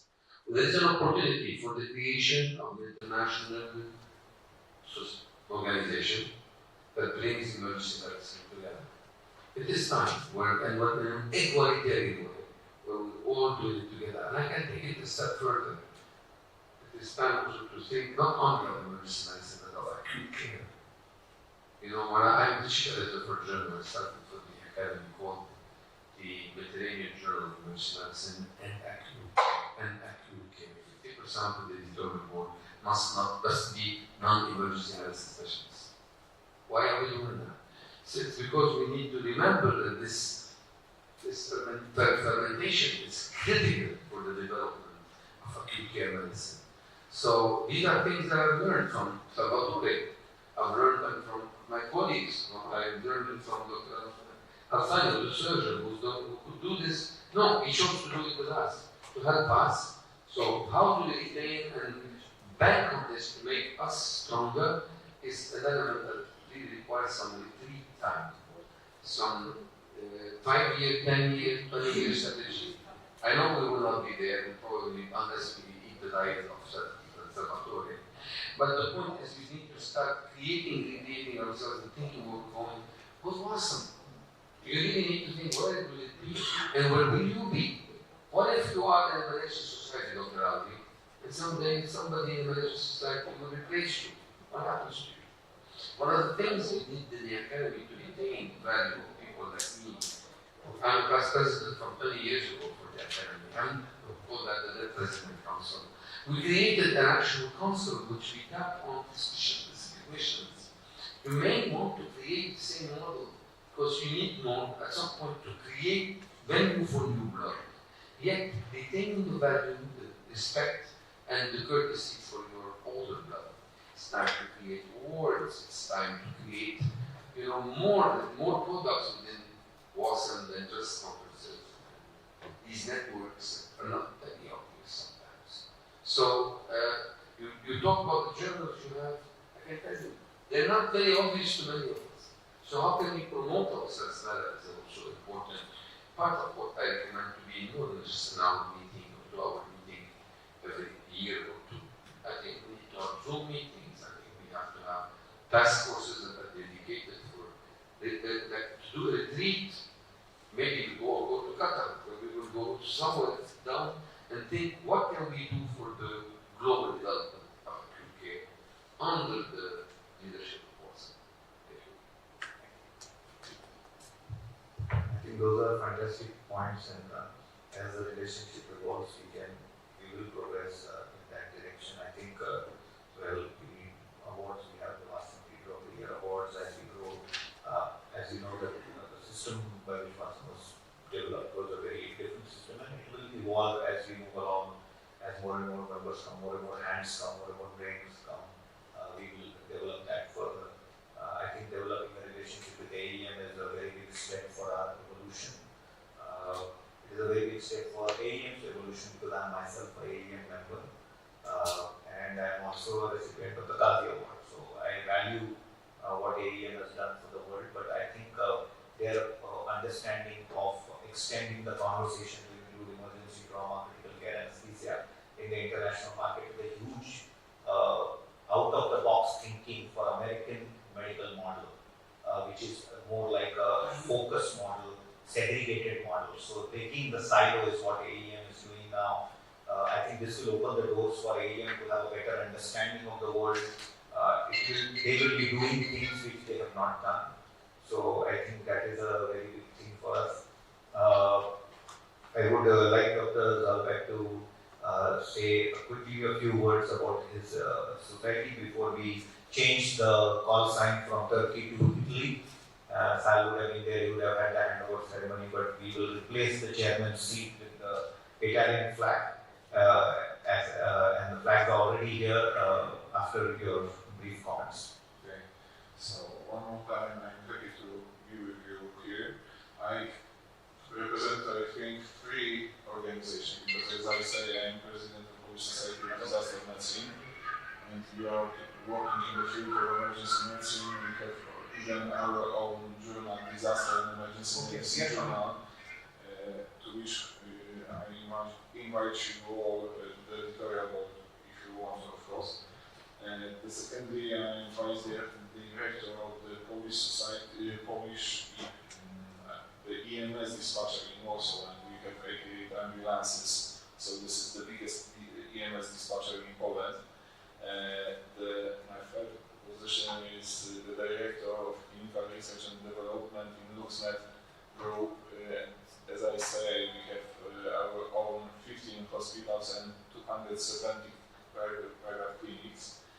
And the last, not least, I think, I'm vice director for science and cooperation and Mary's Medical Academy. This is private medical university in Warsaw.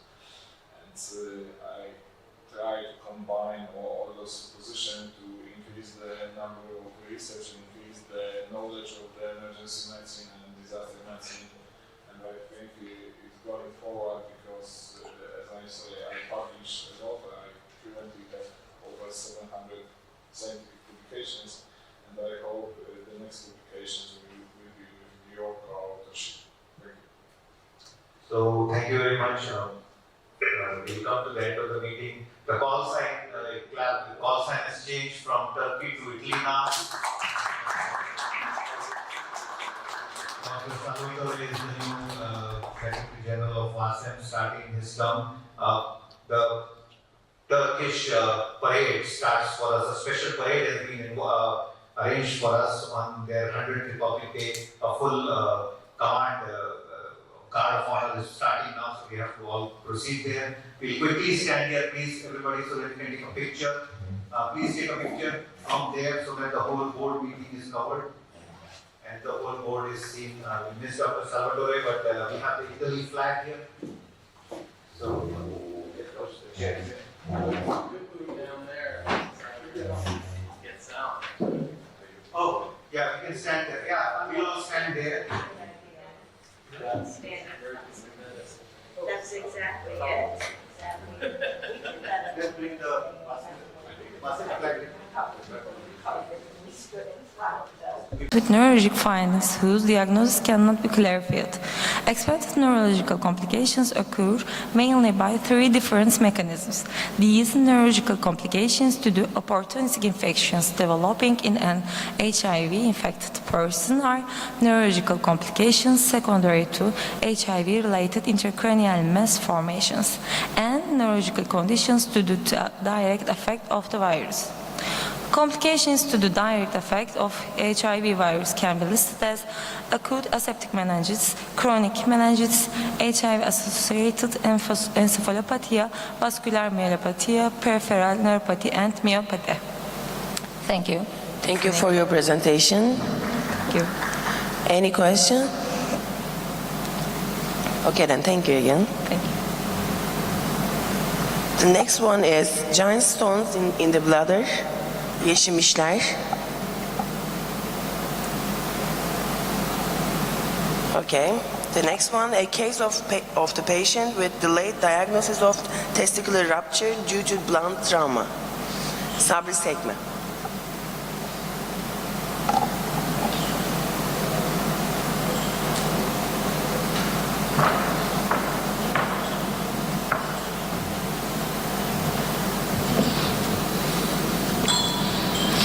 Good morning. Welcome to my presentation. I will talk about a case of the patient with delayed diagnosis of the testicular rupture due to blunt trauma. Testicular rupture is negative effect fertility and the patient's social life. It's an important urological emergency. It's mostly seen in young adults and adolescents. Blunt or penetration scrotal trauma can cause testicular rupture, and testicle be painful, ecchymotic, and ödematosis, like the other acute testicular pathologies.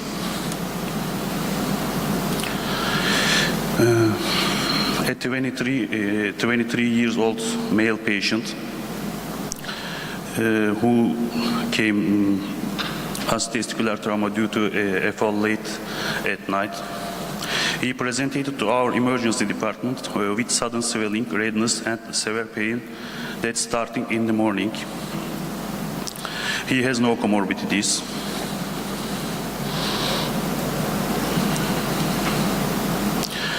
His right testicle was ödematous, painful, and ecchymotic. The cremaster reflex of the patient, whose testicular pain was not revealed by elevation, was normal.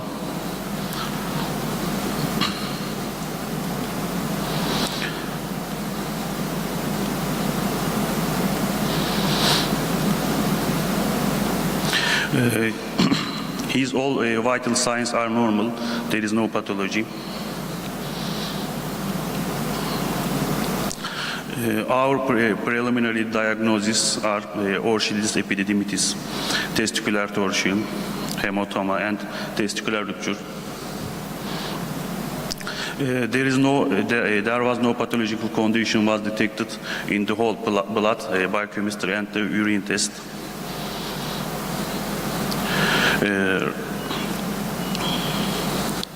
Right testis had increased herniated testicular tissue with a diameter of approximately 2 centimeters was observed in the upper pole of the right testicle. No blood supply was observed in the herniated testicular tissue. Compatible with testicular rupture in scrotal color Doppler USG. Patient was consulted to urologist and underwent emergency surgery with the diagnosis of the testicular rupture. Urologist planned emergency surgery. Patient lost his right testicle.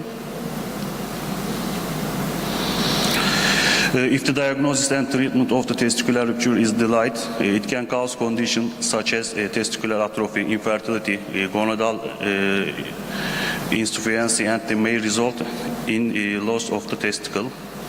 For this reason, testicular examination should be done carefully and in blunt traumas of the genital area. Further examination should not be avoided when it necessary. Thanks for your interest. Thank you for your presentation. Any questions? I have one, actually, not a question, but mostly a thought.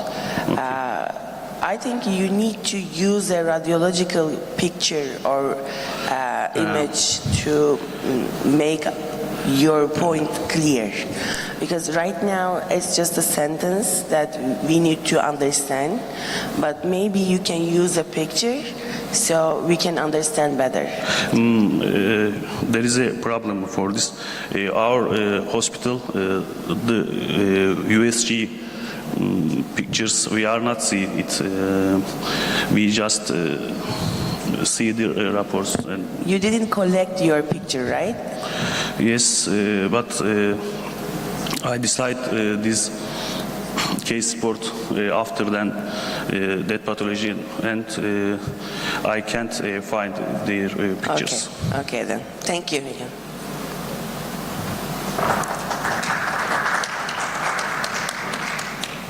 The next one is bilateral testicular dislocation after traffic accident.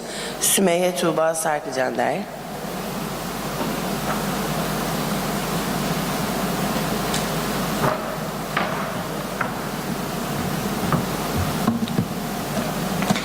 Bilateral testicular dislocation after traffic accident.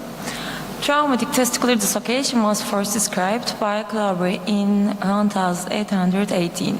It's defined as extrascrotal migration of one or both testicles secondary to scrotal trauma. Traumatic testicular dislocation is a rare complication of blunt scrotal injury and can easily be overlooked due to the presence of other serious concomitant injuries. In most cases, an operation is needed to prevent malignant change or infertility. Traumatic testicular dislocation is a rare consequence of blunt scrotal trauma. Case: a 21-year-old male patient presented with complaint of inguinal pain after a motorcycle accident. Physical examination revealed that both testicles were not in a well-formed scrotal sac and he had bilateral inguinal swelling. Glasgow Coma Scale score 15, conscious neurological examination is normal. There was swelling in both inguinal regions in the abdomen and 2 cm abrasion on the left superior of the gland in the penis. There was tenderness in the left hip, no midline tenderness. Tetanus vaccine given, antibiotic was provided and PAN-CT requested. In this, there is displaced fracture in the iliac wing in the pelvis and bilateral testicular dislocation. The testicles were ready by urology. Urological emergency was not considered in the patient with normal urine output to the Foley catheter. Orthopedics, urology, and general surgery were consulted. Intensive care follow-up was recommended by orthopedics. The patient was admitted to the intensive care units. Traumatic testicular dislocation is rare and can be difficult to recognize. Passengers of the groin area should be suspected in motorcycles and high-energy accidents and depend on a careful physical examination. Prognosis is expected with appropriate management to all trauma patients, especially those who have had a scrotal examination, if pelvic injuries are suspected or if there is a high risk of motor shock, to avoid missing the diagnosis and avoid serious behavior. With proper management, the prognosis is excellent. To avoid missing the diagnosis and serious complications, we recommended that all trauma patients undergo a scrotal examination, especially if a pelvic injury is suspected or if there is a high risk of being struck by a motorcycle. Thank you for your presentation. Any question? Okay then. The next one, complications of dorsal split circumcision as one of the reasons for admission to the emergency clinic. A retrospective cross-sectional study. Tugay Aksakal. Okay then. The next one, a rare case of ovarian torsion.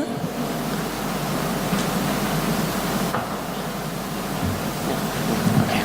The next one, ovarian torsion of a rare case of ovarian torsion in a pregnant patient. Ekrem Taha Sert.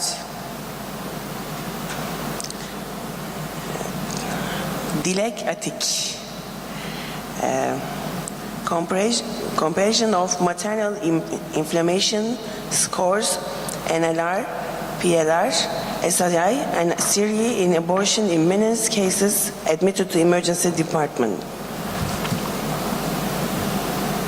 Good morning, everyone. Abortion imminence is one of the most common reasons for applying to the emergency department with the complaint of vaginal bleeding in the first trimester of pregnancy. Following the diagnosis of intrauterine pregnancy with ultrasonography, cases with vaginal bleeding with closed cervix are diagnosed as abortion imminence. The cause of bleeding is often associated with the decidual vessels on the maternal-fetal surface. It has been reported that the pathogenesis is related to multifactorial factors such as genetic disorders, chromosomal anomalies, endocrine and immunological causes.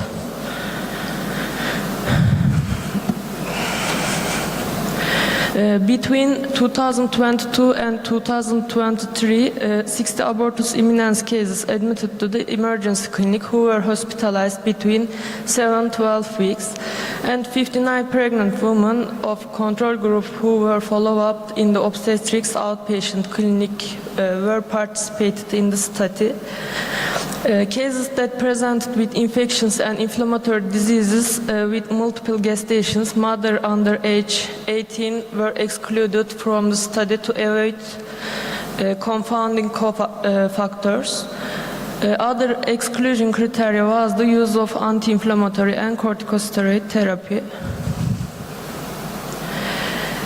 When evaluating of the mean age of the participants in the study, it was observed that the abortus imminence group had an average of 29.1 years, whereas the control group had an average age of 29.8 years.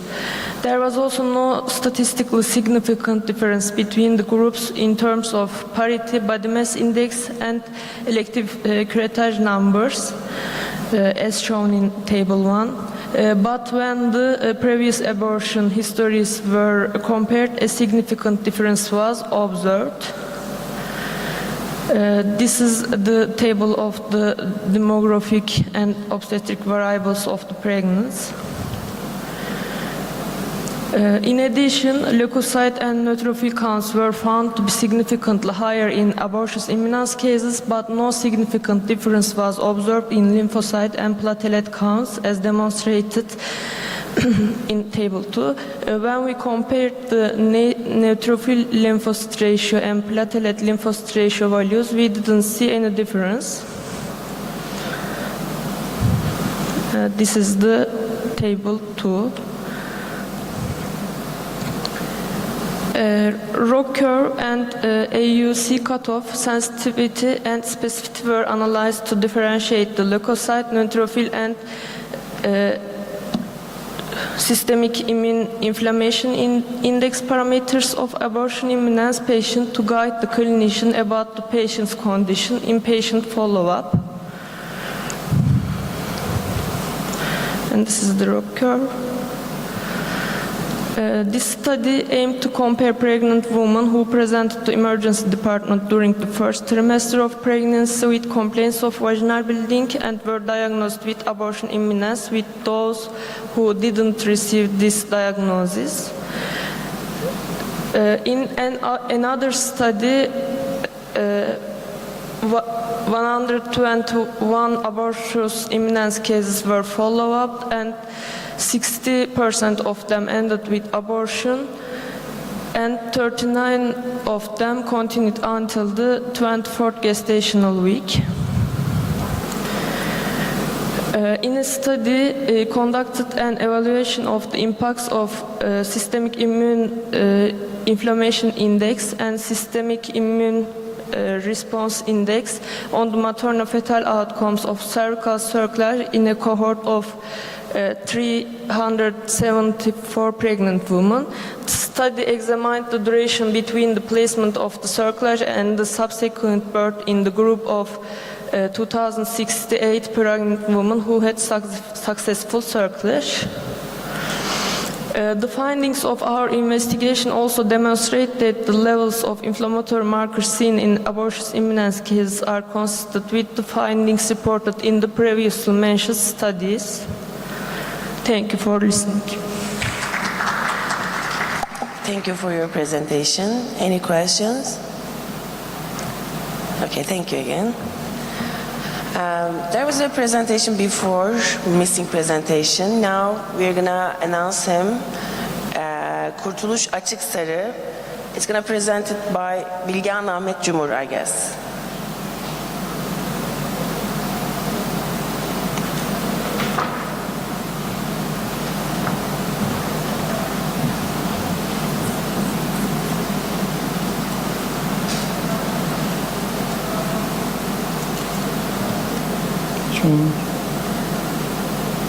Sonrakisine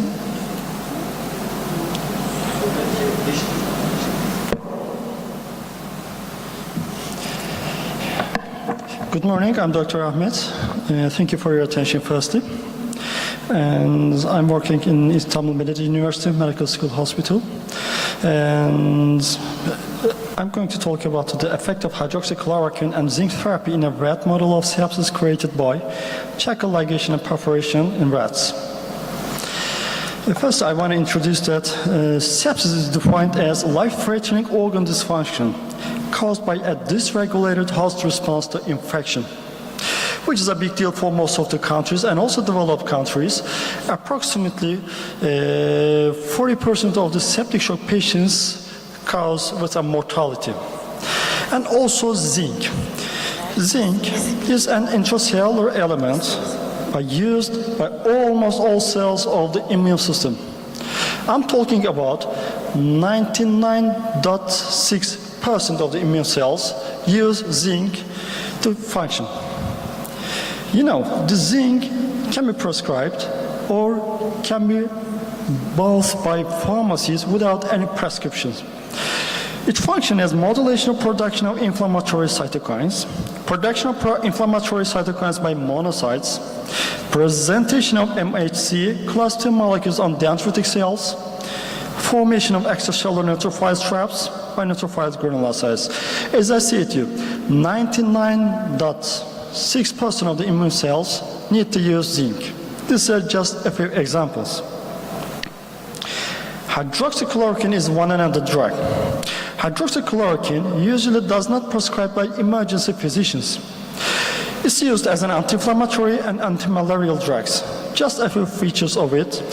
It's a cell ionophore that we are going to use for our experiment.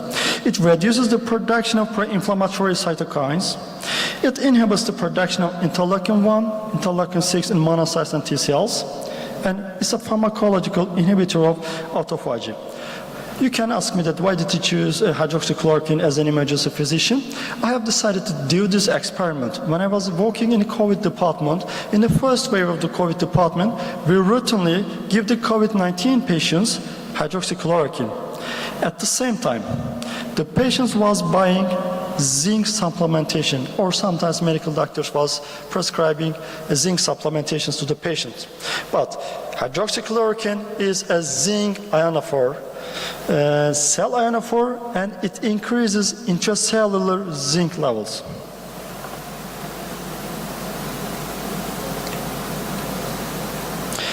Aim of this study: hydroxychloroquine is a cell ionophore. In the previous studies, has been shown that hydroxychloroquine increases intracellular zinc levels.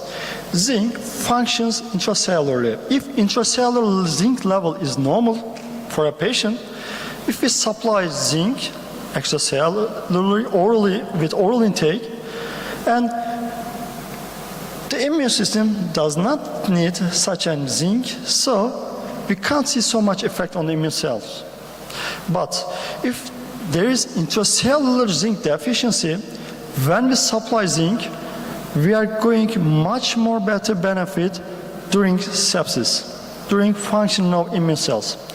But we don't know that if we increase intracellular zinc level more than normal, is it a good thing for a patient or a bad thing? Now, we are going to give the patients hydroxychloroquine, and we are going to perforate the cells. The intracellular zinc level is going to increase, and after that, we aim at what's going to happen. Because, as I said, during the first wave of the COVID-19, hydroxychloroquine has been prescribed routinely, and most of the patients start to take zinc supplementation with a prescription or without prescriptions. We have used a sepsis model. We have used spectrally male rats. For all procedures, we have given analgesics and sedatives. We opened the cecum, tied it 1 cm distally, and perforated with thin needle. And after that,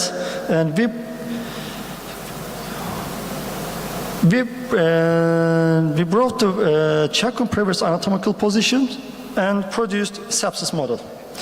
And we have 5 groups. The first group was sepsis group, and sepsis introduced in 6th day, and rats sacrificed in 8 days. Second group, we again sepsis induced in the 6th day, but with 12 hours interval, we supplied zinc for 7 days. Third group, sepsis-induced 6th day, and hydroxychloroquine 300 mg per kilogram has been administered 12 hours interval, and again sacrificed 8 days. And the fourth group, and in this group, we have administered zinc plus hydroxychloroquine, and also we produced a sepsis model. And the last group was sham group. Check-in was reached, opened, and without sepsis model, and we closed it. Sacrification has been done with thriving blood 10 cc via cardiac puncture. And kidney was removed for histological tissue examination because sepsis is one of the most common tissue that affected by sepsis. Let's talk about the results. We have checked histological parameters, and we have worked with biochemical parameters. And interleukin-6 and procalcitonin, one of the two of our biochemical parameters, but unfortunately our biochemical kits didn't work. As you can see the results, there is no difference between the sepsis and the sham groups and also treatment groups. All the results were the same. This is a failure of a kit. But we have also checked what blood cell neutrophils and lymphocytes. As you can see the results, in the sepsis group, we can see the elevated white blood cells, neutrophils, and lymphocytes. And in the treatment groups, both three groups was much more better and has benefit from the treatment. And with these results, we can say that sepsis model has been established successfully. And our histological examination, we have checked tubular dilatation, tubular epithelial necrosis, cast formation, glomerular vacuolization, free Bowman area, glomerular atrophy, and monocyte infiltration and hemorrhage inside of the tissues. And also this was the parallel to our biochemical parameters, and we can see that in the sepsis groups, we can see much more damage if you compare with the sham group and also other treatment groups. Discussion. We have checked histological examination and biochemical examinations. In the whole sepsis groups, in the whole histological groups, we can see that sepsis damage on the organ or the tissues is higher than the treatment groups. But if we check the treatment groups, means that hydroxychloroquine, zinc, and hydroxychloroquine plus zinc group, there is no significant difference between each treatment groups. But sepsis group, as expected, P lower than 0.01. I can say that there's no statistical difference between hydroxychloroquine, zinc, and hydroxychloroquine and zinc groups, but numerically we have seen that, we have observed that the tissue damage higher than hydroxychloroquine plus zinc group.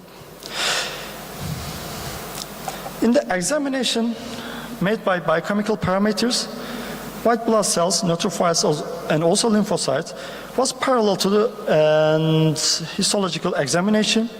Numerically, we can see the difference between hydroxychloroquine plus zinc groups. There were higher damage on the red tissues and red biochemical parameters, but this was not statistically important. This can be because we have used 9 rats per group, and 3 of our rats died. Because of this, we have resulted this experiment with 6 rats.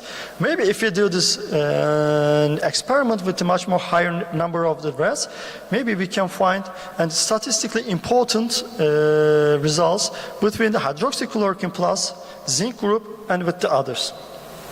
Although it was not statistically significant in histological and biochemical examination, inflammation and organ damage were higher group in the group in which zinc and hydroxychloroquine given together, in the group which hydroxychloroquine or zinc were given alone. If the amount of zinc inside of the cell increases, tissue damage is higher in both histological and biochemical examination results, and it's not significantly statistically important. And it is parallel to the older groups, older experiments.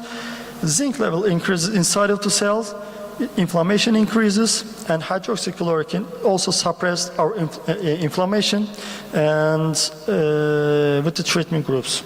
Thank you. thank you for your presentation. Any question? I have a recommendation actually. Your presentation is a bit longer than normal time, so maybe next time you should. Thank you so much. Okay, the next one, results of a 12 years old clinical experience in cases with Fournier gangrene. Tunç Ozan.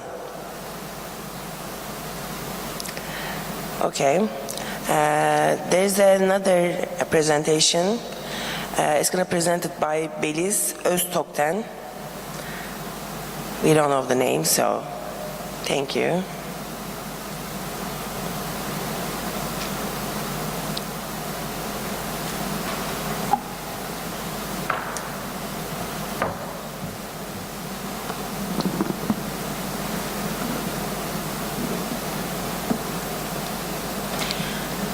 Good morning and thank you very much. I'm Beliz Öztoktek'ten. I study in Bolu İzzet Baysal University in medical department. I will talk about a case report we have seen in emergency department. It was invasive fungal sinusitis. Nasıl ilerletiyorum bilmiyorum ki. You can use the green button. Yeşilim. Okay, sorry. Fungal sinusitis are rare infections caused by fungal organisms and in nasal cavity and paranasal sinuses. Fungal sinusitis are divided into two groups, invasive and non-invasive. Invasive fungal sinusitis often cause, generally we see that in diabetic patients or having corticosteroid treatment or immunosuppressed patients. Generally, they have non-specific symptoms like bacterial infections, fever, headache, or epistaxis and nasal congestion. And fungal, especially invasive fungal sinusitis, have a high mortality rate, 85.100%. For early diagnosis in emergency department, we can use only 3 ways: endoscopic examination, computer tomography, and magnetic resonance imaging. And we can see the sinus cavities, opacity, the thickening of the sinus walls, and bone construction and destruction in the computer tomography especially. For definitive diagnosis, however, it's not so possible in emergency department. We can use both histopathologic examination and microbiologic examination. For treatment, we have 2 choices, systemic antifungal agents and surgical approaches. Our aim in this presentation, we have to talk about a case report who had recurrent admissions to the emergency department with complaints of epistaxis, and he have finally diagnosed with invasive fungal sinusitis. He was an 81-year-old male patient, and his history was recurrent admissions to the emergency department with epistaxis. He was a chronic alcoholic and 55-pack year for smoking history. He had hypertension, but no regular anti-hypertension agents using, and he didn't use any anticoagulant or antithrombotic agent use, and he hadn't a history of trauma of all admissions with epistaxis. And we had after our first examination, we had otorhinolaryngologist consultation, and they had nasal endoscopic examination. They saw the mucosal erosion, purulent secretion, and fungal hyphae. And then we both think about seeing a computer tomography, and we saw paranasal computer tomography, and we saw left maxillary sinus walls and soft tissue had destructive lesions, as you can see here. Şuradan gösteremiyorum herhalde. Left maxillary sinus walls destruction, and invasion from left maxillary sinus to the left orbit and left middle cranial fossa. He was interned in otorhinolaryngology service and was started systemic antifungal treatment as voriconazole. Fungal sinusitis should be considered in the paradiagnosis of patients presenting to emergency departments, especially with recurrent epistaxis and who has risk factors. We have to think about these fungal organisms, especially having diabetes or immunosuppressive patients. Early diagnosis and treatment of life-threatening invasive fungal sinusitis are vital, and these patients should be evaluated by otorhinolaryngologists.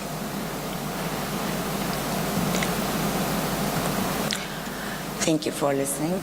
Thank you for your presentation. Any question? Okay, thank you, Dan. And the last one, I guess, by Fatih Cemal Tekin, subcutaneous emphysema of the extremity after foreign body penetration, a case of necrotizing fasciitis.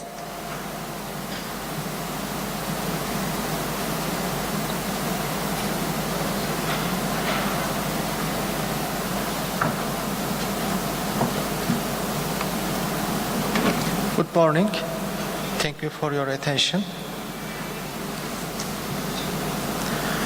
Foreign body penetration is a prevalent cause for individuals seeking medical attention at the emergency department. Superficial traumas, particle case of nail penetration, are commonly found within this context. In these circumstances, dressing, tetanus vaccine, analgesic, and antibiotic therapy are typically considered adequate treatments, unless the patient has comorbidities. The purpose of the presentation is to highlight the potential development of severe complications in patients who present to the emergency department with nail penetration, and to underscore the significance of doing a comprehensive physical examination. 22-year-old male patient was admitted to the emergency department with swelling and redness in his leg and was informed that he had a nail had lodged in his leg. On examination, diffuse heat increase in the right leg and redness around the area where the nail was inserted were noticed. In addition, crepitation was felt under the skin from above the knee. The tetanus vaccine was administered 3 months ago, and antibiotic therapy and analgesic treatment was started in the emergency department. In the image examination, diffuse foci were observed around fascia and vascular structure of the muscle in thigh, extending the right iliopsoas muscles, and were evaluated as necrotizing fasciitis.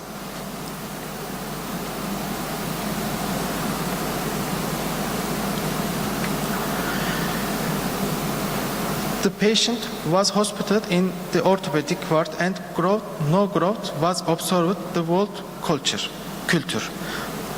Fasciotomy was performed in the medial and lateral region. Meropenem, vancomycin, and tigecycline were started with the recommended in infection disease. After 20 days, the patients developed granulation tissue and no drainage at the wound site, and skin closure was planned. Nail penetration cause presentation on the emergency department should not be considered as sample case. As seen in your case, complications such as necrotizing fasciitis should be kept in mind. For this reason, the initial examination of the case should be done careful and treatment to prevent this complication should not be forgotten. Thank you for your presentation. Any question? Okay, thank you. Is there anyone behind left? Okay, thank you then. Have a nice day.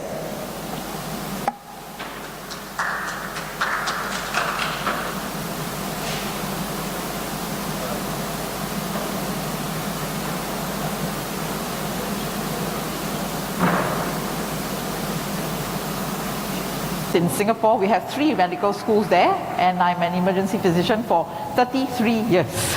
So I've trained many residents and doctors, many generations of doctors. So today I'm actually going to talk to you about how the healthcare simulation spectrum is transforming itself and how we are moving forwards and moving beyond.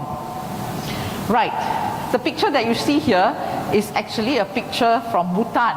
How many of you have been to Bhutan? It's the country with the highest happiness index at one point in time.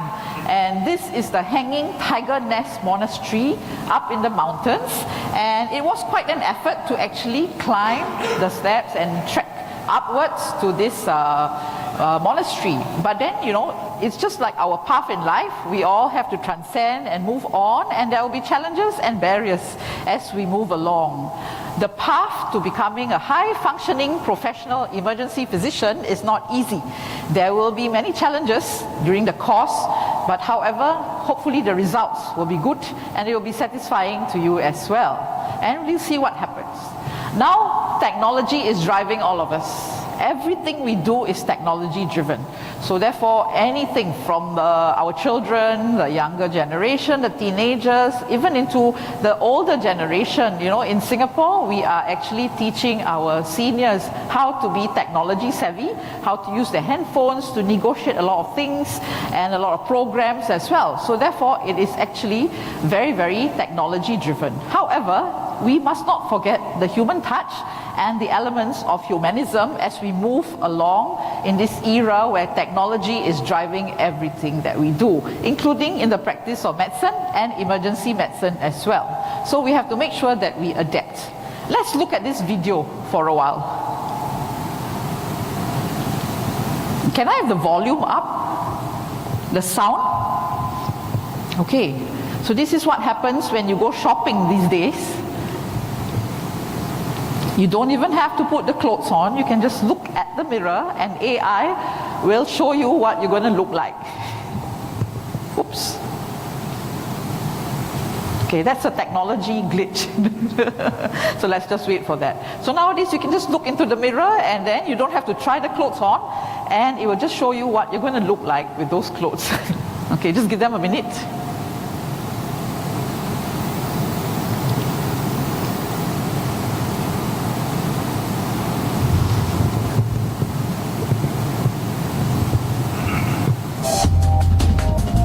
Yeah, we got the volume up already. Thank you. Yeah. Okay, so let's just see how it's going to be like when we go shopping these days with AI and with a technology-driven world.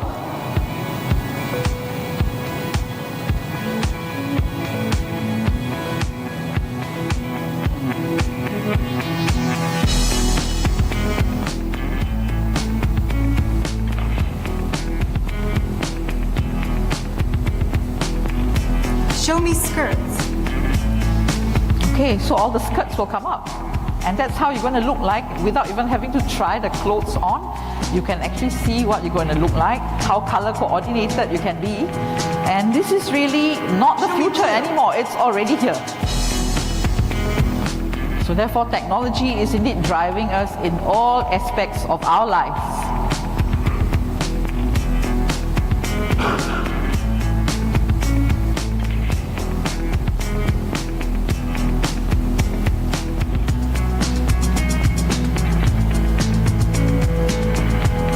This is really quite fun, especially for ladies, because you know how many times we change our clothes in the morning because we think that it doesn't match nicely.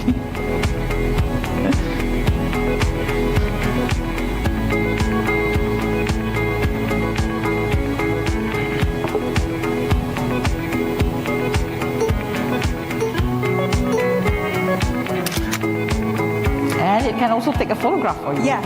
In case you want to ask for your spouse's opinion. With different backgrounds as well.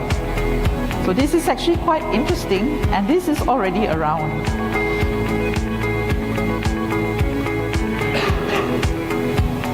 And you scan the QR code and you can do your payment online. It's cashless. So this is the world we live in today. So in the midst of all that, we must not forget that humanism must still prevail. It is at the center of everything that we do, including when we use technology as well. So humans must be at the core of everything, whether it's related to our patients, our learners, their family members, and the community around us. And don't forget the healthcare staff, all of you as well, because oftentimes we care about others, but we forget to care and think about ourselves, which is really very important, because if we are not there, then there's no healthcare provider really. So the characteristics of humanism in anything that you're going to approach to do really comprise of the human values, the human emotions, which is very unique, because when you use technology, those things are not there really. And your humanistic approach, always think about how a person is going to react to you, and of course all the other considerations like values, personality, your style, and all that. Okay, so I'm not sure whether any one of you have read this book. It's Man's Search for Meaning by Viktor Frankl. And he says that the hardest part of being human is to continue to be human with each passing day. Just think about it, with all the technology surrounding us, do we really feel like this? You know? So therefore, what are the technology that we are most exposed to? In medicine and in education or medical education? Well, we have a lot of technology enhanced learning, everything. This afternoon I'll be talking about my simulation technology at 4:30, so you can see all the kinds of technology and toys that we are involved in these days. Technology driven communications. We cannot live without our mobile phones. You know, everything is there, even all your learning, important learning curriculums and everything are all on your phone now. And serious games. I developed serious games to teach healthcare providers how to excel in certain tasks and skills. So that's the game-changing technological tools. And then of course we do a lot of VR, virtual reality, augmented reality, extended reality, mixed reality, and all these, including robotics. Robotics is not new anymore. People are already using this to do surgery and surgical processes, and I'm sure it's the same in Turkey as well. And a lot of AI. We are looking at how to integrate AI into a lot of the things that we do in the emergency department to make things more efficient and also seamless for our patients and also for ourselves. So what does AI comprise of really? You know, we talk about AI all the time, we talk about smart technology, but then do we really know what we're talking about? Well, so AI really comprises of computer controlled processes. So there's algorithms, there's a lot of mathematics and physics involved, there's calculations, for example. You can have an AI algorithm for assessing how likely is your patient with a right lower quadrant pain likely to have acute appendicitis, or a right hypochondrial pain likely to have gallbladder disease or hepatobiliary disease. There are mathematical algorithms to help you with this, and it's run by AI. And of course, there are many solutions that you can use, equations, logistical optimization. You can see your patient flow through your emergency department using AI technology. If you're building a new emergency department, you want to look at how to run the flow of patients directly from registration to triage, to your resuscitation room, to your consultation areas. You can actually use AI to look at the flow as well. And of course, a lot of other software as well. Now, AI's entry into medicine perhaps will redefine our role as the educator, as the teacher, as the mentor, right? So at the same time, as we are using all this technology, we cannot run away from the fact that we need to use technology, because if not, our younger generation learners are not going to be motivated, And you know, they like to do things fast, short, sharp, targeted, focused, and they're very mobile. They like mobile learning, you know, and they don't want to sit there all the time for a few hours and look at the desktop, for example. So this is the kind of learners that we have to appeal to today. So therefore, we have to think about how we want to do all these things. So as we are reaching out to this group of learners, don't forget the humanistic approach, which is we want them to come at their free will, because if they are internally motivated, they will do better and they will be more passionate about what they are doing in their work, of course. And then, of course, the emotional and the motivation part is very personal, very human. These things you cannot duplicate with technology. And of course, with the changing face of technology today, we find that we are learning more in isolation. We can do it on our own. We don't have to have group learning anymore. We can have our technology devices in our own homes, and we can study anatomy by putting on a pair of spectacles, which is AI savvy, and you can actually learn anatomy on your own practically. So people are becoming isolated. People don't talk and meet face to face anymore. They can interact through their mobile devices, for example. So therefore, think about the human-to-human interactions that we have. Our patient contact with the physician, that's important.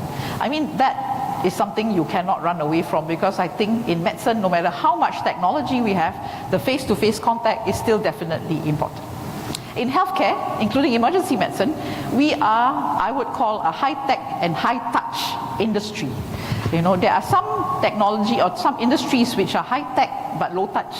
But for us, we are high-tech and high-touch, because we need technology, it has to drive us, but we also need high-touch because we need the personalized approach to patients, we need to have the face-to-face contact, we need to have the therapeutic touch as we manage our patients, for example. So therefore, I like to term it as high-tech and high-touch in terms of using technology in medicine, including emergency medicine.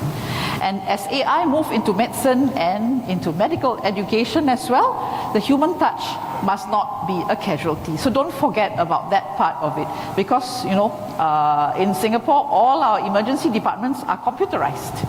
You know, everything is computerized, everything is digital. So therefore, what my medical officers and residents do is that when the patient comes into the room, it's a consultation patient, not a resuscitation patient lying on the bed. Then they will be typing at their computers, you know, the history, the physical and all that. And sometimes they forget to look at the patient. They forget to look at the patient. And we get complaint letters. As the director of quality in the emergency department, I get people complaining, say that when I came into the consultation room, the medical officer was typing on the computer. He practically never looked at me, you know. So we forget the humanistic aspects of the practice of medicine. We forget to look at the people that we're talking to. And because we're so driven by the task that we want to do, we're just typing on the computer, you know. So don't forget those elements.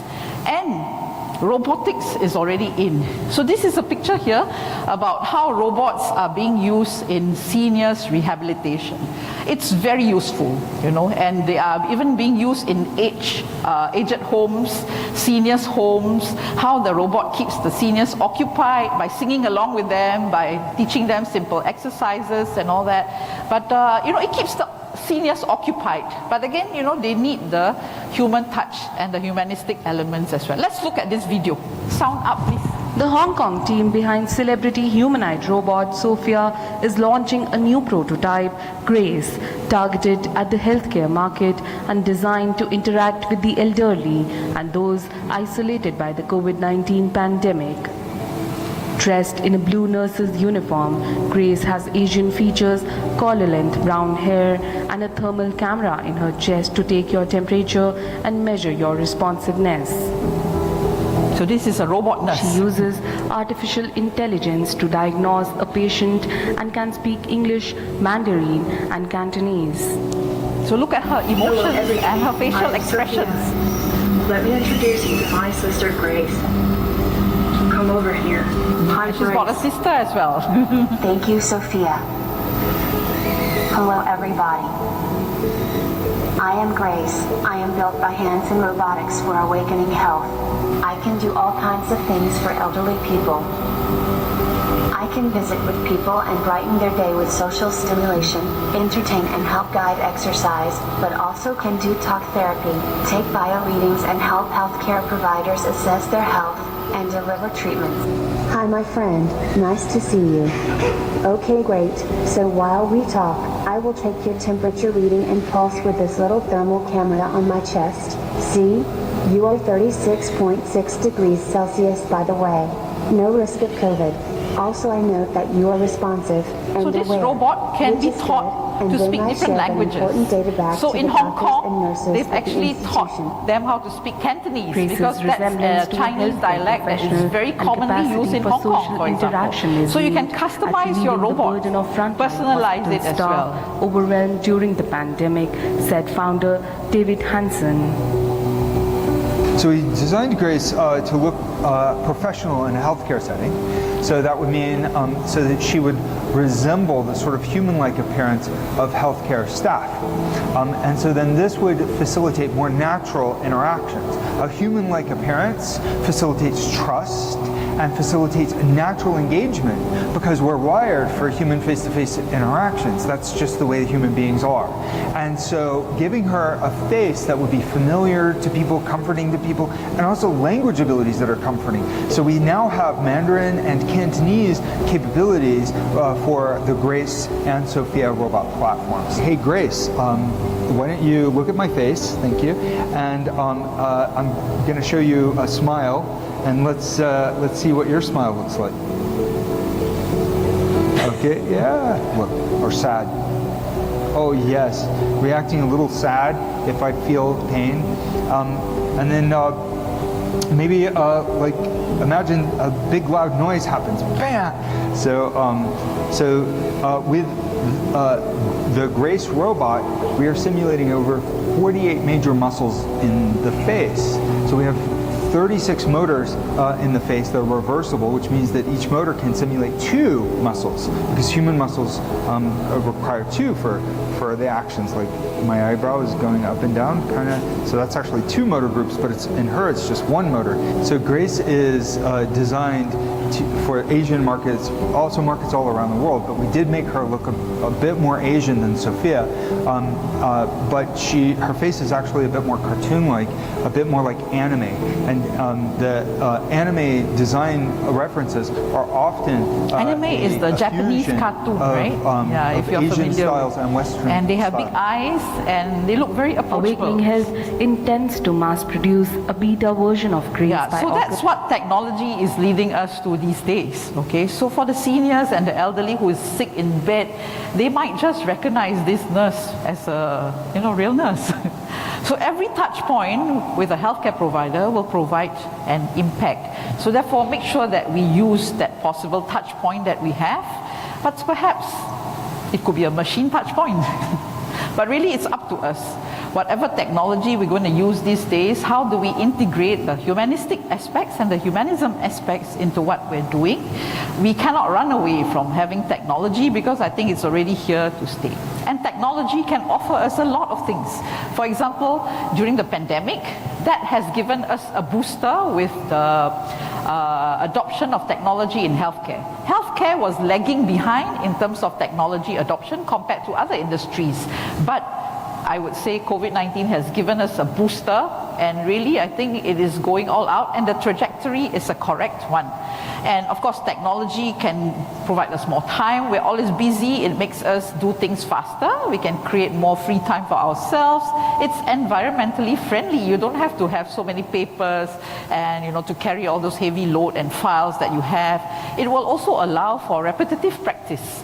So if you have simulation, for example, you can practice again and again and again without hurting any patients, and you can do it until you reach a proficiency level or a mastery level that you would like to attain. Of course, it will save on storage space. You can do it on your own free time as well. So people are very mobile nowadays, especially the younger generation. In Singapore, we have a Smart Nation move, which is to make everything more IT driven. So therefore, these are all on the agenda for different institutions, different industries and all that. But what technology cannot really offer well is really the relationships and the interactions that we must continue to have. And of course, the social skills, the communication skills, the deeper emotions, the finer aspects of correspondence, and the touch and feel as well. You know, that's very, very important. So therefore, technology can offer a certain amount of things, but there are certain things that we still need to have the human elements to it. So therefore, technology can enhance, but I don't think it will replace the human representations and interaction. So whenever we are adopting technology, make sure that we think about the humanistics and the humanism aspects. It's a very interesting area. And of course, these aspects of humanism are very culturally driven. How it's driven in Turkey, for example, could be very different from how it's driven in Singapore, because we are all culturally different, and in multi-ethnic, multi-racial society, we have to think about those aspects of practice, of interaction with different people, different age groups as well. So that's really quite an interesting element to think about, as well as we're moving into the future. Now, in robotic surgery, a lot of things are programmed. They use a lot of AI, a lot of computer software to program every step, which is done with precision, a lot of precision, better than the human cut, for example. But the important thing is that the human controls the robot. The human controls the computer software. So you still need to have the human elements there. So, if we look at this trajectory of the path to humanism in the world where technology is being adopted, make sure that we look at some of these things to make sure that our learners are taken care of. They have the human elements and the humanistic aspects, and they also can experience the joy in learning, the wellness, the comfort, the ease and all that. That cannot be machine driven. In Singapore, we have a movement called the Joy at Work movement. And this Joy at Work movement is about maintaining psychological safety amongst healthcare providers. Nobody has really looked at the psychological safety of healthcare providers until COVID struck. And then people became more concerned about our psychological well-being, whether healthcare providers are doing well, are okay, are breaking down, are burning out. So I think COVID-19 has brought certain positive elements to our practice in medicine as well. So all these things are still very human, and technology may not be able to do it all. So therefore, for all of us, it's about a balance, how we want to create that balance in the work that we do, in the practice that we have, for example. And really we have to be conscious about the human elements. So when I'm using simulation to teach my residents or my doctors or even faculty, so I will inject situations and scenarios to make it more human. How do we do this? By injecting narratives to humanize the experience. Because when you write scenarios for simulation, you will actually write from experience that you have had in your emergency department, where a patient comes to life presenting with acute myocardial infarction in cardiogenic shock, or diabetic ketoacidosis, with severe sepsis, So those are the stories, the narratives that are very important, that helps us to keep our scenarios and our simulation human. When we do debriefing after the simulation, we are usually doing it face to face. That's the best. And of course, there are virtual debriefing sessions, which we have done during COVID especially. But again, there are certain limitations to it, but it can be done. It still works, and I've done many of those virtual debriefing sessions as well. But of course, it will be more satisfying if you can do it face to face. And then of course, we can use hybrid simulation to humanize our simulation sessions. I'll be talking about this in the afternoon at 4:30. If you're interested to see how we integrate a lot of different tools and toys into simulation by using hybrid simulation, do come for that session later. And of course, we can combine live and virtual sessions together to make it more humanistic as well.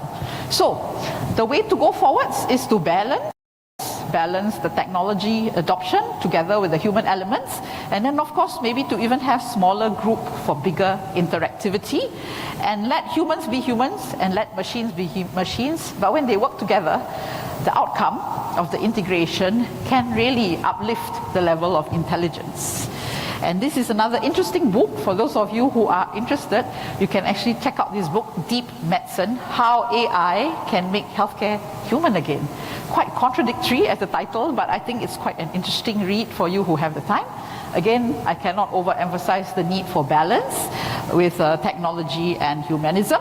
Moving forwards, I think the digital economy is here, the green economy is here, the care economy is here. But in all the things that we do, make sure we consider the human elements. So the 3 S's to remember will be safe, smart, and sustainable, because we definitely want to save the earth and make sure we are green. So back to that hanging tiger nest monastery in Bhutan, the country with the highest happiness index at one point in time. So I mentioned earlier that I actually climbed all the way up using your own 2 feet. You climb. Of course, it's a lot of effort to climb, but then, you know, at the end of it, you actually get to see a beautiful sight, and you get to go into the serene, calm monastery, and perhaps technology will now be able to get you up there sooner. You know, perhaps there'll be a conveyor belt, perhaps there'll be a cable car, a technology-driven vehicle that can bring you up there easier. But just ask yourself, will you be more satisfied when you get up there?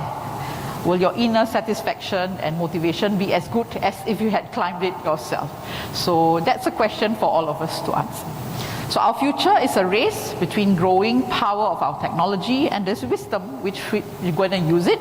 So let's make sure that wisdom can have a bit of an edge over that. So thank you very much. And if there are any questions, I can take them. Thank you.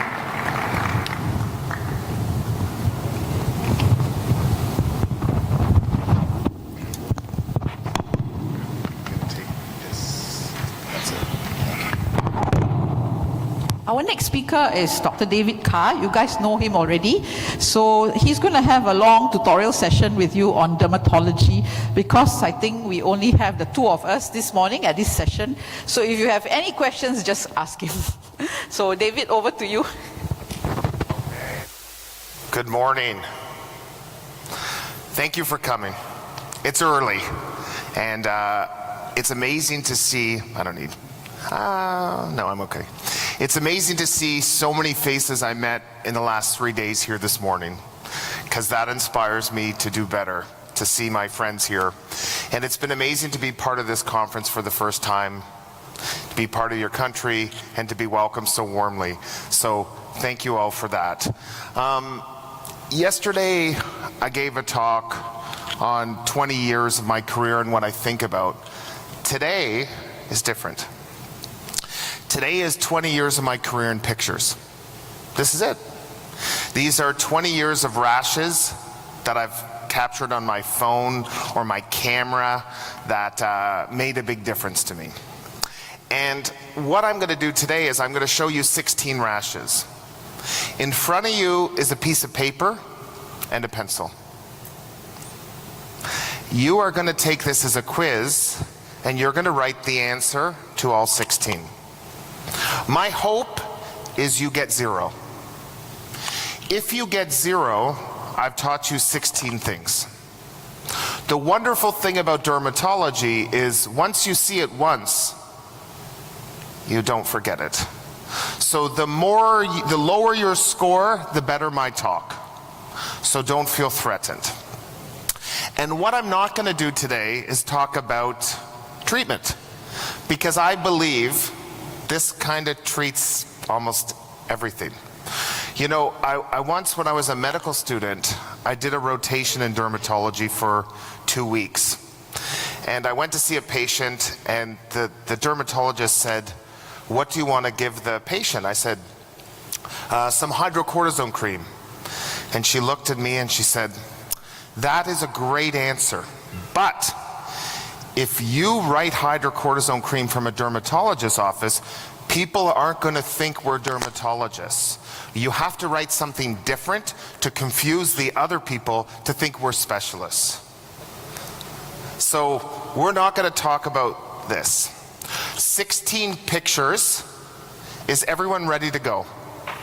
Okay, so what I'm going to do is I'm going to give you 16 pictures with 16 stories. I'm going to go quickly in my Turk English. I'm going to go slow, and then we're going to come back and we're going to make it like a quiz. Now, you in the purple shirt in the back, do you want to come closer? Or you this is a really fun, intimate session. You two, I know you're having fun together. Come closer, more intimate. Let's just make this like a fun activity. Sorry to pick on people. I won't pick on people for answers though. Okay, the first person gets referred to your emergency department. They've been on cephalexin for 7 days. Both of their legs are infected. They get referred to you for intravenous antibiotics because they're not getting better. That's your first patient.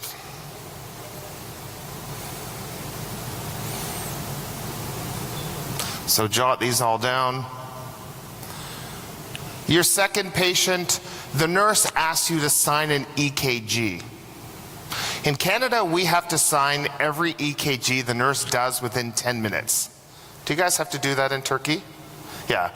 So I get shown the ECG, the heart rate is 170, and I said, what's the story with this kid? He's 20 years old. Oh, he has a rash. He was tachycardic. So I did an EKG, and can we give him something for pain? His heart rate is 160, 170. His blood pressure is about 90/60, and he would just like something for pain. Do you think I could give him some Toradol or morphine before you see him? He's just got a rash on his leg.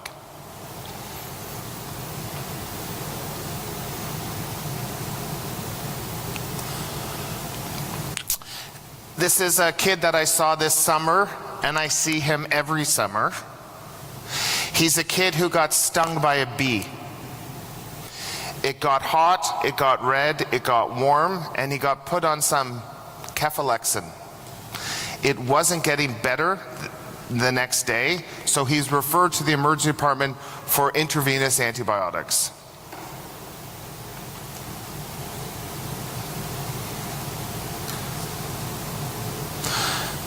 This is my daughter Dylan's foot. Dylan and I were at the basketball game. We're big Toronto Raptors fans, and Dylan said, "Daddy, my foot is so itchy." I'm watching basketball. I don't really care about her foot, to be honest. And she kept, "My foot's itchy, my foot's itchy." I'm like, okay, the game's on. We're not talking about your foot. Everyone has that one child who, she's my one child who kind of always, "Daddy, daddy, daddy." So I said, "Dylan, we'll deal with your foot after the game. Can we just watch the game?" She said, "Can I take my boots off?" I said, "You're not going barefoot at the basketball stadium." So the next day, her mother sends me a text that says, "I understand Dylan told you her foot was bothering her. You didn't look at it. I thought I would send you the picture. What's wrong with Dylan's foot?"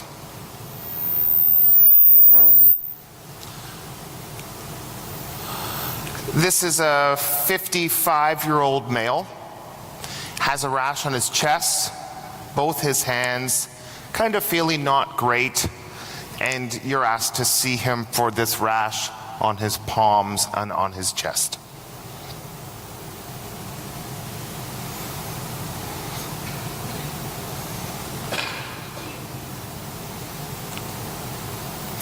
This is one of my favorites. This is the patient's camera. The picture on the left that looks pretty good with the piece of gauze is when he presented to the emergency department. He got bit by a dog, his dog, and he came in, he was given some antibiotics, some amoxiclav, clavulanic acid, and told to keep it clean, to put a dressing on it, some bacitracin, some stuff, just keep it clean, and if it gets red or painful or anything, to come back to the emergency department. And he came back 2 days later with a very itchy rash on his hand, and he said, they told me to come back if it gets worse, and I saw him and it looked a lot different than it did from the picture he showed me a few days prior.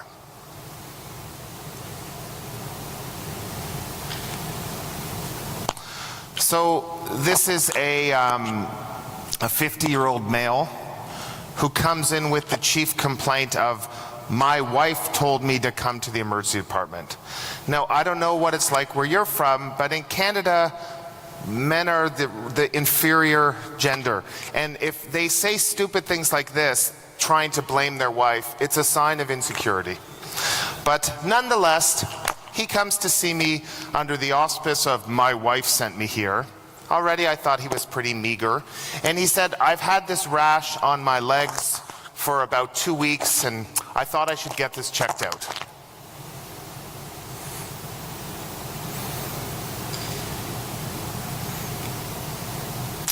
Okay, this is a strange story. This is a gentleman who was going on a cruise.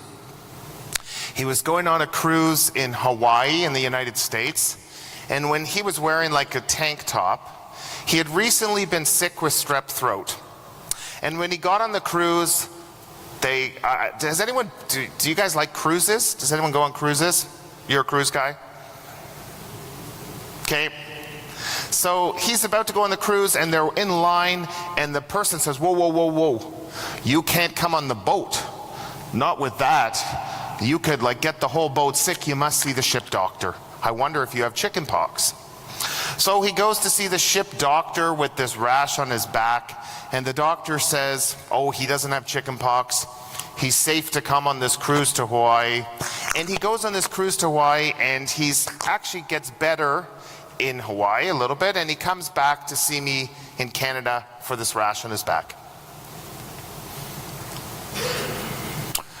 So this is a strange request.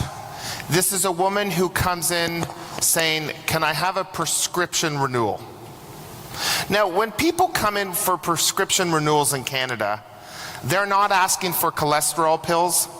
They're not asking for thyroid pills. They're usually asking for either opioids or benzos. This woman says, requesting valcyclovir. So she says that she has had shingles every month for the past 2 years. And she gets shingles on her butt. This is her left buttocks. And she gets shingles every month, and she's visiting from out of town, and all she needs is a prescription for valcyclovir, and she wants to go home. So every month she gets shingles, she just wants valcyclovir, she's ready to go home.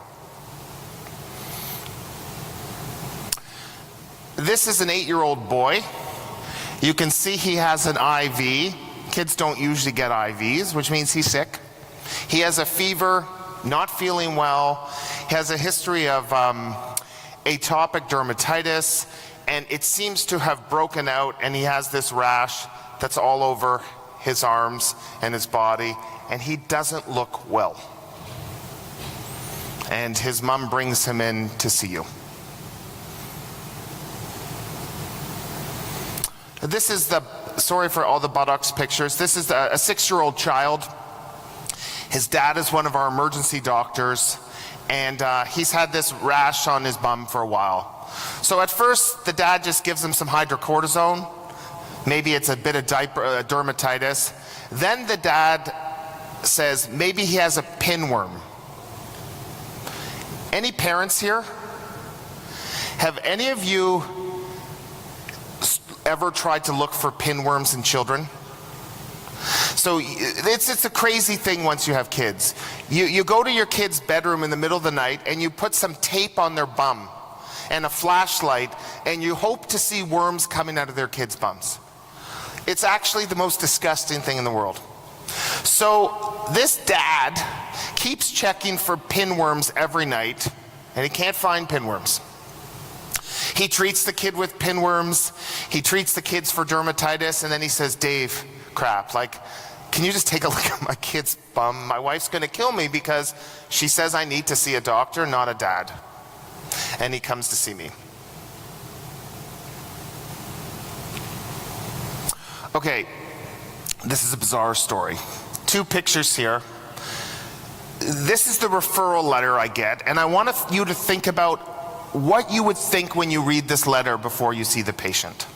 The letter says, I have seen this young 25-year-old Filipino male twice in my practice. He came to me 1 year ago with an abscess on his neck.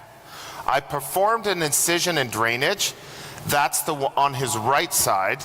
Today he comes back with another abscess on his left side, and I think he's going to need a skin graft.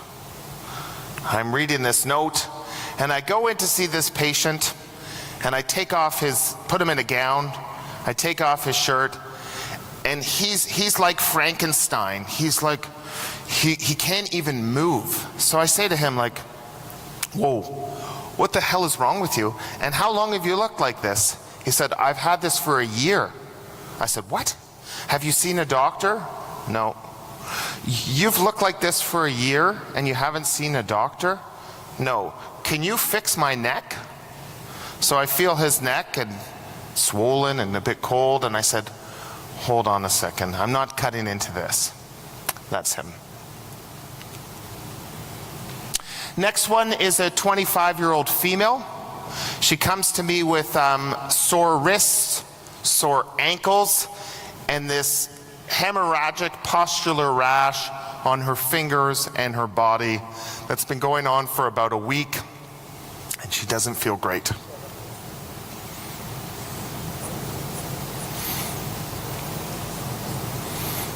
So this is a guy I saw last winter. He's a marginalized individual who lives, he's homeless. We have a large homeless population in Toronto. And he came in with some bleeding gums and this rash on his legs. I kind of looked at it. I figured, you know what? He's a drinker. Maybe he has some bone marrow problem. I order some blood work. I get the CBC thinking this is going to be a slam dunk. His platelets are 350. They're completely normal. And I look at his rash, hoping it was thrombocytopenia, but it ain't. And that's his rash.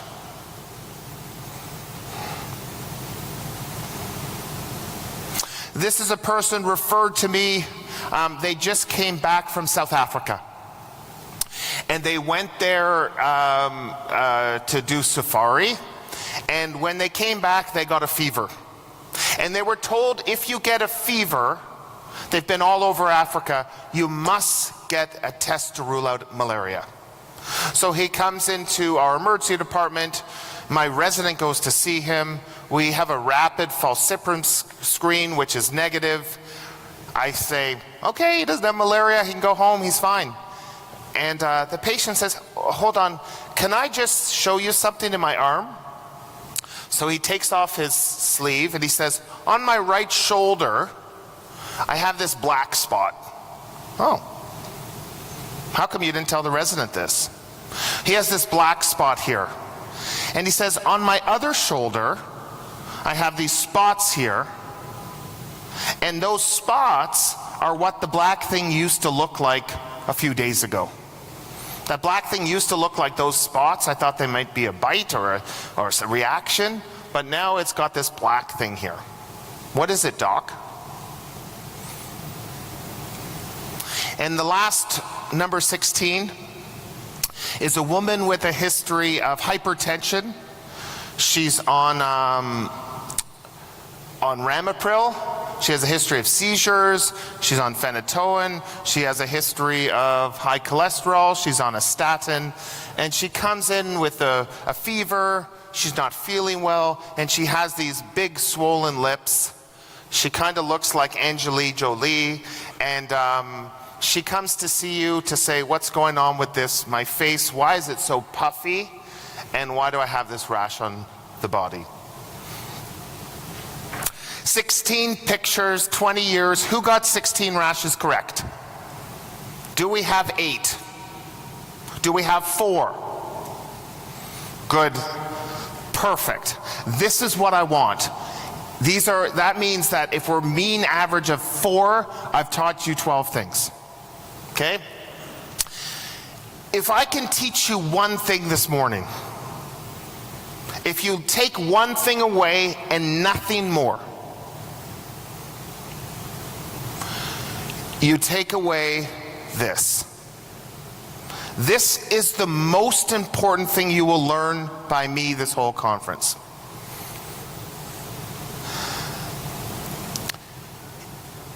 Who knows what the first rash is? Anyone want to shout it out? So this person has stasis dermatitis. You do not get bilateral cellulitis. Cellulitis doesn't work where you get it here, skips this stuff, and goes down the other way. That's not how things work.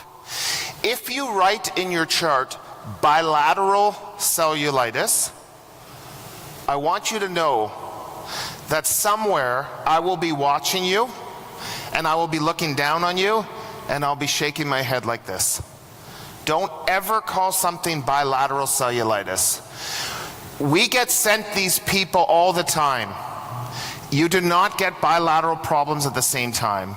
And it's a cycle of unnecessary antibiotic after unnecessary antibiotic, and stop the cycle. These people need weight management to lose weight.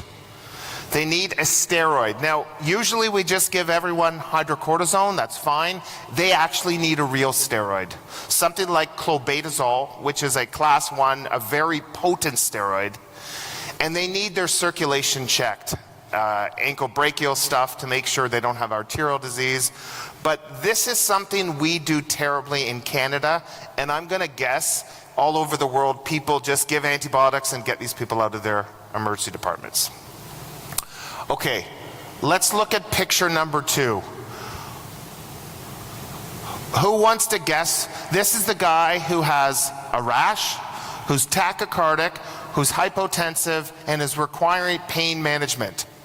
I want you to shout out in Turkish or English what this person has and what you're worried about.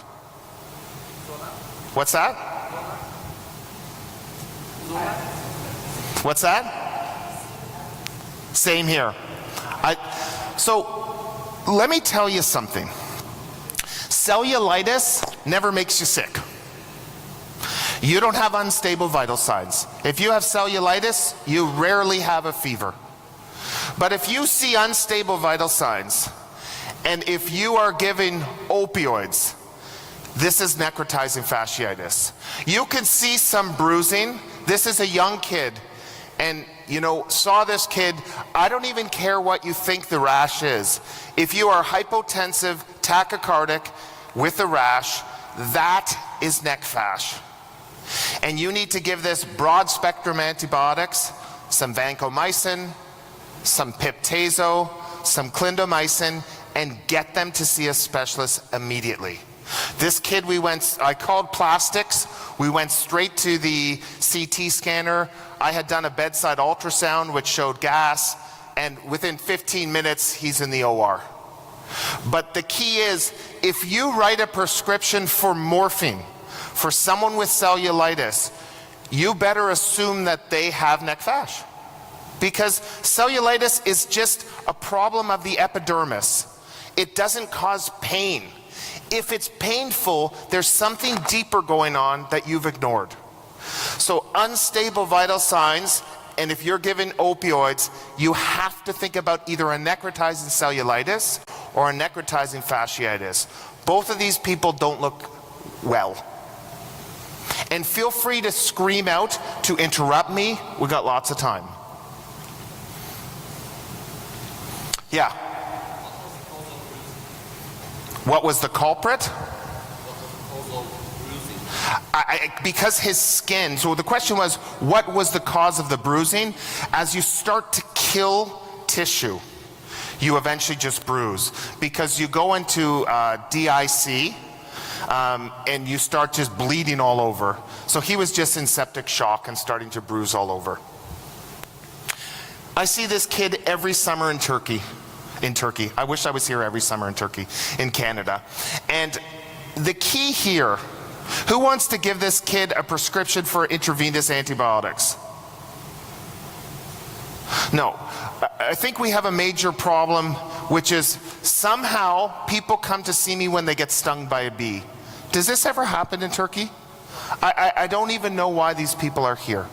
And I think the key is that The reason insect bites get infected is because you're dirty. It's because you scratch them. The bee sting, the mosquito bite, they don't cause cellulitis. Humans cause cellulitis. So if someone comes in after a bite or sting, this kid needs an antihistamine, an anti-inflammatory, and ice. No antibiotics. And I say to the parents, it's gonna look worse tomorrow. And if you put a circle around it in pen, tomorrow it's gonna look worse. That's okay. If the story is, I got stung by a bee a week ago, it was totally fine, and now I look like this, that's cellulitis. Cellulitis doesn't happen in 4 hours. That's an allergic reaction. It's another inappropriate use of antibiotics. Apart from being a neglectful father, what rash does my daughter Dylan have? Does anyone know? So Dylan has cutaneous larva migrans. And when you look at her foot, it's like an S shape. It's serpentinous. It's like a thing burrowing her skin. And essentially what had happened is we were in Florida on a holiday and we were playing in the sand. And a dog, typically it's dogs, they pee in the sand, and in that urine there are the larva of this worm, and this gets under your skin. And the hardest part about managing her was how I had to tell her and her two siblings that Dylan has a worm crawling through her skin that's going all around. That part was more delicate to manage, but she was treated with something like albendazole or ivermectin, and literally in 2 days the rash was gone. But if you look at pictures of CLM and you don't treat it, that worm will just keep burrowing in your skin. We see CLM in Florida and the Caribbean quite a bit. This is a very important rash. Who knows what this rash is? What's that? You're brave. You're brave. I'm going to come chat with you. What do you think it is? Hand,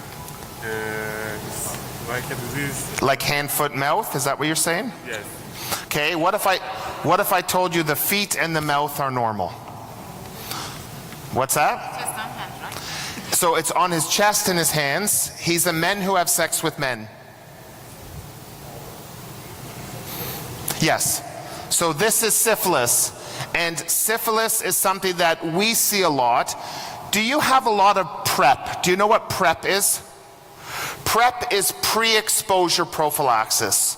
So in our men who have sex with men community, a lot of them are on PrEP to prevent HIV. It has done a wonderful job preventing HIV, but people don't use condoms as a result. And we've seen a major surge of syphilis in Ontario and in Canada. What we know about syphilis with our data is 98% is male, and 91% of our syphilis is in men who have sex with men. The most interesting thing for the residents and the learners is you're always taught that syphilis has this chancre on the genitals before. But what's startling is that 85% of women and 65% of men never had the chancre, which means it's not that relevant. It's the classic description of syphilis, but it's not the common presentation. We see tons of this. It often gets misdiagnosed as pityriasis rosacea because it's a rash on the chest. It gets misdiagnosed all the time. Do you see a lot of syphilis in Turkey? Yeah. Let me ask you this. Here's a bonus question.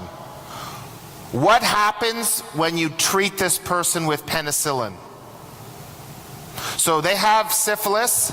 You look at this and you're like, you have syphilis. And you give them bendazine penicillin.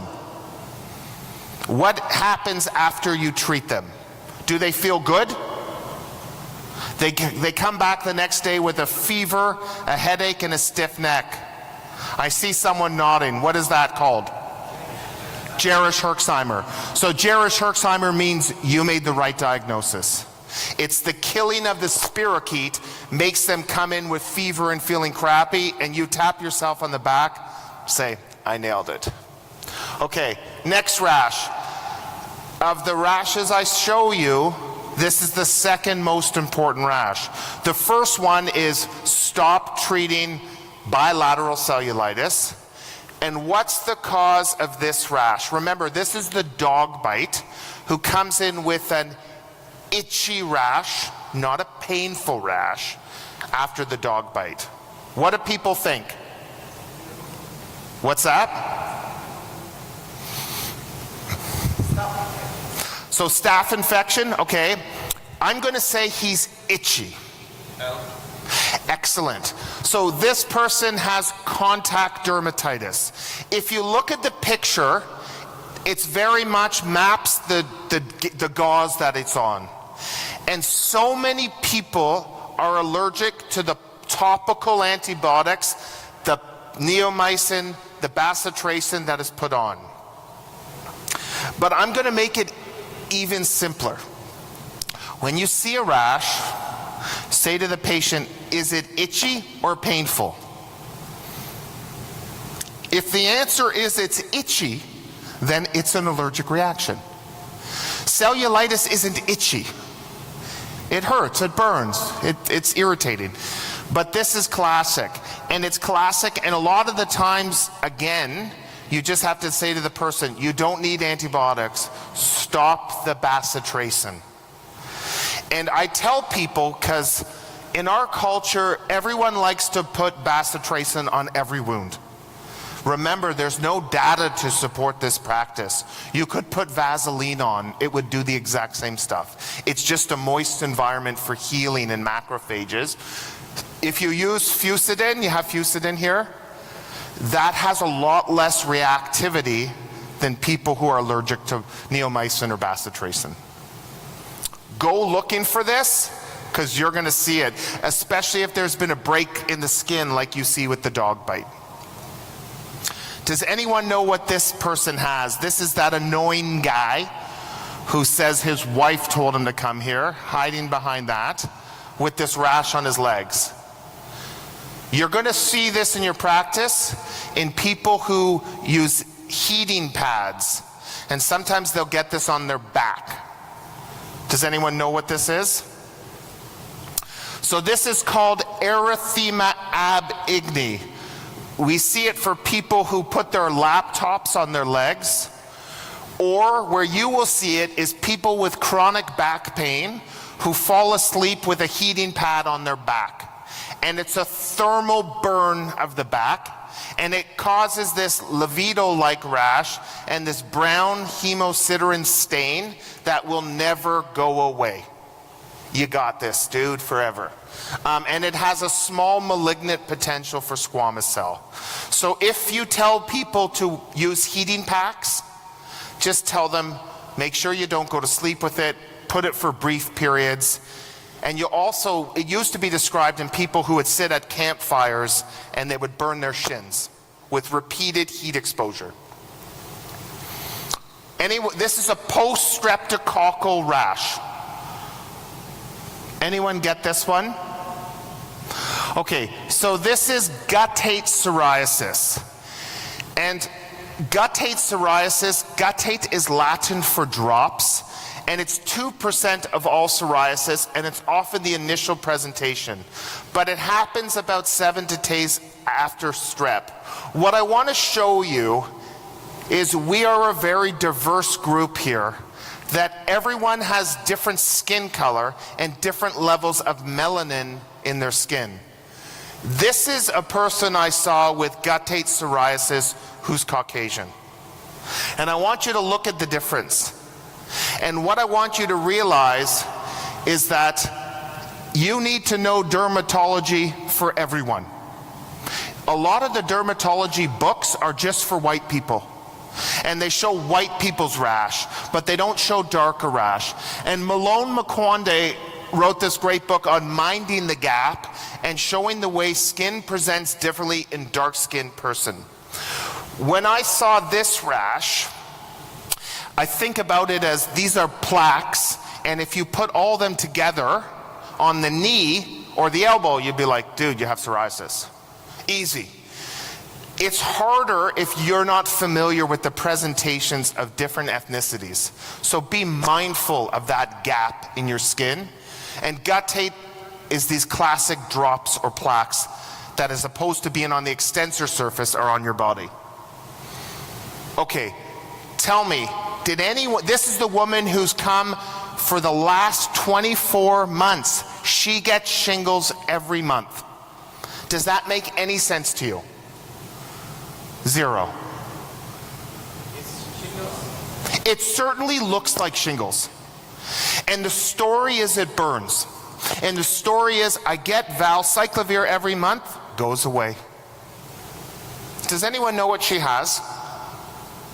So, like in my talk yesterday, I don't know what she has, but I'm pretty sure it looks like shingles. But I know it doesn't make any sense because you can't get shingles every month. So I go on Google and I write recurrent shingles in the buttocks.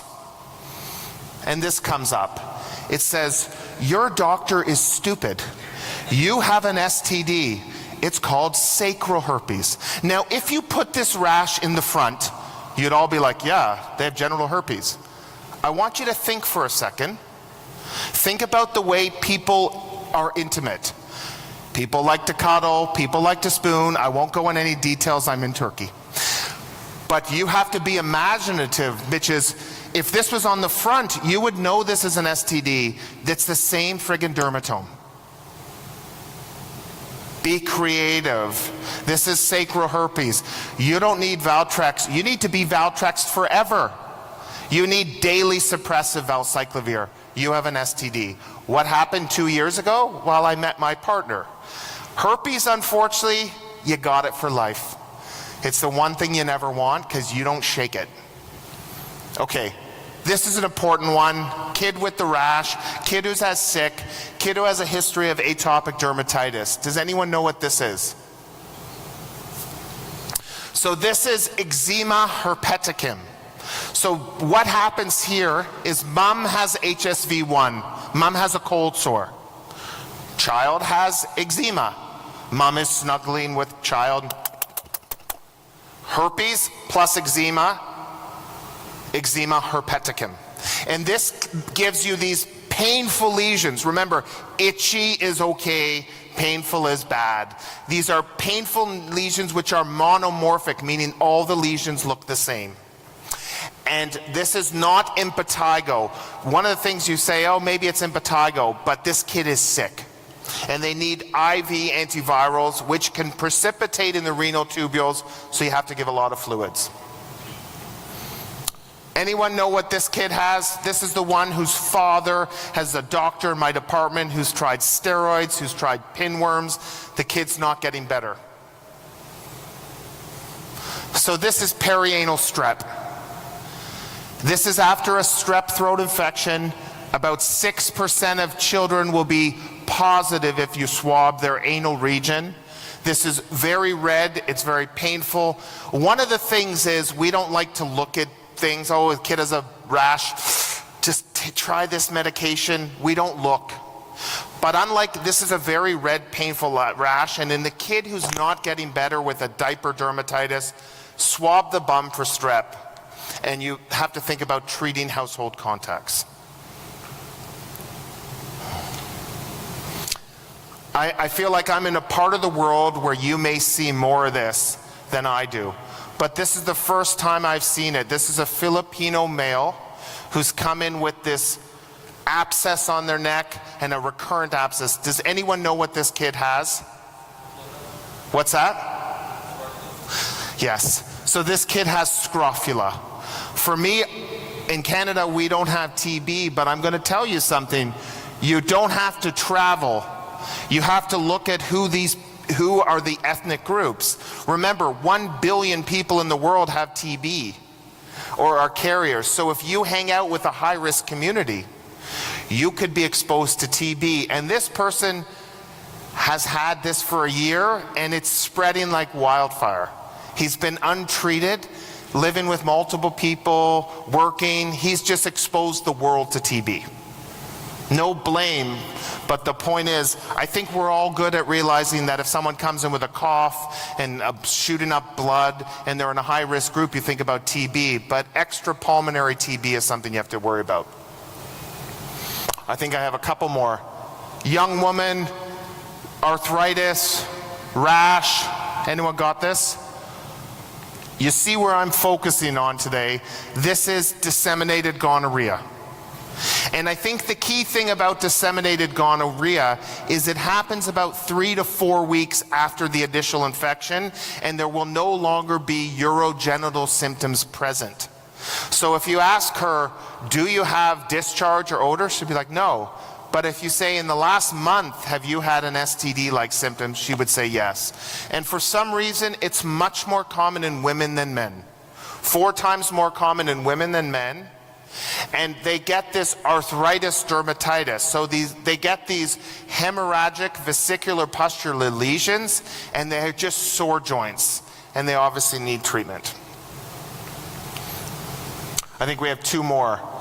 Has anyone seen this, or did anyone get this? This is a homeless guy who came in with bleeding gums and this rash. What's that? Okay. Yes, vitamin C. So this is scurvy. And I thought scurvy was something you read about of people who were sailors that's 300 years ago got. I actually saw my first scurvy this year. You will see this in people with precarious social circumstances, and they get these S-shaped hairs. If you zoom in on this photo, you will see that the hairs of the leg are like the letter S. And in between them, they get these perifollicular hemorrhages, and they will often have bleeding gums. And you will see this in your marginalized population. It's not just on sailors who haven't had sunlight and fruit. This is our traveler who's come back with the fever, who doesn't have malaria. What do you got?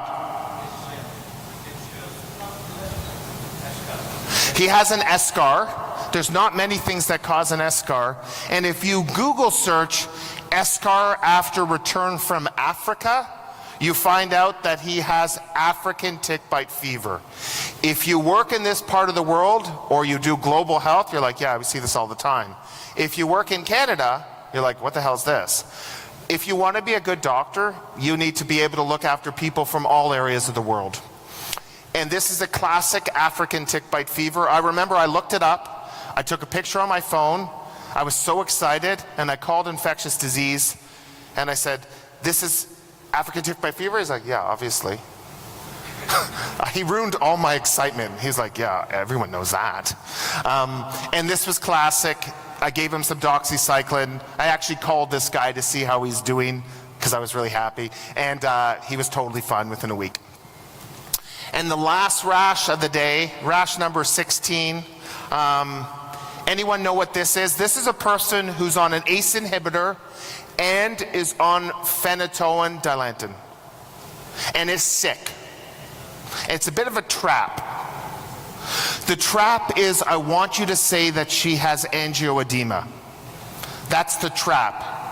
She doesn't. If you have angioedema from an ACE inhibitor, you don't get a fever, you don't have a systemic rash, your face is swollen, your uvula can be swollen, but you're not sick. She has something called DRESS. Has anyone seen DRESS? Yeah. So DRESS used to be called delayed phenytoin hypersensitivity reaction. It's often started, it's a late effect. So delayed reaction, usually after starting phenytoin, and these people are sick, and DRESS stands for drug rash with eosinophilia and systemic symptoms, and they're sick. There's not a lot of rashes that make people sick. In my talk, we talked about neck fash, we talked about dress, but most people aren't sick. That's 16. If you got 0, I'm delighted. If you got 16, you're crazy. If you got 8, 4, it doesn't matter. I want to just say thank you so much for having me, for learning with me, and for listening to me in Turkey. I hope to see you all soon. Thank you so much.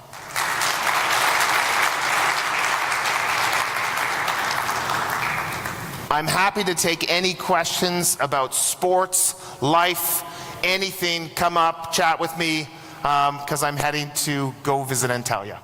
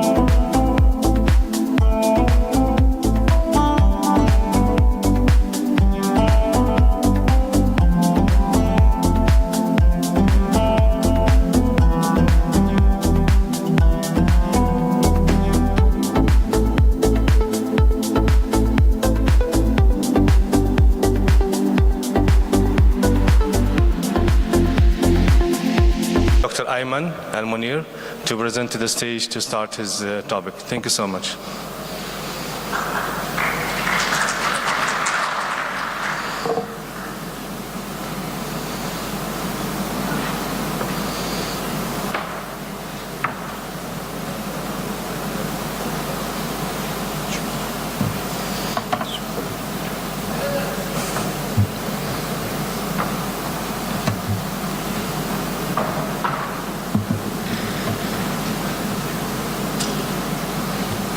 Good morning.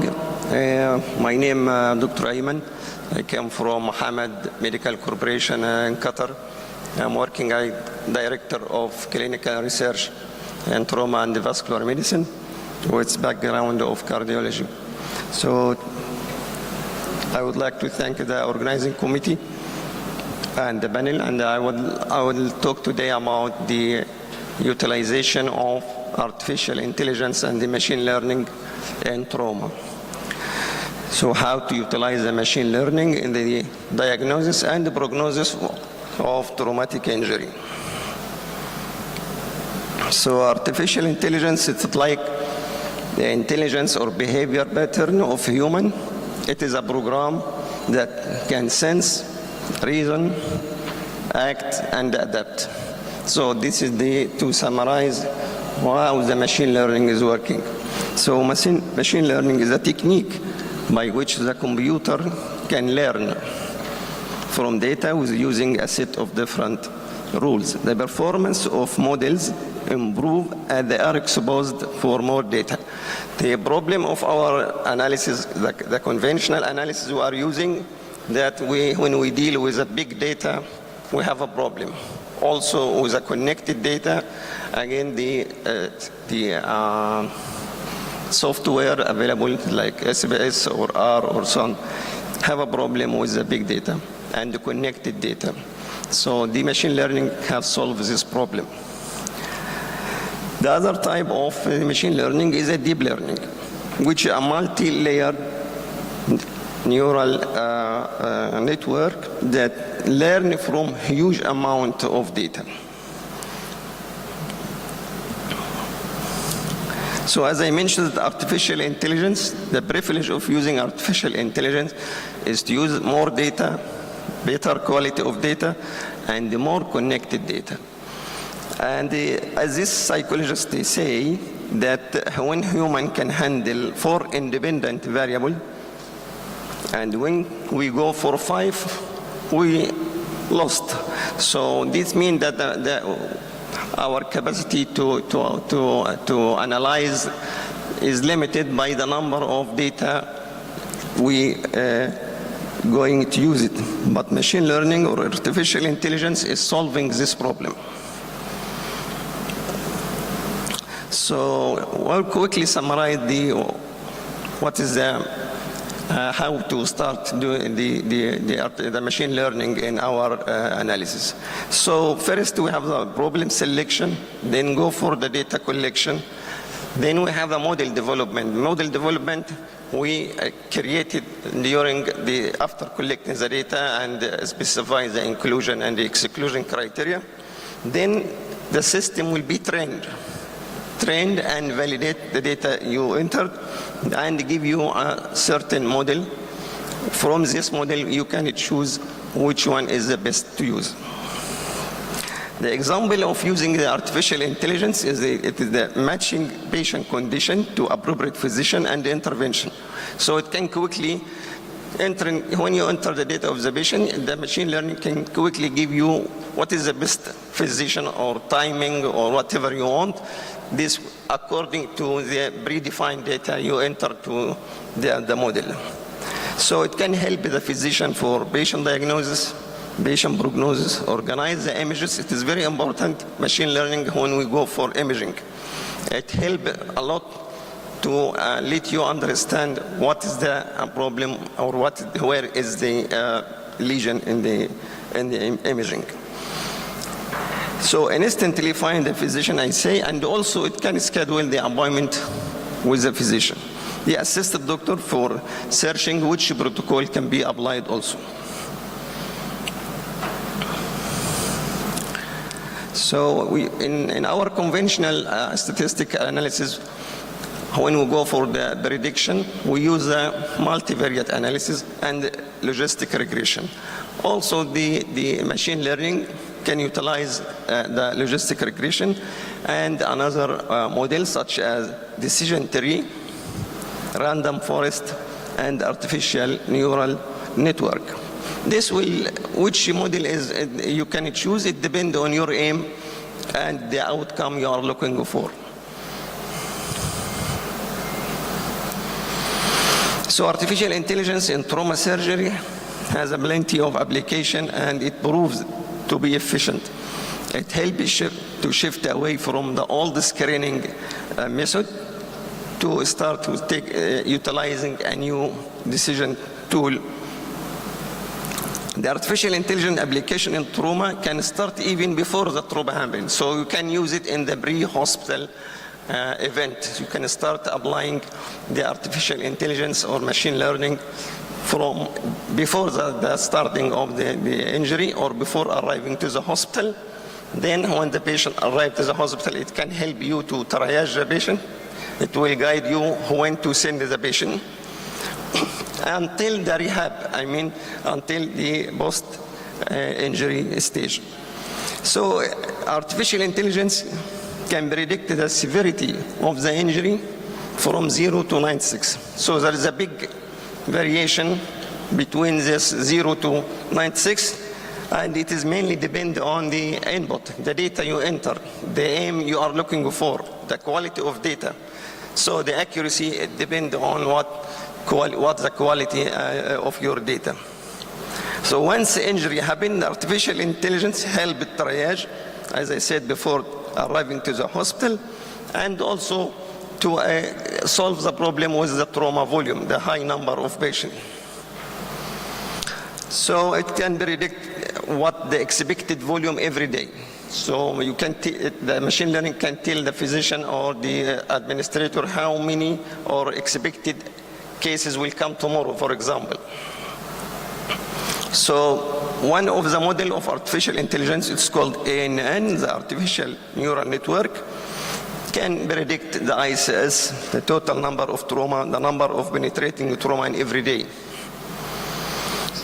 Once a patient reaches the hospital, the physician will use the predefined data, the vital signs, the initial lab, the imaging, all will be entered to the machine learning, and the machine learning will guide you for the best diagnosis or the best site for place for triaging, and also tell you what is the intervention can be used.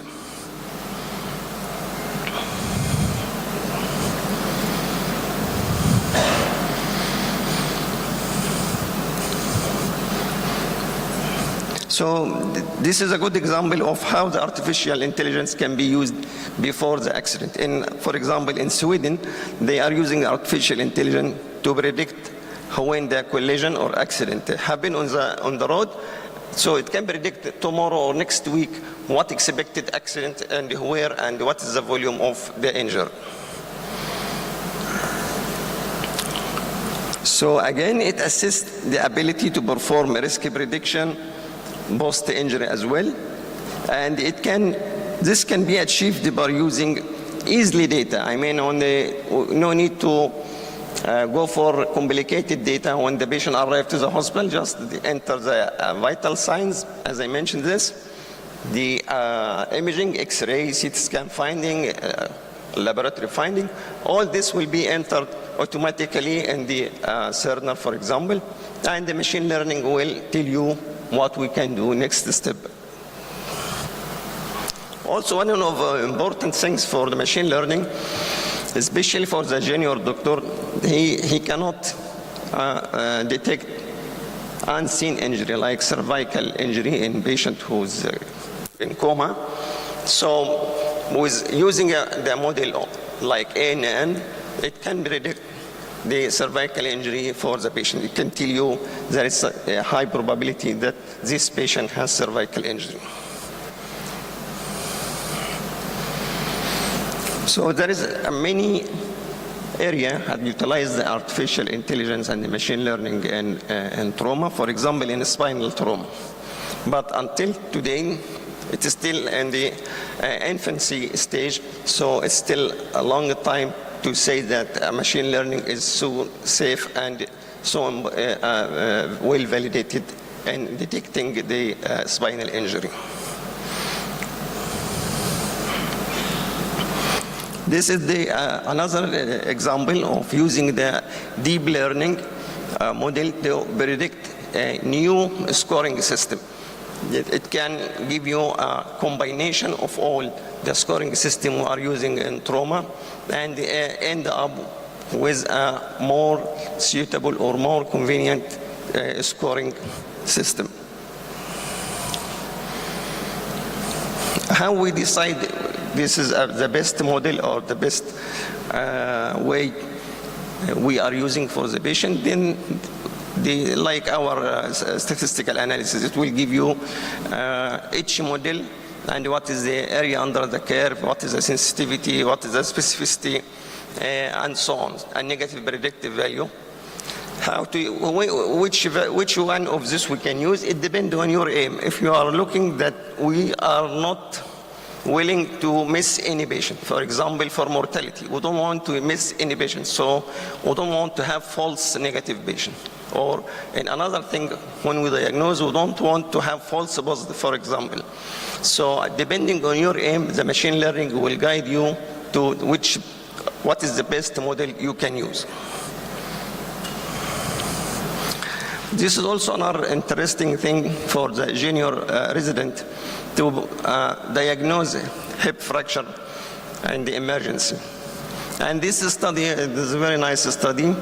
They created this model and they give it to the resident, and through this imaging they found that inexperienced resident can predict perfectly the site of hip fracture after utilizing the machine learning. So machine learning actually help more for the junior people.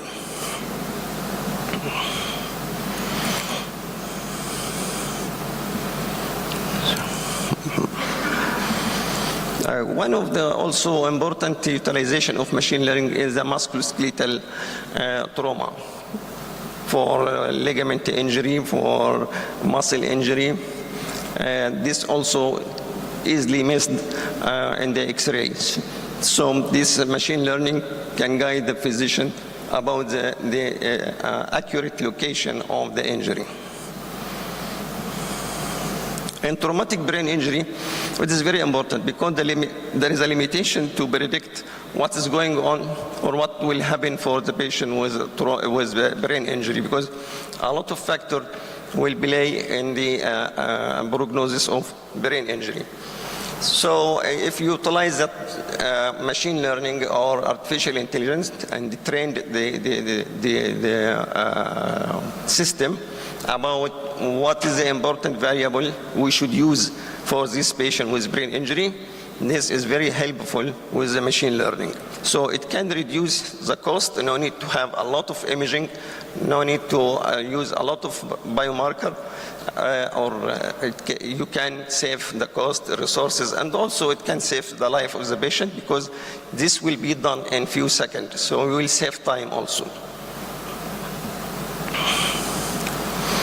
This is a study we have done in Hamad Medical Corporation in Qatar to predict the prolongation of the time the patient spent on the mechanical ventilation. First, we define what we mean by prolonged mechanical ventilation for the patient. Is it 7 days or 10 days or 2 weeks? The machine learning can use all these three and give you the best way to predict this patient will stay longer time on the mechanical ventilation.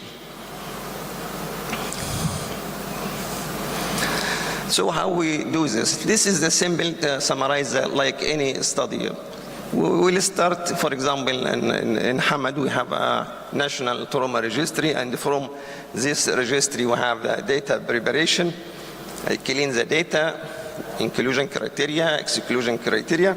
Then we'll go for the modeling, which, as I said, there is many type of modeling: logistic regression, ANN, SVM, random forest, and the CS. So you will not bother yourself by knowing all this. The machine learning will automatically give you what is the best model to predict the prognosis or predict the mechanical ventilation stay, but you should enter or feed the computer with the data which you gather it immediately when the patient arrives to the hospital, or even from the ambulance or AMS, they give you some hint like what is expected, is there any cardiac arrest happened during the resuscitation, and so on. All this information automatically on Cerner connected with the machine learning software that will end up with very accurate or nearly perfect accuracy of the prediction. Also, it is important thing in machine learning, they give you this as a figure. So you will not be bothered by numbers and so on. I will show you this. This is another example of how we can apply the machine learning. So if you have 1,000 patients, for example, the machine learning will do what is called a training. Use, for example, 30% and 70% versus 30%. This tested and the training. So this information, we should make it easy for any physician or healthcare provider to understand what is the data and what we mean by training and what we mean by testing data and so on.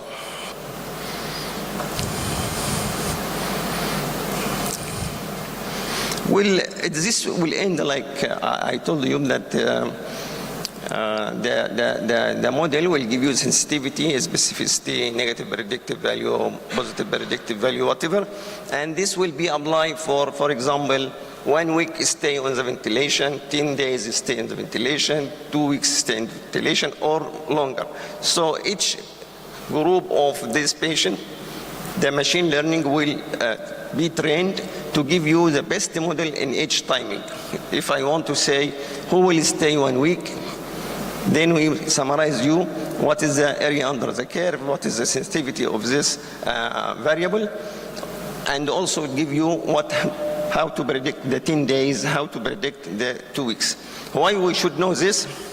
Because this is important to remove the ventilation early as possible. As you know, it can cause infection, VAP, for example.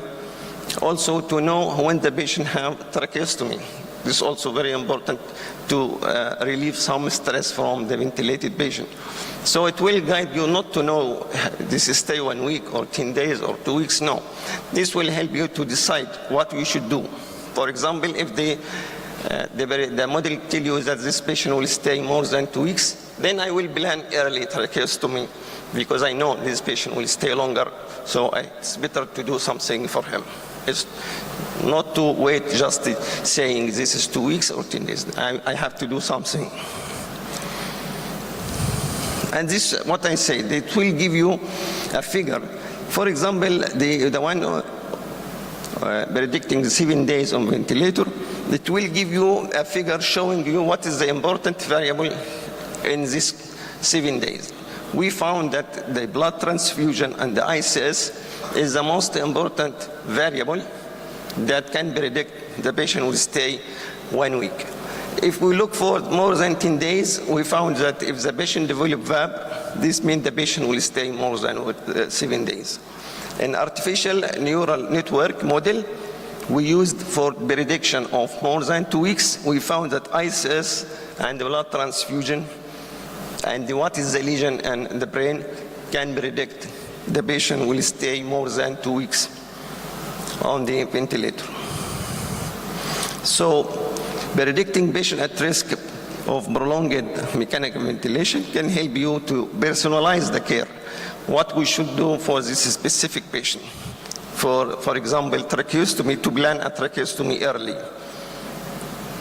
And this will improve the quality of life for the patient. But the most important problem or challenge is to make this machine learning, as we said, user-friendly. How we can utilize this terminology or new technology without complication or complexity.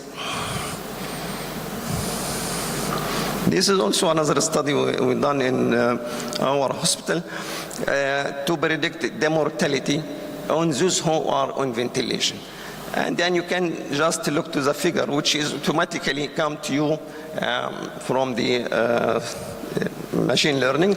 You can see that, for example, the patient, if they develop thromboembolic event or had higher ICS, this means the mortality is higher in this patient. This another study also we have done about prediction of VAP, the ventilator-associated pneumonia. And you can see that the time the patient until arrive the emergency and stay in the emergency, it can predict who will develop pneumonia on the ventilation. Also, in the patient who require massive blood transfusion, what is the most important variable? Just you will look for the figure, the analysis or the output of the machine learning. As you can see, the team level, which is the activation of code. If it is code 1 or 2 or 3, and the patient GCS, systolic blood pressure, this is very important things to predict the patient will need massive blood transfusion. So you will not be bothered by a lot of numbers. So just look for the output figure. Professor, you have 5 minutes to wind up your lecture. Thank you. So at the conclusion that as I said, the machine learning is very important in the diagnosis and the prognosis of trauma, but the challenge that how we can use it friendly without a complicated what's called terminology or sophisticated tools. So it will save the time and the cost and the life. All right, thank you very much. Thank you, Professor Ayman. For the interest of time, we'll take the questions at the end of the session. I'm pretty sure you all have multiple questions pent up. We'll take it at the end. Next, we have Lies, Damn Lies and Algorithms by Professor Prabhat Nanayakara. I wonder what this whole lies, damn lies and algorithms are about. Yes, thank you very much, Mr. Chairman. It's good to be here. And my name is Prabhat Nanayakara, and I'm the Professor of Acute Internal Medicine in Amsterdam University Medical Center. Our research in the last couple of years has concentrated especially on, we all talk about algorithms, but almost nobody uses it in the practice. Why is that? If you look at, this is my alter ego, this is my alter ego. I'm a musician and singer and songwriter. My songs are there in Spotify. I get mails all the time from American companies. We have run through your songs through an algorithm. They have potential, so can we help you promote them? Everybody's used artificial intelligence, except in medicine. These are our publications from last 3 years, where we worked with a guy called Ketan Peranape, who was a PhD student, who did a PhD with us. And we just talked to people, we did research, we went through lots of protocols to see why don't we use these AI interventions more often? And do we not trust them? Or are we so conventional that we don't want to use them? Because you know that doctors are conventional, arrogant, and also very sure of what they do is the best thing for the patient. And our journey in artificial intelligence started a long time ago. And a couple of months ago in Annals of Internal Medicine, we wrote this piece about ChatGPT. We're going to hear more about it. And what we did was we took a abstract from ChatGPT, or from Annals of Internal Medicine, put it through ChatGPT, and asked people which is which. Which one is ChatGPT? Which one is from real Annals article? And most of them got it wrong. So you see that artificial intelligence is going to be used, especially by students, pretty often. And most of the letters you get for interviews are already written on ChatGPT. Our journey started here.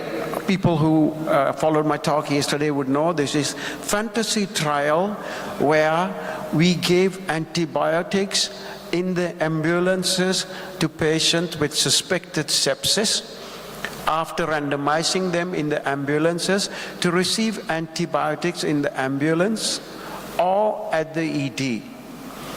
The study was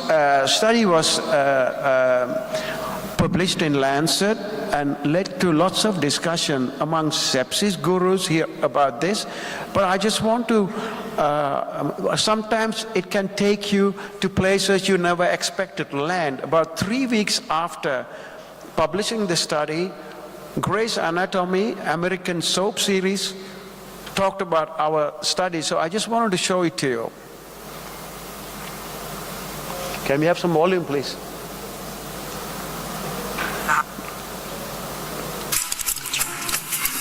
I'm the stockbroker. It's nice to date someone outside of the hospital, huh? It is refreshing, actually, talk to somebody about something other than the latest issue of the Lancet. Yeah. Did you read that article about pre-hospital antibiotics? That was amazing. You read that? Yes. Incredible. Groundbreaking. So So you see, when you end up in Gray's Anatomy, you have done something well, you know, so you think, okay, you don't need to do anything else. But what we saw in our patient population was we had a negative results. There was no difference in the two groups, but we could see that young patients probably, if we had more young patients, would have given us a positive result. I mean, every result is positive, but effective results.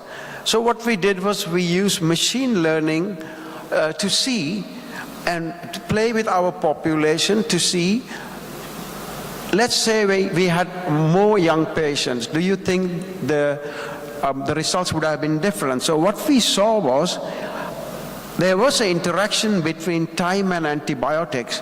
After a certain age, you could give antibiotics, especially to elderly. Nothing happened. Their mortality did not change much. While in young people, giving antibiotics as soon as possible when patient comes through the ambulance was really effective. And this is a way machine learning can be used already in the data sets to predict outcomes. We did a study a long time ago about blood cultures. And what we saw, you all know that we do lots of blood cultures. And what we saw was about 85% of the blood cultures we do give us negative results. And from the positive blood cultures, 15%, almost 50% is contaminated. So, it's happened all over the world, so I'm sure in your departments also, the yield of blood cultures can be about 1.4% to 17% positive blood cultures. Contamination can be as high as 30 to 50%, especially in the emergency department. Because the blood culture outcomes are only known about 2-3 days later, their contribution to clinical decision making can be pretty low. Less than 3% of the blood cultures really helps us in our decisions. So we thought, we are going to, and also one of the biggest problem is we think that blood cultures are very harmless. So you can do blood cultures as often as possible, but the problem is contaminated blood cultures cause harm to patients. The patients with contaminated blood cultures have a long hospital length of stay, and their mortality is also high because we treat them, we do more tests on them. So the blood cultures on the one hand does not contribute much to our decision making, and also it can harm patients. So that's why we thought we have to develop an algorithm to predict blood culture positivity. And we took a sample of our patients in our hospital, about 6,000 patients, culture negative, culture positive, and developed an algorithm to predict the chance of positivity of blood cultures. We use extreme gradient boosting methods. You just heard about it, so I'm not going to go into them. We also published our results in Lancet eBiomedicine and also BMJ Open, so you can read it. This is about the development of blood culture model. This is the prospective validation we performed in our unit. What did we see?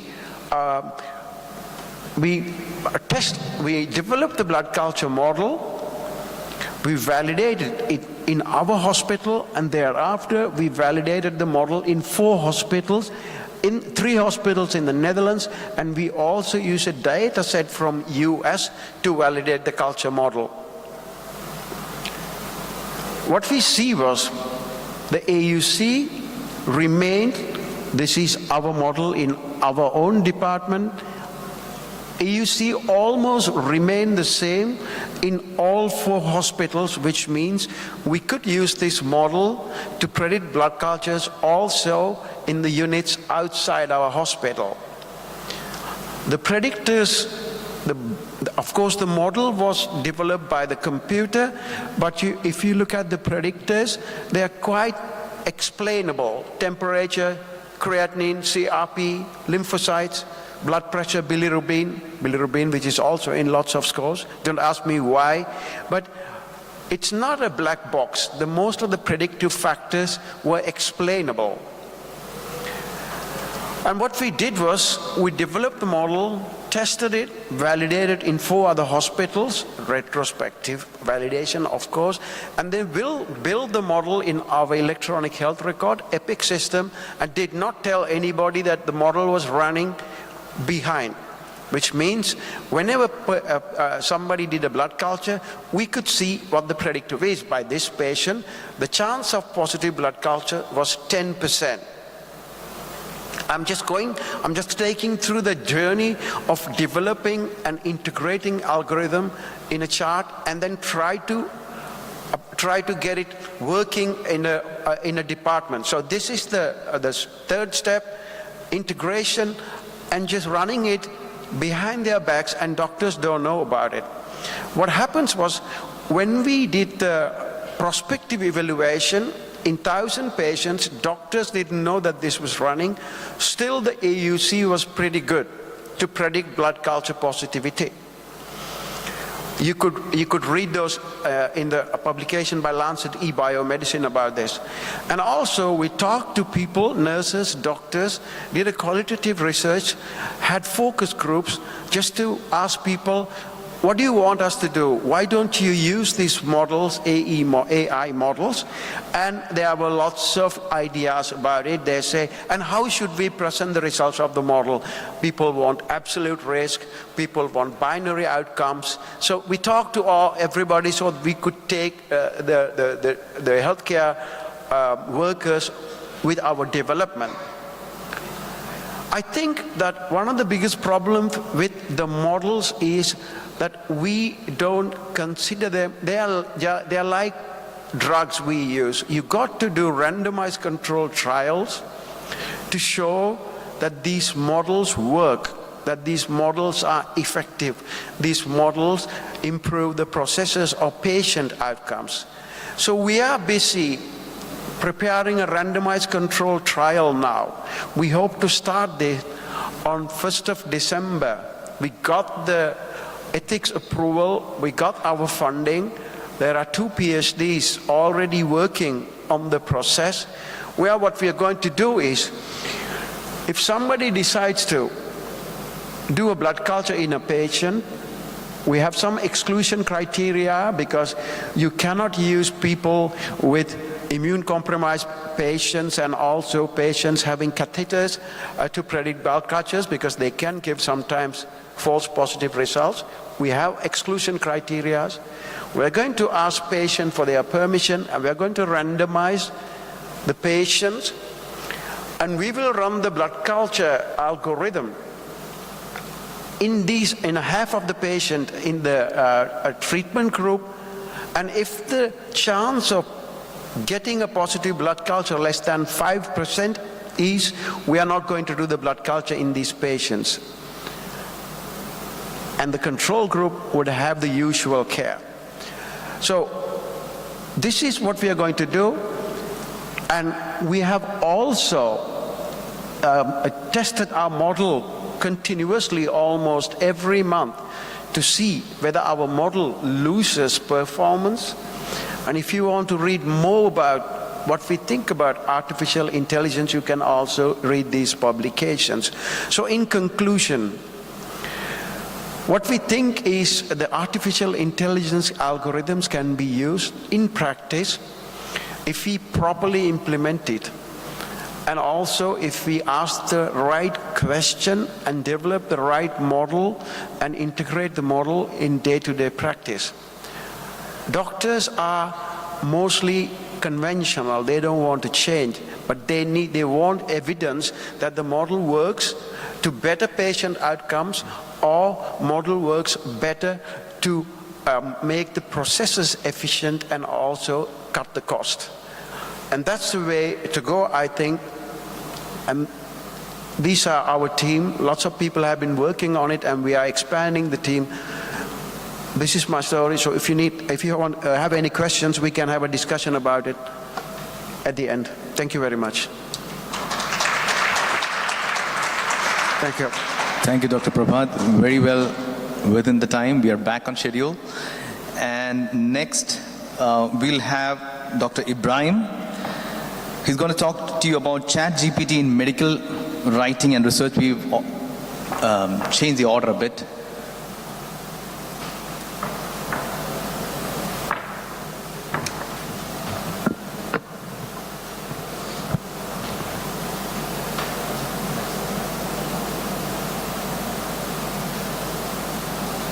Next stop.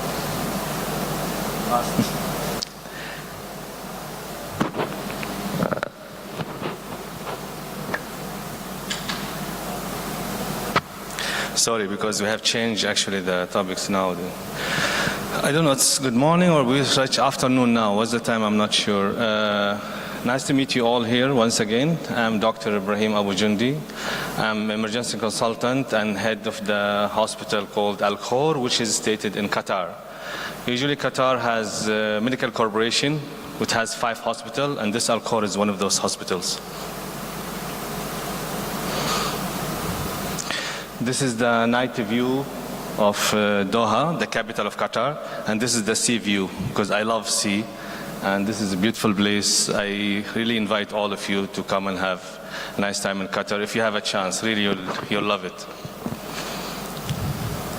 Okay, this is very important for me. I have no conflict of interest, so I don't get any money, nobody give me gifts for all these things. Okay. Today we're going to talk about ChatGPT and how we use it in the writing and research. And we're going to go through the introduction, application in the medical research, advantages, and of course the most important limitation and ethics consideration, and future prospect and practical application and recommendation. Before starting the presentation, I just would like to share with you my personal opinion. Actually, I belong to the old school. I'm not sure how many in my batch is here, but during my days, that's we can talk 20, 30 years back, the way we used to get our information, the access to the knowledge or something like that, I used to go, during medical school, I used to go to the library, open my books, search what topics I want with my notes, write down, and then if I get another doubt, I'll open another book, and another book, another book. Within 3-4 hours, I'll end up with 3-4 books in the table, and that is all days. I'm not sure how many of you guys experienced this. And I'll have my notes, I'll summarize it in 4 or 5 pages, and that's done. Things has been changed a lot. Things has been changed in massive way. Now, my son, he's 16 years old, he can do the same job sitting in his room, in his bedroom, wearing pajama, using either laptop or even his phone. Within 10 minutes, he's done. I remember just a couple of weeks back, my daughter, she's 13 years old. She has some project in the school, and she asked my son in the lunchtime, they're discussing something. I said, what's wrong with you? I think she's late to submit that project. So I told her, don't worry, it will be done. I really realized that she's helping her to do the project. So he went to his room, as was I said. After 10 minutes, she finished a bath, and then she went to him. Did you do this? I said, it's in your email. Then I said, hold on, come here. What's in her email? No, the project. When I saw the project, I was shocked.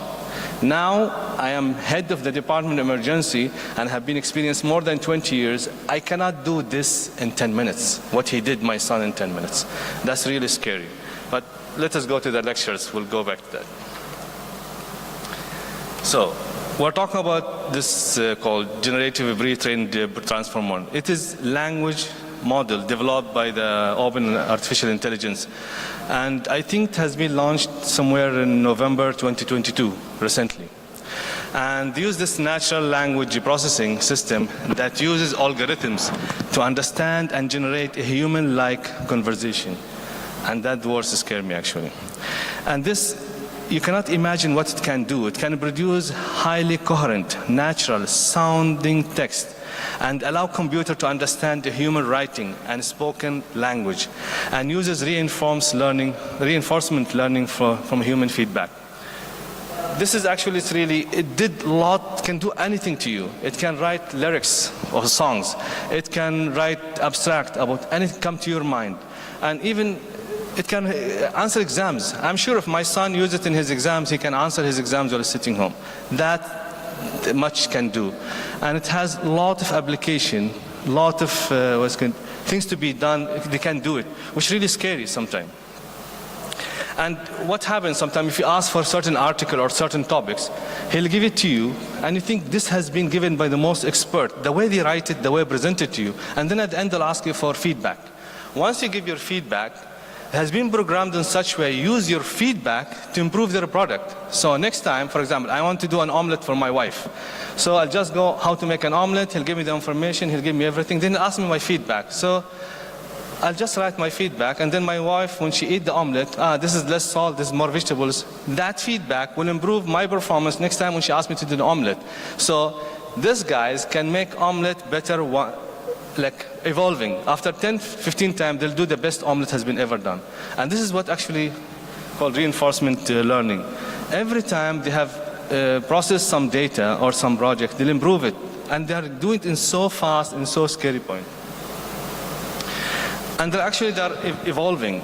The present, what's called, which available publicly, it uses 175 billion parameters.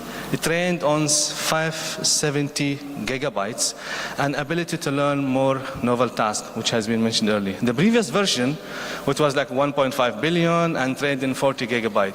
And there is a newer version. I don't know, there's more newer now because I finished this presentation 2 days back. I'm not sure what's going on now. So it has like, I'm sure more advanced than what is going on in GPT-3. This is GPT-4 now. They said it is 82% less likely to respond to requests for disallowed content. And this is very important actually, disallowed content. And 40% more likely to produce factional responses. We'll go through a little bit of the uses, which has been mentioned earlier here. Language is editing scientific articles and can write literatures and review the health-related topics. It can generate summaries or provide abstracts for articles, and can synthesize ideas. It can give you an idea which topic you want to research about, which topic you want to present. Can give you lots of ideas around. And do proofreading and grammar checking, and analyze data for scientific purpose. It can be done by this platform. And some of the advantage, it can summarize papers, sometimes can generate plagiarism-free text, which is very important, and has consistency and accuracy in the language, and simplify complex medical information and help in learning unfamiliar topics. And also it can be used as a research engine. I remember like when you start doing researches, so you have to go to the certain site, and this site will redirect you to the other site to go to the citation and to go to those papers. But in ChatGPT, it's one way. It just give you everything what you want. And it can identify potential research topics. The main issue actually to start research is to find the topic itself, and those guys are just providing you with different ideas to choose which topic you want to start. And can produce text that's similar to the human author and expert in that field.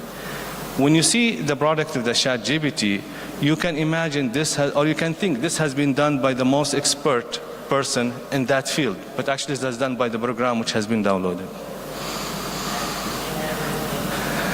The other part of the ChatGPT which we have to care of, which is the limitation and ethical consideration. So it is really a tool. It is really, like you can say, way of gaining information, but we have to be very careful in using it, and it has lots of limitation. It actually is not made for only medical field. It's not made for us. We think about it, we're talking about it now because we are in medical field, we are physicians. Those type of access to information and different platforms affect, I'm sure, 100% directly on us as a physician, on our juniors who's learning, the resident, even our patient, our customer who's their patient, their concept of the medical field, their concept of a physician, what the physician can do to them, how they can treat them, what type of medication he can receive. I remember this little bit story out of this topic. 1 week back, I got one patient, he's almost 35 years old, he's hypertensive. He came with me with headache, mild headache and dizziness. His blood pressure was 200 by 120. So I told him, like I took history, are you hypertensive? He said, yes. How long? A couple of years. So what happened to your medication? I said, yeah, I'm using medication. Who did describe it to you? Who's your primary physician? He told me he did not see his physician for 1 year. Why? He's not happy with the physician medication, so he started Googling or searching those platforms. He changed his medication 3 times within 1 year. He was not happy with one medication, he changed it to the other medication, and now he's inserting 2 double medication. He Googled it from certain platform, I don't know, ChatGPT or somewhere else, that they advise him this is the best thing for your condition. and doesn't work. His blood pressure is 200 by 120. Then I told him, those things you cannot Google it in the online. The online doesn't know that, for example, you are diabetic hypertensive, your family has high risk of cardiac workup, you are fat, you're obese, you are thin. It doesn't know what's your, your blood works, and you just cannot Google your medication. He said, doctor, it's not only me, everybody's doing the same. And don't think, you'll not lose your job. But I said, it's not a question of losing my job, you're going to lose your life with this one. You cannot just Google medication over the line.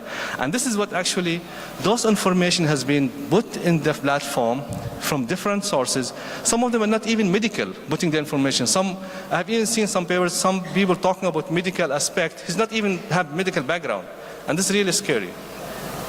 The other is it can spread disinformation that based on extraction from available online content. Now, anyone can upload any information belong to his belief, his ethics, his background, and this will be uploaded. And those type of platform, or like ChatGPT or other one, they'll just collect this information, and if you ask for it, they'll just give it to you.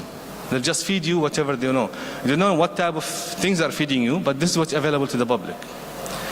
And this information can generate and spread non-medical person in online platform. That's what I said. Like, even non-medical person can put some information related to medicine, and people who have no medical background can use this as really this medical advice, or this is from the expert medical advice, which is actually done by not even experienced person in medical field.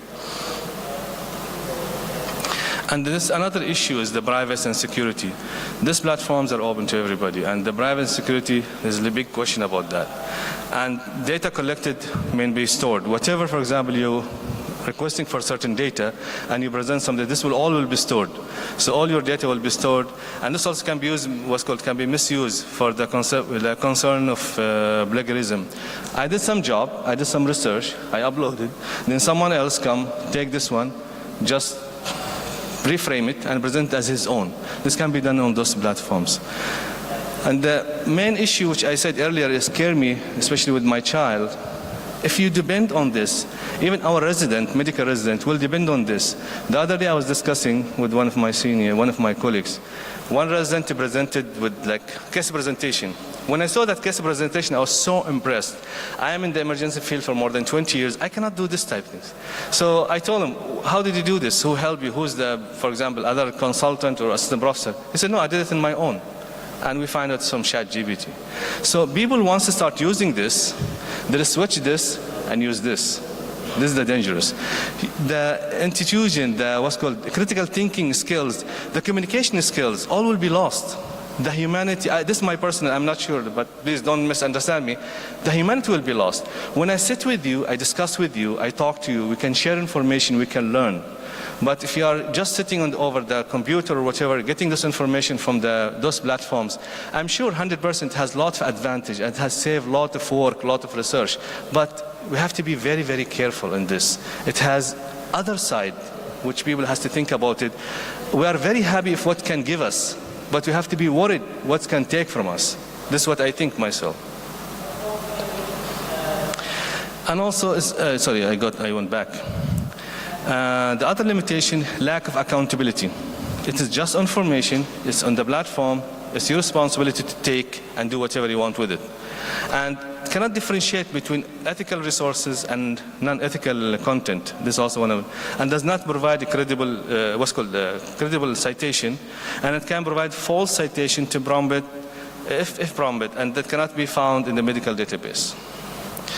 And of course, risk of bias. It depends about who uploaded this information, from where this information came, racial, gender, religious, and also systematic inaccuracies and stereotypes in this language, in the language, influenced by trained data and reflects social and cultural prejudice and the existence of data. This can lead to misunderstanding and spread of harmful and false information. Other than medical field, in general, this can lead to spread of a lot of ideas, a lot of ideation, a lot of stereotype, you can say. It depends about who uploaded those information. And also that artificial intelligence uses the human annotators to identify and remove offensive content. We said like this one, and this is actually one of the important points, hallucination phenomena. So when using ChatGPT, it will make you convinced that this, for example, product, it is very good, it's the best product you can buy, because they depend their data on the statistics, but not about really the quality. So I can say, okay, I want to buy this car is very nice, nice color, nice engine, nice, but actually, the share, and I want to buy share in that company, but actually the market price of that share is very low. But because the data or lot of like feedback that this car is nice, the color is nice, variable color, nice, comfortable, that will give you the false information that this car is good. You have to gain, for example, share in that companies and those type of examples.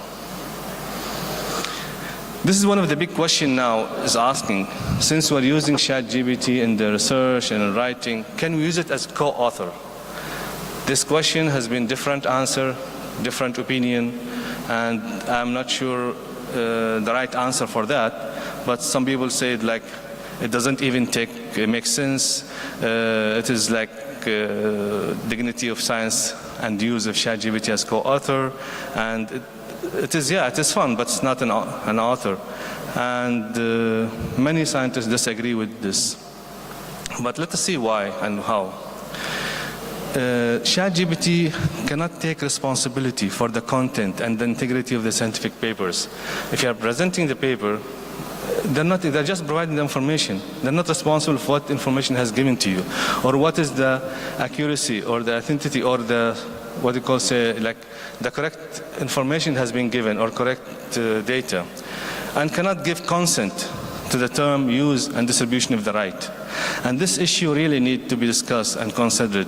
Meanwhile, as we said earlier, we have to use this tool, or we have to use it as a tool or resource in research process rather than listed as an co-author or author. In the future prospect and practical application, it needs really appropriate protocol and clear guidelines regarding the extent to use and mitigate the risk associated with ChatGPT. I don't want to say risk, but like concern. License and editorial policies need to be updated, whether GPT can be used in the work or not for research or for writing medical papers or no. And we have to have training separate model to filter the content generated by the language model reinforcement learning with the human feedback. And also the ethical issues is another concern. Here the ChatGPT, what's called ChatGPT, aided in the academic writing. It helped in learning tools and citation and attribution, and we have to understand the limitation while using it. And we have to edit and revise the information which we get from the ChatGPT. And we have, of course, 100%, we have to avoid the plagiarism. What we recommend for the ChatGPT use in academic writing: proofreading and edit. And artificial intelligence generated text thoroughly. We have to really check it out, and we have to close. If you use it, we have to inform. We have to state it that we are using this for a certain purpose, and how extent we use it, how long, what exactly we got from it. We have to declare it. We have to disclose these things. And whatever information we get through them, we have to really verify, and we have to double check it. And multiple AI input can be used. It can be validated and diversified to generate the content. And understand the limitation of AI. It is not substitute for a human expertise and critical thinking. I don't think any platform or any information platform can really replace a human critical thinking, can really replace a human expertise. This is my personal belief. And other from the accommodation, data handling must be secured. Ensure data privacy and security. This is very, very important actually, emergent in the place, and compliance with relevant data protection regulation. And we have to ensure data is ethically sourced and analyze the biases. And for continuous learning, stay updated about the latest advancement and the best practice in AI used academic writing. Still, it is part of our life. Still, it is with us. So we have to really update ourselves with the artificial intelligence and ChatGPT's update. Of course, we're not ignoring it or subusing it. It is a very useful tool, really very, very helpful tool to be used. And it should be used as adjunct rather than private sources, primary source for the writing process, and always use de-identified patient data to protect the privacy. Disclosure of the use of the ChatGPT is very, very important. We have to disclose that we're using this information, we got it from what source. And cite it when you use the tool or source with the assistance. And AI-generated text must be critically reviewed by medical experts and to validate it before using the content in a clinical or medical consent. I'm sure you have lots of questions. Me too, I have lots of questions because this topic is really a very interesting topic since it has a lot of divergence and a lot of different ideas. So we'll keep the questions at the end after the last lectures. And this is part of some of the reference. And this is me if I'm not in emergency doing resuscitation. I love sea, I love to be in the beach. That's why I got you the picture of that. Thank you so much.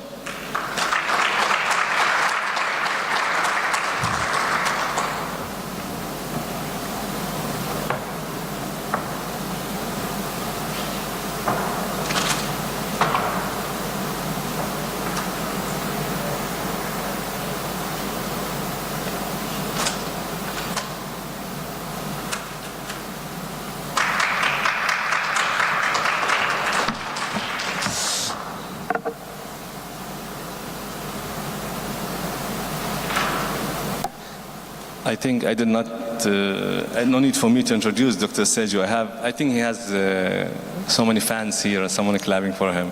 So please welcome Dr. Sergio as associate professor in the Department of Emergency. And once he's ready, I think all those technical issues, but we'll put it in a few seconds. Thank you so much.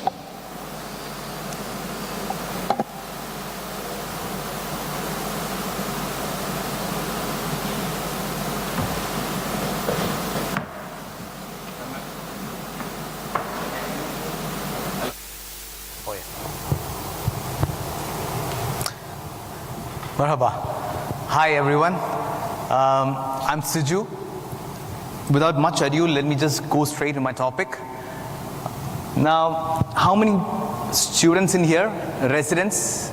Medical students? Undergrads? Oh yeah.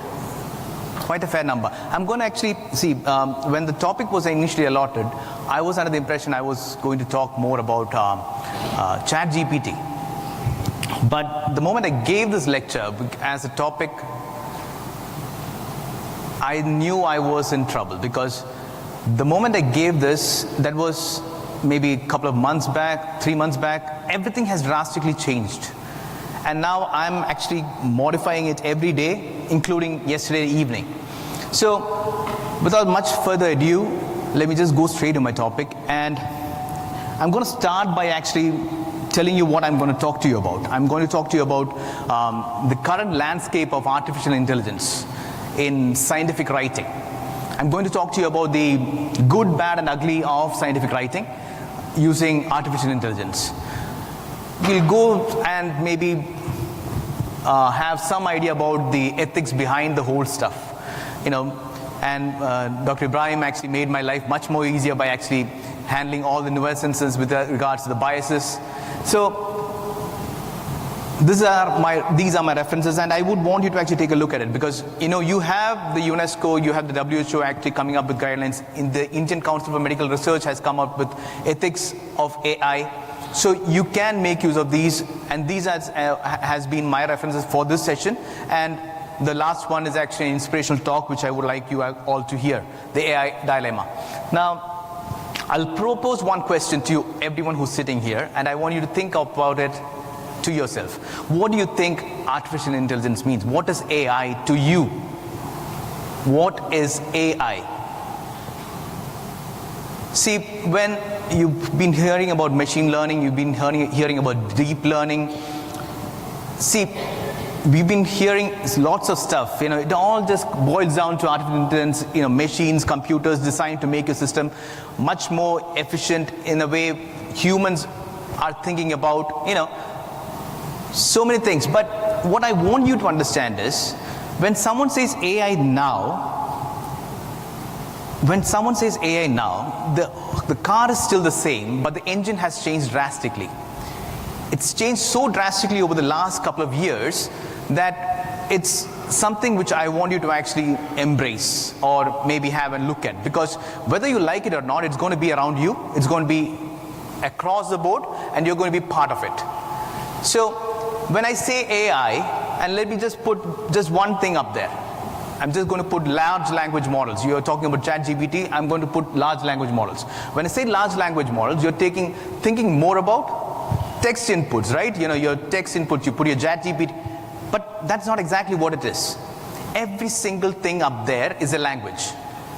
You have text inputs, you have audiovisual inputs, you have sensor data, your GPS data. These are all languages. Now these languages are learning how to talk to each other. Keep that in mind. Keep that in mind when you're actually looking at it. I'll give you two examples. So this is a study by Cheng et al. From Singapore. They, to see beyond the brain, conditional diffusion. Simply put, they put a few people together in a room. They showed them a few images. They gave them a visual stimulus. They did their functional MRIs. And the functional MRI was given to an artificial intelligence model, and the artificial intelligence models reconstructed what the functional MRI was looking at. Can you see that? You know, it's quite similar to what they were looking at. You know, if you match it out. I'll give you another example. So this was in 2023 published in Nature Neurosciences. You know, I couldn't get the video from their abstract, but you know, look at the video. So they showed this video to a few people sitting in a room. They did their functional MRIs. They asked the artificial intelligence platform to look at the functional MRI and respond. So it said, I see a girl that looks just like me get hit on her back and get knocked off. So the mind reading machines are here now. So whether you like it or not, the mind reading machines are here. Now, is it a good thing or is it a bad thing? Now that's what we are here to discuss mostly. Is it all bad? How many of you say it's bad? How many of you say it's good? Oh yeah, nice. So let me put it this way. So you're all right. I mean, it's not necessarily bad. You know, you've got all those problems coming up. And Dr. Ibrahim actually went through most of it. You know, it's good in drafting editions. It's good in explaining to you with regards to what you do not know. It takes off the language barrier in most of the non-English speaking countries. From where I am from, I can't afford the Elsevier to actually do the drafting for me, but I can actually get ChatGPT to do it for me. I can correct my grammar. It helps me drastically with the way I can actually present my data. Now, I'm going to actually show some extra stuff for the students sitting here. You know, you see, this is one platform which I keep using most of the times. You know, it helps me visualize data. Now, this is orange, and by the way, no conflict of interest, no financial commitments. You know, just something which I use. So it's simple. You put your data in. You load up your data. You decide to actually. So this is me. I work mostly in snakebite and stroke. And this is snakebite data. So I put it, I want to see what my data looks like. I put a scatter plot. So I have all these options, and I do not know what to actually generate. Maybe, you know, which gives me more informative projections. The AI does that for me. It actually gives me different options to actually scroll through to see what efficiently shows or depicts my data to the general audience. Now that's just one. You know, earlier when we used to do qualitative studies, we had to sit with the recordings, you know, get the whole recording done and, you know, scribe it down. You have a scribe scribing it down. You go through the data parameters, see what is, and you have the newer analytic softwares which you can use. Yeah, of course, yes. But here I'm just putting it in corpse, you know, and, you know, I have my whole data set ready up for me. That's what they were talking about mostly, about anti-venom development, about hypnale. You know, the word cloud is built for me. Now, it took me just that many minutes to actually get it done. Now, I'm doing a PhD in coagulation disorders, so and doing a literature map to see where my research stands right now. You know, that's me there. How many of you has cited me? How many of whom did I cite? Earlier, like he was saying, I had to take all these literature, sit down, timeline map them, and then see what happened where. Now I can do it in a GIF, in a press of a button. And for the students sitting here, I'm pretty sure you guys are already doing this. I mean, you have all these, you know, this is Tommy up there. you can actually use AI to actually generate images for you. You want to decide on what kind of a template you want to actually decide on what you say you want to do a study in the near future landscapes. You put it up, you could get the AI to actually edit your slides for you, get your text materials for you. You can actually rewrite the text materials. Maybe if you want to actually have a change in the image, say a brutalistic concrete architectural structure in the Icelandic countryside, it generates it for you. You have your slide made, voila, done. It took me, what, less than a minute? So, yes, not necessarily. It's going to make, it's going to do this. But is it all good?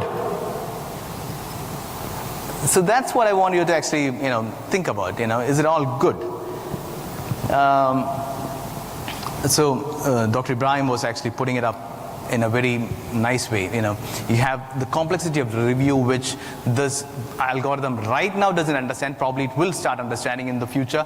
I put in something called GIGO out there. Anyone know what GIGO means? Yeah, garbage in, garbage out.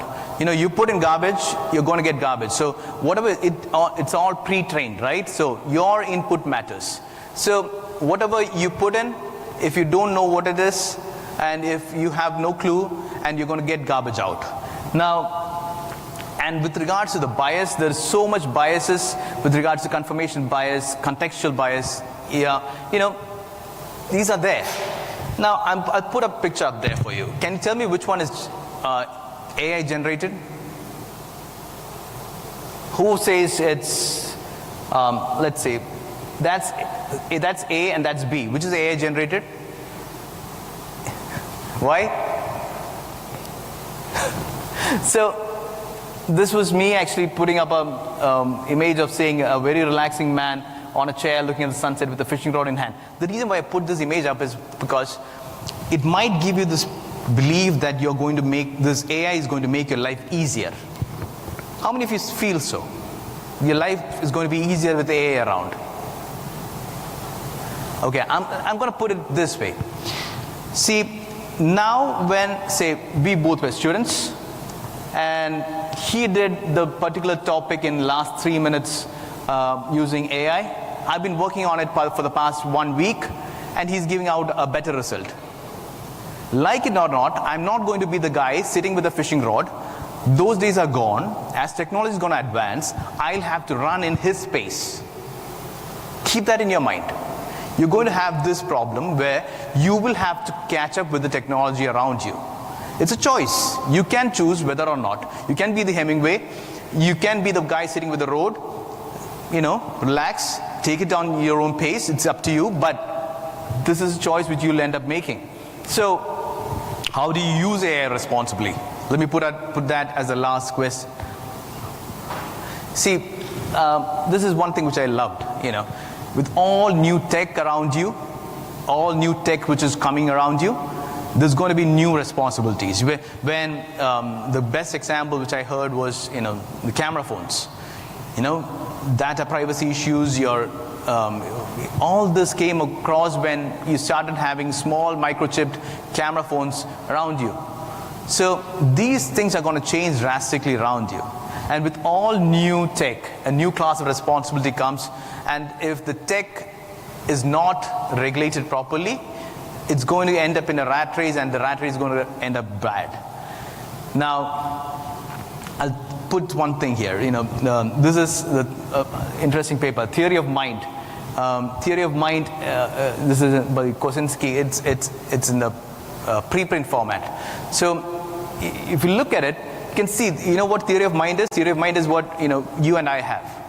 The human way of thinking, and able to put, say, unobservable mental states in, spontaneously emerge. But it has seemed to have spontaneously emerged in these large language models.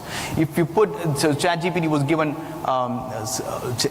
ChatGPT performed the best of the lot. And you can see that particular theory of mind has changed over the last, and the time frame, just take a look at the time frame. 2018, 20, nothing happened. 22, 22, 22, 23, March, it was a 3-year-old child, and June of 23, it's a 7-year-old child. So keep that in mind. And it's your responsibility, and you need to know how to use it responsibly. You know, critical oversight, human oversight. I've just broken it down to 4 different things. 1, critical oversight. 2, transparent reporting. Now, 3, ethical data usage and to be aware about what's happening. Now, I'll tell you why I put it into 4 different things. The critical oversight is quite important in the sense human oversight over this media. I'm thinking about Terminator right now, but I'm pretty sure you need that critical oversight. The second part about ethical transparent reporting, everyone's talking about it right now, so I'm pretty sure it's going to come, and it's already there. Elsevier has its own guidelines, Springer has one. So right now you have to actually, people are thinking about it. So it's going to come up in a more robust way, and we are learning as we go. Now,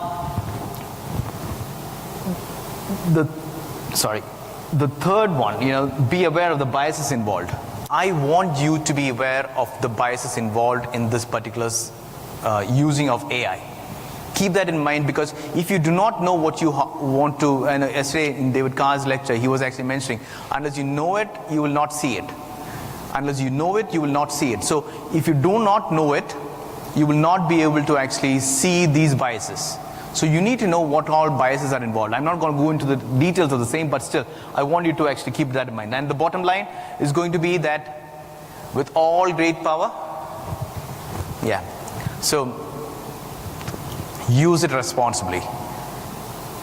Now, keeping that in mind, I want you to actually have an overview with regards to the ethics involved in AI, and the UNESCO WHO guidelines and the Indian Council of Medical Research guidelines are excellent.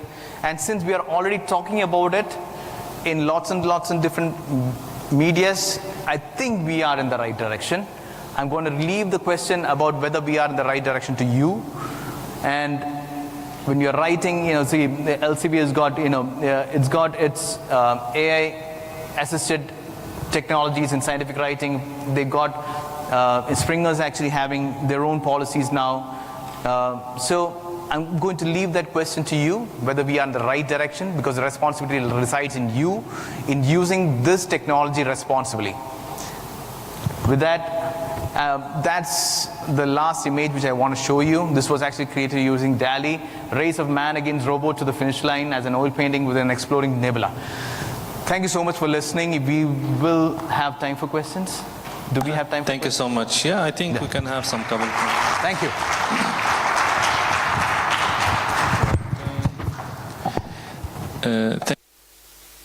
Thank you so much, Dr. Siva. Actually, we have a couple of minutes because I'm sure you're more interested in lunch now. So any 1 or 2 questions we can take in for the whole sessions, just raise your hand. Yeah, lady up there. So if you have mic, someone. Yeah. Hello, and thank you for all your presentations. My question is for Dr. Ibrahim Cüneyt, for you. I'm just a beginner in AI, so my question could be a very beginner level. You have mentioned that ChatGPT is fed by so many sources. Do you think it's possible, or maybe it's done already, I'm not sure. Do you think it's possible to develop an app that we can use as doctors to upload all the medical papers that are written by us and use it to reply our questions in that regard? Thank you. Yeah. Just to confirm, your question is if there is any platform or app can be developed to... Actually, I don't know if it's developed already, or do you think ChatGPT is good for that use? To be honest with you, and I'm sure there's no right answer for this because it still is under development, and one of the recommendations which I mentioned in my talks, really it's a tool. It's very, very useful tool. It's very, very important tool which has been developed very fast and help in different aspects really, and it help different professions, especially in the medical field. It is very, very good help, but at the same time it is very, very important to know how to use it, when to use it, how extent to use it. Like for example, I'll I'll just give very, very simple example. The butter knife or the knife, it is a tool, has been for many years. If I give it to my wife, she can cut apple and make nice fruit salad. If I give it to my 2-year-old child, he can cut his hand. So if this tool has been given to an experienced person, a resident R1 or R2, just starting his life, using this, depending on this, he will lose a lot of things. Confident, communication skills, critical thinking. Yeah, he will get good outcome because not he's the one who did the job. Someone else did it for him, and he'll be appreciated and all this. But he will lose the learning. He will lose, the intuitions is what comes from you doing the job, doing learning, doing the research, and getting at the end of it, getting the result. And that, believe me, psychologically, you'll feel more proud of yourself when you did hard work and you get the end product as successful. Other the person who's sitting 5 minutes, 10 minutes and get amazing outcome, but he did nothing, someone else did it for him. It is actually a very controversial discussion about this. And to be honest with you, I'm not an expert, an emergency physician. Give me a patient, I can handle critical patient. I'm in emergency for the last 30 years, 25 years. But this is new for all of us. I'm sure when the Dr. Silvas asked who's happy, it is good for us, I saw the hands of all the new generation who raised their hand. Maybe I'm eldest among you, but the other little bit elder generation, they kept their hand down. The younger generation are very happy. It is like bright, it's like stars, but it has a risk. It has other side which you have to take care of it. I'm not sure if I answered your question, but I think thank you so much. Any more question or a query? You could mention whom to the question is and ask your question, sir. Hello, my question is for Dr. Shizu. I'm Zishan, I'm one of an A&E doctors from Royal Free London. Dr. Shizu, regarding the AI, the concept you have just taught us today, don't you think it is more important for us to conduct more workshops regarding the use of AI in the recent forms, and there should be an inclusion of an AI in academics as we teach the students through the residency program? What do you think of it? Let me repeat your question. Your question is whether we should include more workshops with AI, right? AI, how to use an AI in the practice. Exactly. So I'm going to echo what he just said, and coming back to what I was saying also, using AI responsibly. How do we use it? Now, yes, you are absolutely right. In the sense, we need to have, and I'm pretty sure it's going to come up in the next few months, I guess. You're going to get all these workshops. Who's actually going to? Because see, even so, I've been using artificial intelligence for multiple purposes, including a systematic review recently. But I've been using AI, but it's running so fast, I'm unable to keep up with it. The moment I gave the topic for this lecture here, it's changed so drastically. And for me to actually keep up, and I'm seeing such a big exponential curve that I do not know when's the right time to start, but I think it should be now. Because if we are going to let something grow this exponentially without any responsibility, we will end up in a rat race, which is going to end up in a disaster. So yes, you're right. We need those workshops now, and it is going to be an eye-opener for most of us. Thank you, sir. Any more question? One more question before lunch? Any ideas? Thank you so much. I think we'll wrap this one, and please, I hope you'll have a nice, tasty lunch. Thank you a lot. Thank you. Thank you all.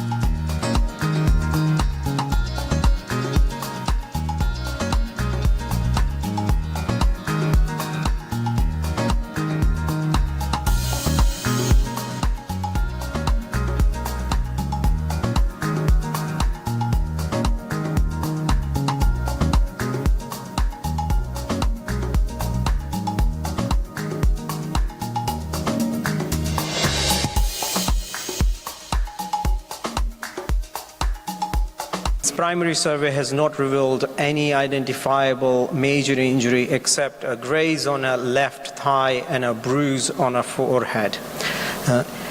He claims that there has been no loss of consciousness at any point.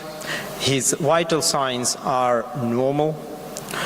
His clinical examination reveals no other abnormal findings except the graze on the left thigh and the bruise on the forehead.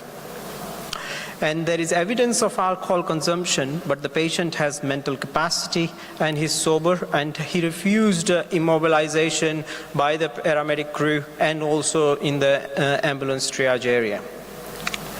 So here we are with a patient with a low risk road traffic accident trauma, which is essentially a pedestrian versus car, where it is claimed that he has clipped the car and has fallen down onto the curb.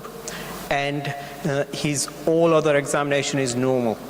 And the question really is whether to do a whole body CT scan for him. So to answer this question, we're going to look at what the current literature tells us to do with regards to this patient. So in UK, we follow the NICE guidance, which is National Institute of Health and Care Excellence, which is an excellent body for us because it has regularly update on various conditions, and it will have already reviewed the literature and provided guidelines for most conditions. And there is a guideline on major trauma assessment and initial management, which states that for whole body CT scan should be done for multiple injuries and in patients with blunt major trauma and suspected multiple injuries. Patients should not be repositioned during the whole body CT scan, and use the clinical findings and the scanogram to direct CT of the limbs in the adults with limb trauma. So the question here is still, are we going to say that we suspect multiple injuries in this patient with low risk road traffic accident and only a graze and a bruise on a head? Second is a high energy head injury guideline gives a definition for a high energy blunt force trauma. Interestingly, high energy blunt force trauma is not defined within the major trauma guidelines, but it's defined within the high energy head injury guidelines. And it basically states an injury arising, for an example, from a pedestrian struck by a motor vehicle, an occupant being ejected from a motor vehicle, a fall from a height more than 1 meter or more than 5 stairs, a diving accident, a high-speed motor vehicle collision or rollover motor accident, an accident involving motorized recreational vehicles, a bicycle collision, and any other high energy mechanism. So it specifically states a pedestrian being struck by a motor vehicle. However, in this case, the history given to us is that he was clipped by a motor vehicle and that he hasn't lost any consciousness. So the question remains whether we would do a whole body CT scan based on what we have read from the NICE guidance. Looking at further literature, there has been an attempt to answer this question by Richa Arora and Abhishek Arora, where they looked at a retrospective analysis of 150 cases of polytrauma who underwent a whole body CT scan in 2017. It was a single center tertiary care major trauma center in North England. And of those 150 patients, including in that study, the whole body CT scan was positive in 46 patients, that is in 104 patients, while 46 patients, the 30%, had normal scans with no trauma-related pathology. The 25 scan requests were made due to high-risk mechanism of injury with no obvious clinical concern and were found to be normal in 20 cases and showed very subtle injuries in the other 5. So the authors concluded that a good clinical examination can reduce the high number of unnecessary high dose of whole body CT scans. So the question still remains whether we would do a whole body CT scan on our patient or not. Looking further, there is a further analysis of whole body CT trauma based just on the mechanism of injury, on an analysis of more than 3,900 patients at a tertiary trauma center. And this is from a retrospective cohort analysis of over 10 years from a single center in Australia. And in these 3,920 patients who met the inclusion criteria, about 40% had a positive CT scan. This is an important confounding factor to consider when looking at the literature with regards to the trauma CT scans. It is the positive rate which determines what the thresholds has been used to actually conduct the CT scan in the first place. So in the first study, we had a positive rate of 70%. In the second study, we have a positive rate of 40%. So they already had a relatively low threshold to actually do CT scans. However, the authors concluded that in high energy trauma, they should consider the whole body CT scan based on the mechanism of injury alone, regardless of the clinical examination findings. So the question still remains whether we would do a whole body CT scan for our index patient. Looking further, we have an outcome of doing a selective CT scan versus pan-CT, which is a whole body CT scan in elderly trauma patients, a retrospective analysis of a level 1 trauma center in the United Kingdom. So these analyses looked at 481 patients who underwent the whole body CT scan or a selective CT scan in 2018, divided into multi-system injuries and single system injuries. So this is a retrospective analysis from a trauma audit which is done nationally in United Kingdom. So what they did was they looked at a whole 1 year's worth of patients, and they classified into multi-system injuries and single system injuries, and then they looked at how many of those patients had a whole body CT scan and how many of them had a selective CT scan. The whole body CT scan defined as pan-CT in this study. So it was a single center, tertiary care major trauma center in England. And interestingly, what they found that within the single system injuries, when comparing the pan-CT with the single system CT, there was no change in the mortality. However, there was a significant change in the length of stay between the two groups. The ones who underwent a single system CT, there was a significant number of patients who had longer length of stay. So the question still remains whether to do a whole body CT scan or not for our index patient. So our own experience at North Manchester, a colleague of mine reviewed retrospectively the presence of injury in elderly patients who had undergone whole body trauma CT.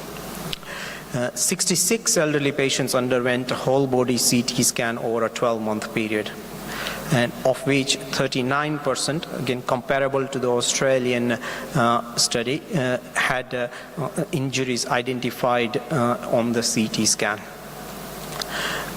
86% were due to ground level falls. The remaining cases were due to falling down the steps or a low-speed road traffic accident, similar to what we have. So the question still remains whether to do a whole body CT scan in our patient or not. At this stage, I would want to take a view from our audience. How many of you would want to do a whole body CT scan on this index patient? Please raise your hands. So we have 2, 3, 4. So we have got about 5 people in the room who would want to do a whole body CT scan on this patient. So indeed, this patient actually underwent a whole body CT scan, and we found that he had 3 rib fractures, a small pneumothorax in the chest, and 2 stable fractures in his lumbar vertebrae in abdomen. His head CT scan was normal, as was his x-rays of his thigh, where the superficial injuries were there. So the patient was admitted to the trauma ward in a major trauma center after being transferred there and was discharged 48 hours later without any procedural intervention with rehabilitation and physiotherapy follow-up. So he was treated conservatively with no further intervention into his care. So conclusions. History matters. What we thought initially when we started that he was clipped by a car, i.e. on the side of the car that he was hit and he's fallen down. In reality, he was hit in the front of the car from what we see from the injuries, and he has hit his head on the bonnet and then he's fallen down on the ground. And these things matter. The exact mechanism of injury matters in trauma. At this stage, I would want to remind you of another case where a 12-year-old presented to an emergency department with a history of falling from a trampoline. Now, history was documented at triage, fall from a trampoline. She has walked in, she was examined, and she was then discharged. In reality, the child had actually had a fall after jumping on the trampoline into the air and then landing onto the ground. So rather than a fall from just a 2 foot high from a trampoline, it was actually a fall from more than the child's height after going up in the air from the trampoline and then landing onto the ground. And unfortunately, the child was then later diagnosed with lumbar vertebral fractures, which were unstable and led to a spinal cord injury with paraplegia. So mechanism of injury in trauma matters, particularly in terms of the history taking. And when in doubt, consider the whole body CT scan. So mechanism of injury should be elicited diligently in hemodynamically stable patients with no identifiable body injury. The evidence of superficial injuries in 2 areas of body should raise suspicion and consideration for whole body CT scan. So this is the top tip here.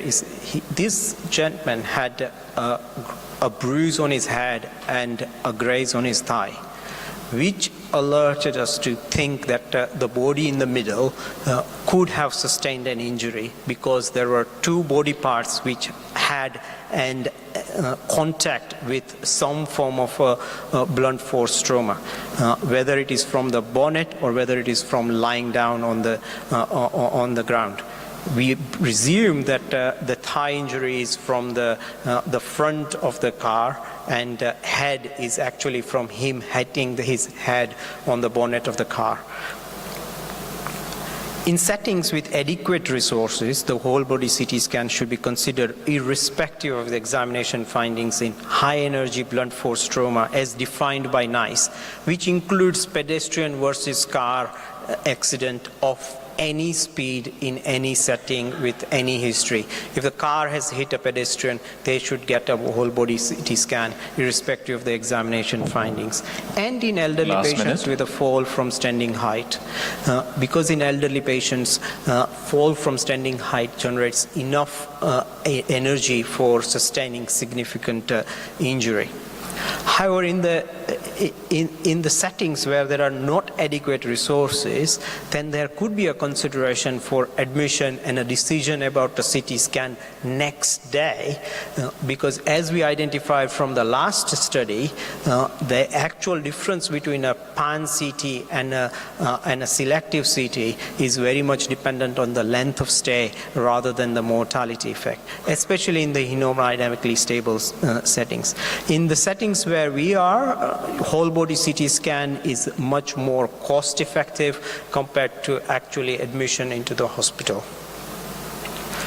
These are the references which I have quoted during the talk. I'll take any questions if you have.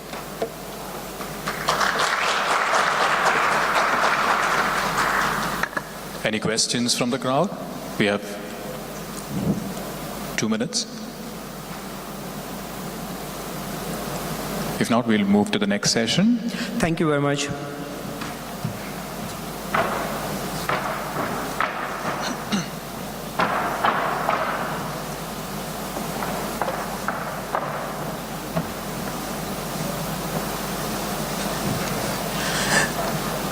So I'm also moderating this session, and I would like to introduce the next speaker, Dr. Vimal Pillai. He is Professor of Emergency Medicine at Kasturba Medical College in India, and his skills include the coordinator for the Medical Simulation Center at Kasturba Medical College as well, and he's also a governing council member of Academic College of Emergency Experts in India. And he's going to be talking to us today about taming the bleed, viscoelastic assays in emergency medicine. Thank you, Dr. Himanshu. Welcome, everyone. I guess we all had a big lunch, so we'll try to keep it interactive. I'm going to talk about, I'm a emergency physician working in India. I work in Kasturba Medical College. I've got no financial disclosures for this talk other than the fact that I've been teaching resuscitation courses in trauma for more than a decade now. So what am I dealing with? I'm going to start off with an index case like before. So it's 3 a.m. in the emergency department. The usual story for all emergency physicians out here. Can I have a show of hands? People working in the emergency department? Okay. Residents in the Department of Emergency Medicine here. Okay, I've got a few residents in emergency medicine too. Perfect, perfect. I think you guys will make more use of this than the others. So you've got it's a typical case. It's a case that I've managed last month. 3 a.m. in the morning, you get a young male, head-on collision, comes up with some patterned aberrations over the chest, a big swollen thigh on the left side. The limb length is also discrete. Now he comes completely altered. How do you manage? I think people might talk about ATLS. Yes, sir.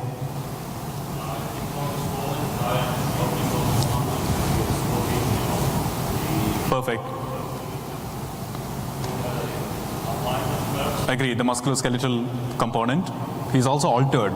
So you're thinking a brain injury part, so you want a CT scan done. Excellent.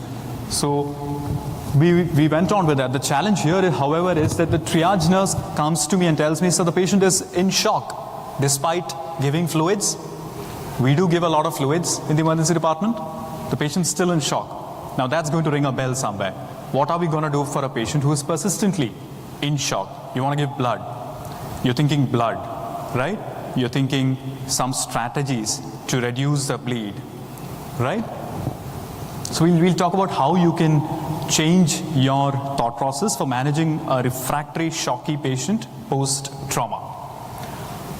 Emergency medicine is nothing but you recognize patterns, you translate the knowledge that you have, and you have the courage to take the best decision based on the limited knowledge you have at that point in time. Because retrospectively, and I'll tell this to all residents in the room, retrospectively, every other consultant would come to the ER and say, you didn't know this? Retrospectively, they'd come down and say, we had more information, you guys didn't do this in the beginning. So that's a curse that we're born with, the responsibility that we have to work with limited information. We'll talk about some newer strategies in managing hemorrhagic shock. We'll talk about a case-based approach, something that I do day in, day out for hemorrhagic shock in the emergency department. Shock, we all know, it's inadequate perfusion to the tissue. It's not just a low BP. We know that trauma is a leading cause of mortality. There are stalwarts managing trauma in this very room, and you'll hear from them in a bit. Trauma, it just doesn't kill. It kills more than 40% of the world. It just leads to poor quality of life. And that is the reason we just don't need buildings for trauma care. We just need processes in place, systems in place for trauma right from the field to rehabilitation. That is what the focus should be. There's a need for rapid intervention in identifying and managing shock, specifically in the polytrauma victim. The biggest challenge that we have when you're managing trauma hemorrhagic shock is trauma coagulopathy. Now there are different definitions for this. I believe even here in this land, you would have multiple semantics for defining hemorrhagic shock in trauma. Some people would call it as acute coagulopathy of traumatic shock. That is there over there at the edge. The endpoint is the same. All roads lead to Rome. Ultimately, it's about hemorrhage. The more we resuscitate with saline, it creates more problems. If you don't get blood very quickly. The shock that you have is made worse by the hypothermia in your setting. All emergency departments are cold places, right? The shock that you have is worsened by the acidemia that you have in that place. Your triad kicks in, your death triad kicks in with severe acidemia and hypothermia leading to coagulopathy. The dilution that we induce on the patient by pushing in a lot of saline is another component. Not to forget the inflammation, the medications that the person's already on, and the genetics part. Now we are living in an era of longevity. We are living in an era where we are treating more and more elderly, older people. People who are on oral anticoagulants, newer oral anticoagulants, newer antiplatelets, newer drugs, which can lead to more bleeding, specifically in our part of the world. There is a huge focus. The focus earlier when we were doing residency a long while back was on products. You order for blood, you get pack A with a certain ratio of blood, plasma, platelet, and cryo if required. You order pack B, you get a certain pack, and it's time delineated packages. Now the focus has to move from the product to the patient. If you look at transfusion medicine societies right now, they are focusing on the patient. That's why there is a big domain of patient blood management, PBM. We are moving from massive transfusion protocol to massive hemorrhage protocol, where a systematic and a coordinated delivery of care to the patient is focused on. What are the benefits? It reduces wastage, it improves the interprofessional communication, it standardizes the process, there is faster blood reception, and more importantly, it reduces the variability in your treatment. The biggest challenge that we have is how do you establish it? How do you make it work? The 7 T's, I call it the Magnificent 7 protocol, is the way forward. How do you do that? T, first, how do you trigger your massive hemorrhage protocol in your setting? You got to work on that. There are different stratification scores which have come in to trigger a massive hemorrhage protocol. There is an RABT score, there is an ABC score. Converge on a score that is accepted by your university, by your hospital, by your setting. Team prep and performance. It's important to sim again with all the stakeholders. You've got to get the transfusion medicine in. You've got to get the blood bank in. You've got to get the buy-in from the trauma surgeon. You've got to get the buy-in from the emergency physician. You've got to get the buy-in from the critical care physician. You've got to get the buy-in from the nurses. You've got to get a buy-in from the ancillary care lab guys. You got to get a buy-in from all these people together to run a system. So team prep and performance in advance. Tranexamic acid, I don't need to specify more about it. It's come into literature. It's proven its benefit again and again. We need to test early. We'll focus on testing. We'll focus on transfusion to target in a bit. We need to manage temperature. Hypothermia in itself, we know, aggravates the insult. It worsens the coagulopathy. And finally, how do you terminate a protocol? I remember days where I've started or initiated transfusion. I've given 130 units of blood in a lady who's come in with PPH in the emergency department. Finally lost her in the OR room. The challenge is who closes the protocol? Who closes the call for transfusion? Is it the emergency medicine person? Is it the trauma surgeon? Is it the gynecologist who comes in? Is it the interventional radiology team which comes in? We need to figure that out too. So the 70s protocol here, what I'm going to do is I'm going to focus on 2 aspects here. The early testing and the transfusion targets. We're going to refine the way in which we're going to transfuse blood, one of the most precious commodities. How are we going to do that? We're going to do a dynamic strategy. And what do I mean by dynamic strategy? Everybody here, show of hands, how many people are doing PT, INR, APTT in your setting? Platelets, PT, INR, APTT, and fibrinogen in your setting in the hospital for coagulopathy? I guess everyone in the room. Anybody who's doing any dynamic testing, ROTEM or TEG? I think that is going to be the point of care test for hemorrhagic shock. This is the ECG for hemorrhagic shock for your trauma patient, for your polytrauma patient. And I'll tell you why. if you look at viscoelastic hemostatic assays, they give you a dynamic opinion of where you are in the cascade, whether you've got a hypocoagulability, whether you're hypercoagulable, whether you need cryoprecipitate, whether you need platelet, or you just need fresh frozen plasma. It's as simple as that. Who decides on the product? It is a patient who decides on the product. It is not the protocol of your hospital that decides, I need to give this patient pack A or I need to give this patient pack B. It should be the patient's hemodynamic status. It should be the patient's coagulopathy status which tells you, you need to give him more cryo. For example, all our PPHs need cryo earlier because we know that pregnancy leads to that state where your fibrinogen levels could be a little low. So the way you manage a PPH could be entirely and starkly different from the way you manage a polytrauma shock. And that could be entirely different from the way you manage an upper GI bleed in a decompensated liver disease with portal hypertension in the emergency department. Again, 3 hemorrhagic shock, 3 different flavors, 3 different ways in which you're going to transfuse blood. That is the dynamic strategy. More importantly, I want you to focus on the last line here. The ratio-based transfusion that everyone in this room is doing will be replaced by periodic testing massive hemorrhagic protocols in this decade. Write it down. By 2030, all trauma care systems, all emergency systems would move to massive hemorrhage protocol, which is a lab-based approach where you look at patients, where you look at strategizing blood product delivery to patients based on their coagulopathy status. A patient's going to dictate terms, not the protocol which is fixed in the hospital. Now, how do you do that? You need to look into using TEG or ROTEM. So my center, I use TEG. I have no financial disclosures. I don't work for any company. Thromboelastography is something that we worked on, not just for shock. We do a lot of TEG for snake bites. And 3 years back, we have a pandemic. I hope people still remember COVID. We used a lot of TEG during COVID, and it made a huge difference for us because COVID is a hypercoagulable state. And it helped us treat patients better. So we'll look into how it guides transfusion therapy. We look into how you get objective evidence for endpoints of resuscitation. Now, when you start blood transfusion, the biggest challenge for us is how do you alter the dynamics of blood transfusion from paper to the patient who comes in with shock. The biggest challenge for us is we depend on lactates. We depend on endpoints for perfusion parameters, which might not be the foolproof method.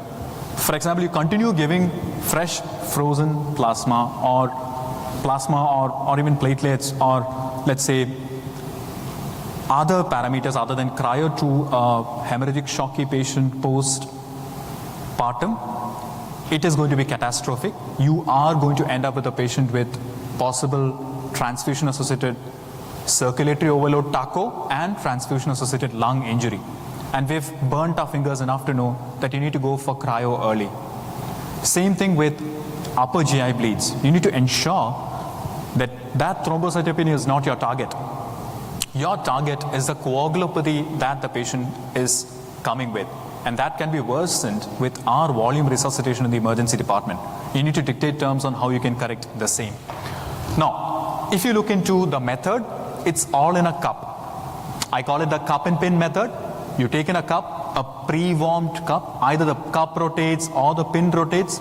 You have a shear strain on the cup. It forms a clot, a thin clot, and you measure the clot stability.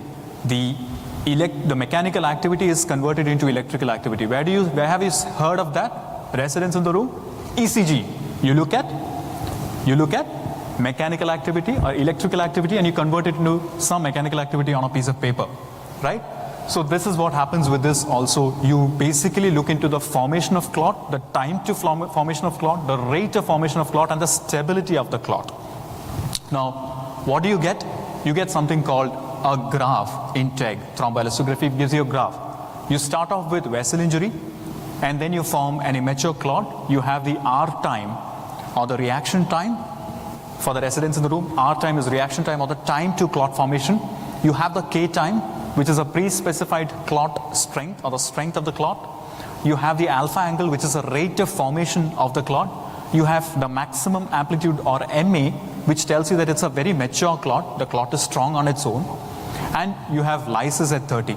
Now it has implications not just in trauma, But we in our region, we've got a lot of hump-nose pit viper bites, pit vipers. They do lead to a lot of coagulation problems with us. COVID has led to a lot of coagulation problems. Again, we could have a lot of solutions to how to manage patients using this. Now, if you look at the first half, that leads to the clot formation part. And if you look at the second part, that leads to the fibrinolysis part. Now, what we need to do is, we need to use these parameters to just check up where your patient is. Is he in the clot formation pathway? Or is he in the fibrinolytic pathway? Where is he in that balance? I'm not talking about static parameters where you look at one fibrinogen level value and the fibrinogen is very low. But the time which is passed when you get that value in hand, the patient would have received more blood, more fluid, and would have passed that strategy long ago. So you need to think of dynamic strategies here. So just to look at normal parameters, your R time would be 5 to 10 minutes. You treat it with FFP if your R time has a problem. Your K time, your kinetics time, it is a fixed strength of the clot. Your problem is with fibrinogen, you need to give cryo. If you have the alpha angle which is deranged, you think of cryo again because it's a fibrinogen problem, stabilization, strengthening of the clot. Now the next two, the lysis at 30 minutes would be because of fibrinolysis. So if that is excess, you need to think of tranexamic acid or caprioic acid, epsilon aminocaprioic acid. Now, maximum amplitude, you need to think of platelet dysfunctions also. So we had reviewed this in dengue patients with hemorrhagic shock. It's another important entity that this thing would help with. Now, let's look at a rough estimate for the learners in the room. The R time, the K time, and the alpha angle, if it's increased, you have hypocoagulability. The maximum amplitude and the lysis, if it's increasing, you have hypercoagulability. Let's get this straight. Now we're going to move into two cases, just two simple cases. We're going to figure out how this is going to help us. Now the first case is the index case which I started with. It's 3 a.m. It's an emergency department which is quite busy even at 3. I have that patient coming in post-trauma, young male, 23-year-old male, belligerent, completely drunk, post-trauma. We're thinking head injury, we're thinking hemorrhagic shock. The nurse keeps telling me, sir, he is still in shock. What do you do next? I try to give blood. I give 1 pack of blood. At the same time, I send a TEG. What does a TEG tell me? TEG tells me this. If you look at the graph, it might appear a little alien to you because you're not seeing it on a regular basis. I want you to focus on the 5 minutes warning. I wanted to focus on the table below. If you look at the table, your R time, your K time is a little deranged. Your alpha angle is normal. Your maximum amplitude has come down. Your lysis has gone up. That means it is lysing a lot. That means you are in a hypocoagulable state. That means this is suggestive of early trauma-induced coagulopathy in trauma. Polytrauma patient with early trauma-induced coagulopathy. Mind you, giving blood alone will not help. You need to think of cryo early in this case, not just plasma. Now next case, elderly male, upper GI bleed, almost 300 ml of blood he vomits out. He's a known decompensated chronic liver disease. We're thinking shock, elderly male with a BP of 90-60, residents in the room would definitely manage with fluids and then ask for blood. The moment I sent a check for him, I did the same. I did the initial resuscitation. He was bleeding too much. I did initiate the massive transfusion or hemorrhage protocol. In our setting, we gave PPIs, we gave octreotide. I asked for the SB tube so that I can place off the Sengstaken-Blakemore tube to prevent more bleeding. And then I checked up on the values, severe shock, hemorrhagic, hypo, you've got platelets which are on the lower side too with an APTT more than 120, static value. I sent for the TEG, it turned out to be like this. If you look at the values, again, the lysis is happening at a high level, at an extremely high level, the lysis is happening, and then you have the MA on the lower side. Again, suggestive of hypocoagulability. Again, you need to think of adding platelets in cryo and not just blood. If you keep on giving FFP, fresh frozen plasma for him, it's not going to help him. So the 70s we reviewed. I focus on only 2 aspects because of lack of time. And those 2 aspects are testing early and target to transfusion. But trauma is a different beast. It's just too difficult to manage trauma on a regular basis, day in, day out, if you don't have a well-oiled system. We'll talk about well-oiled systems in a bit. So what do? You need to get all the stakeholders to the table, bring in everyone, including interventional radiology, to the table, talk to them, get towards a protocol that you can implement in your department. Have a policy, have a protocol, and more importantly, you have to ensure that your policy is implemented and your protocol is implemented well. Ensure that the processes are in place. Create a simulation team where you can collaborate more and more with the whole team, and avoid a one-size-fits-all. Me bleeding a lot might be very different from you bleeding. And us having an understanding of what differences are there for us to transfuse blood would lead to that life being saved. Ultimately, it's about periodic testing and accelerated diagnostic protocols incorporating viscoelastic hemostatic assays. That would make a huge difference in managing hemorrhagic shock in your trauma center, in your emergency department. And it's high time we move from static to dynamic protocols. Ultimately, it's about not being blind in resuscitation, not being blind in hemorrhagic shock, but being able to visualize what is dynamically happening with them. And that in itself will make a difference. And like what our father of our nation, Bapuji Gandhiji, says, it's about what differences you make. You need to make a change to create a change in the world. Thank you for your patient listening. You can have my references from this QR code. We have 2 minutes for any questions.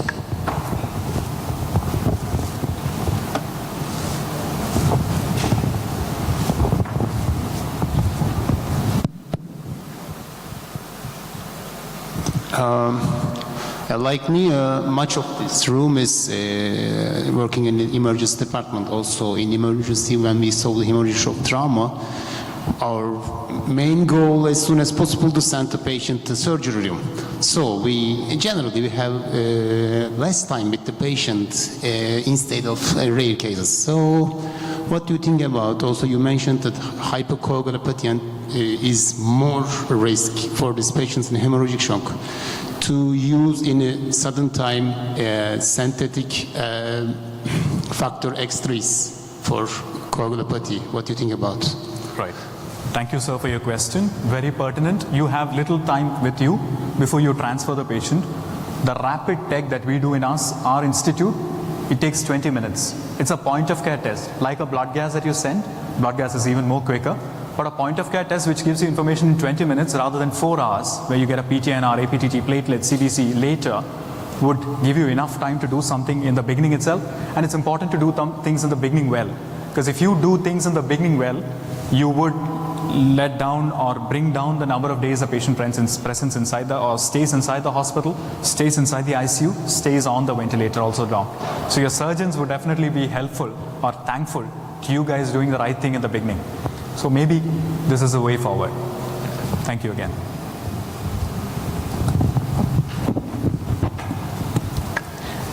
Thank you, Dr. Pillai. Thank you.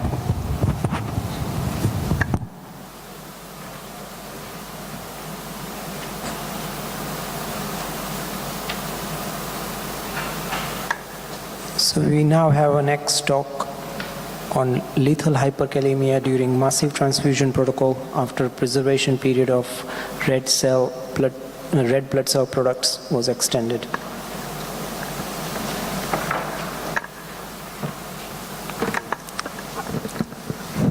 Welcoming Professor Mizobata.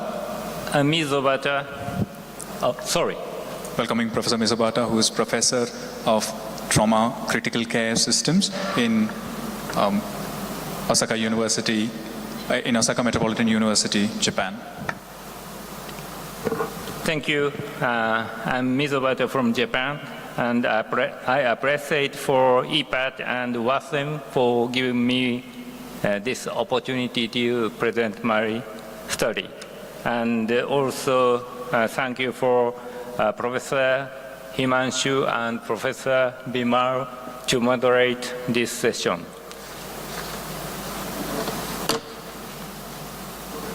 But first, I have no COI for today's presentation to be declared. Massive transfusion protocol is one of the effective procedures to improve survival rate in the severely hemorrhagic patients.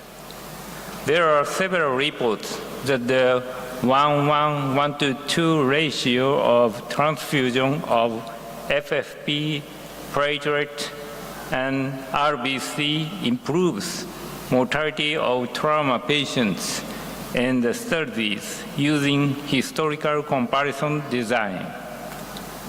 In our institute, we implemented the MTP 10 years ago, and we enabled quick start of transfusion and keep 1:1 blood product ratio. In Japan, the Japanese Red Cross Society is working on the blood donation system and the supply of blood products to hospitals. Recently, the society issued a notice of their approval to extend the preservation period of red blood cell product. This extension is, of course, evidence-based and mainly promulgated to reduce costs and avoid the destruction of limited resources. However, when massive transfusions are administered under the massive transfusion protocol to treat hemorrhagic patients, the incidence of adverse events related to this change are not well known. We report our experiences with 2 cases of critical hyperkalemia during trauma resuscitation with massive transfusion protocol. Case 1 is 24-year-old Asian man who was transported to our hospital after having been stabbed his right posterior chest by a housemate. On his hospital arrival, the airway was maintained spontaneously. Respiratory rate was 30 breaths per minute. Blood pressure was unmeasurable, but the pulse of the femoral artery was palpable. Heart rate was regular at 136 beats per minute. Glasgow Coma Scale was E3V1M5, and his body temperature was 36.1 Celsius. After we found a massive hemothorax on his right side chest via focused assessment with sonography for trauma, first, we immediately performed tube tracheostomy and activated MTP with the use of O-positive RBCs within 3 minutes after his arrival. In our hospital, 20 units of O-positive RBC are stocked in the emergency room for the emergency requirement. The surgery started 17 minutes after his arrival. During the surgery, we found a penetrating injury in the proximal region of the inferior lobe of the lung and rapidly performed non-segmental lobectomy under the use of a Hyla clamp. However, even though quick hemorrhage control has been obtained within 35 minutes after the patient's arrival, he went into ventricular fibrillation during the surgery. The arterial blood gas analysis were performed 8 minutes and 35 minutes after the arrival. This is 8 minutes after the ventricular fibrillation. Arterial pH decreased from 7.37 to 7.14 with the elevation of blood lactate level. The potassium concentration increased from 3.5 to 8.9 milliequivalent per liter. This elevation of the potassium concentration was supposed to be the cause of the lethal arrhythmia. The amount of blood products used at this time were 8 units of RBCs, 12 units of FFP, and 10 units of platelet concentrate. The calcium-ion products were not yet administered when ventricular fibrillation was observed. The patient could not be resuscitated even with the full use of considerable resuscitative options, including the calcium-ion product. Next case is a 44-year-old Asian man. When he was riding on his motorcycle, he ran out to the opposite lane and had head-on crash with a car. He had no helmet and was transferred to a hospital. On hospital arrival, the patient's airway was maintained spontaneously, respiratory rate was 30 breaths per minute, blood pressure was 98/87 millimeter Hg, with a palpable left femoral artery pulse. Heart rate was regular at 138 beats per minute. Glasgow Coma Scale was E1, V1, M2, and his body temperature was 36.1 Celsius. We found a left pneumothorax and fluid collection at the Morrison fossa as a perispring area in the first examination. Then we started blood transfusion with activation of the MTP. As the patient's hemodynamics completely collapsed, left tube tracheostomy was immediately performed, and we prepared to open the patient's abdomen in the resuscitation unit.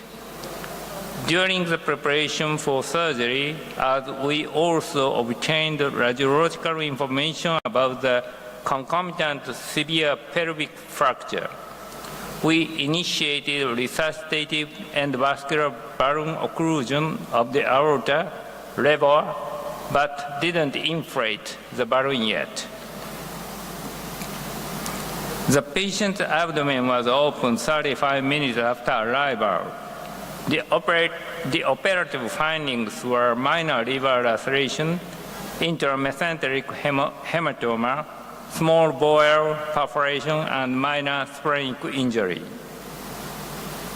Following the damage control strategy, we focused on hemorrhage control with hemostatic agent, Surgicel, and peripheral and perisplenic packing and ligation of the mesenteric vessels, and also we minimized contamination.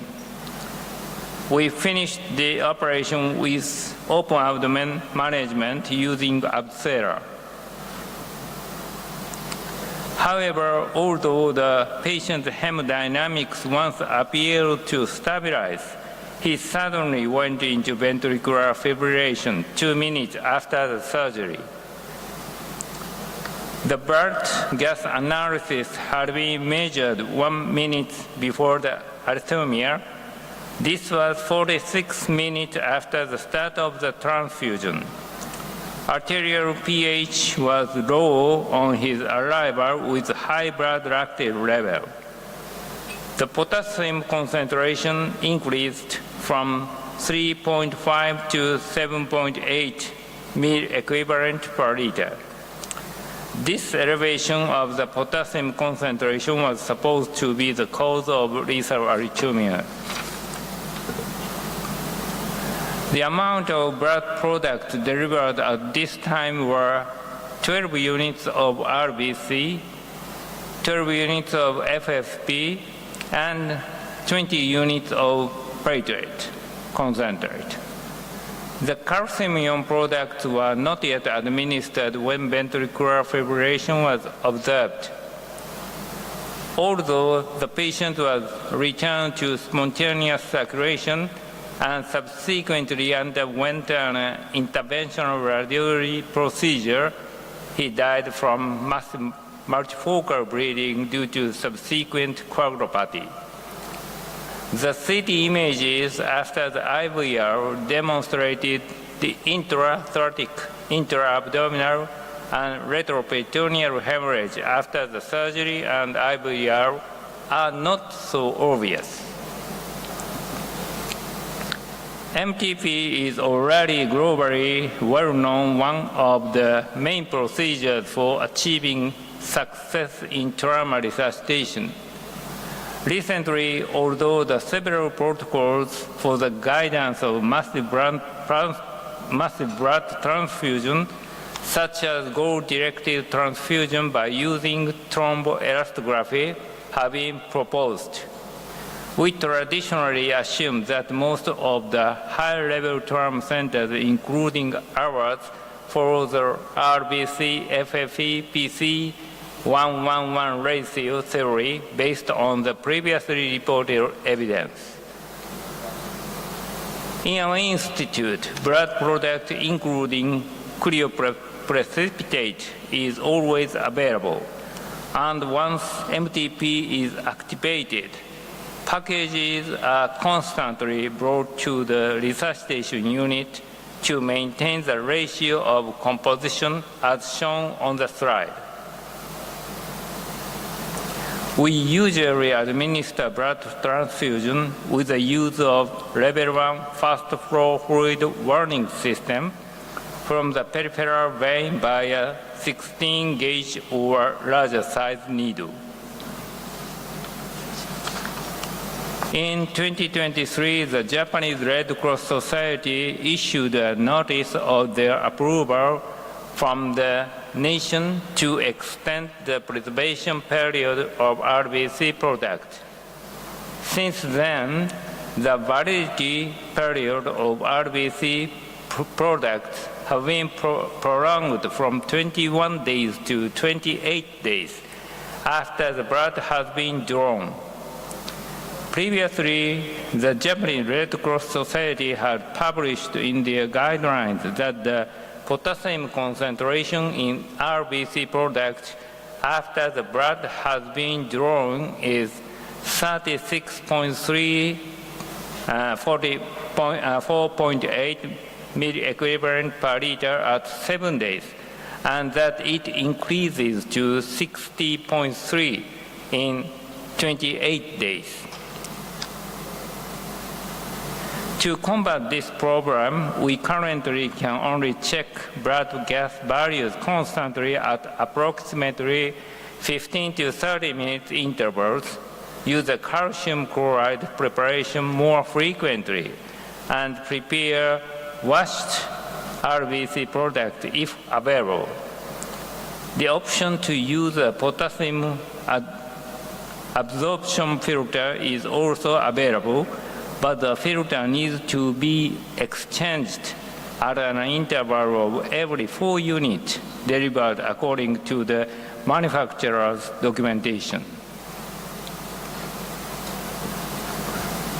In conclusion, we experienced 2 cases of critical hyperkalemia during MTP after the allowance of extend the preservation period of RBC products was granted.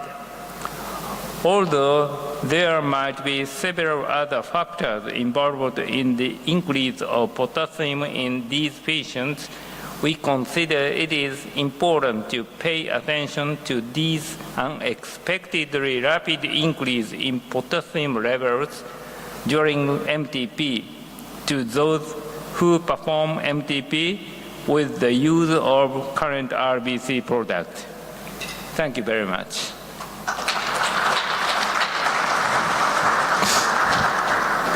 Thank you, Professor Misabata. Any questions for Professor Misabata?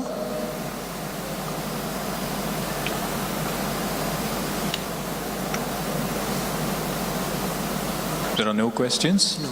There's one, yeah. How practical, thank you for the excellent presentation, but how practical changing the filter for the potassium during a perfusion every 4 hours, and the amount of blood transfusion in this patient is quite extensive. So how practical changing, potassium filter to capture all the excess potassium? Thank you very much. Yes, I know that the filter for the potassium is recommended to change every 4 units. But it is thought to use in the ICU or in the ward. For the mass transfusion protocol, the 4 units of RBC is infused very rapidly. So it is not practical to change the filter. And we are talking about the blood laboratory to use the washed RBC, but it takes time 20 or 30 minutes to prepare the washed RBC, so it is not practical yet. So now we are thinking about change the calcium administration. Before these 2 cases, our protocol was administer calcium ion every 10 units of RBC. But now we change the protocol to check the potassium level and calcium level every 15 to 30 minutes and administer the calcium ion to prohibit the elevation of the potassium ion level. Thank you.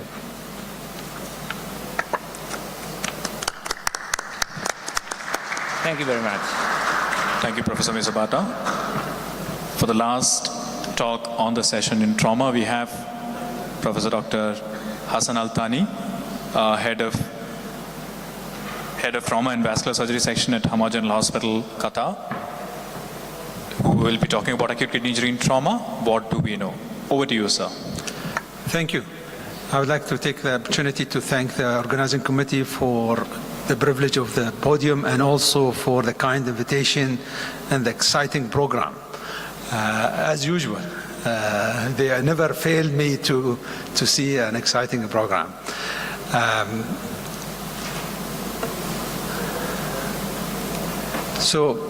This is what Sagar recommended that we have to put the slides. So my name is Hassan Al-Thani. I'm from Doha, Qatar.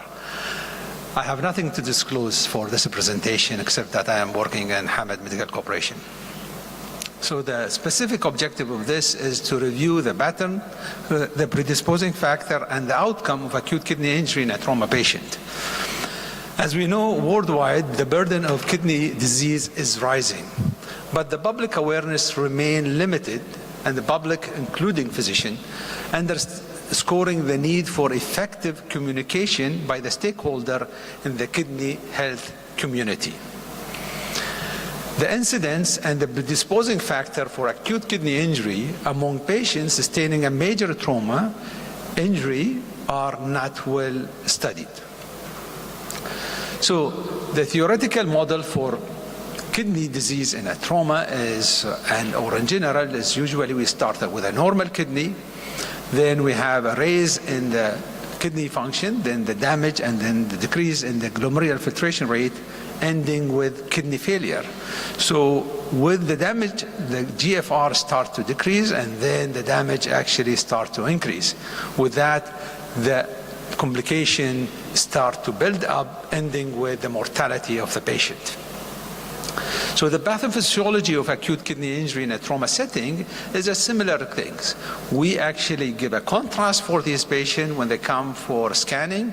We have a tissue damage, we have hemorrhagic shock, we have rhabdomyolysis and abdominal compartment syndrome, as well as the excessive fluid that we give the patient. There is a ischemia, reperfusion injury, hypovolemia, myoglobin is produced, systemic inflammatory process, renal oxidative stress, and then intrarenal vasoconstriction, and the abdominal compartment will result also in renal parenchymal effect with the renal vein compression and actually compromise.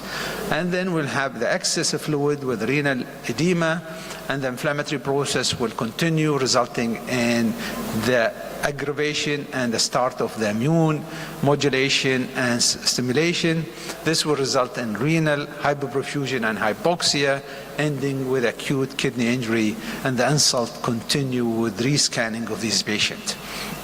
So when we classify kidney injury disease, we have to look at 4 dimensions, and they are a structural, functional, and outcome, and this is related to the duration and time. And there is a number of classification of kidney injury.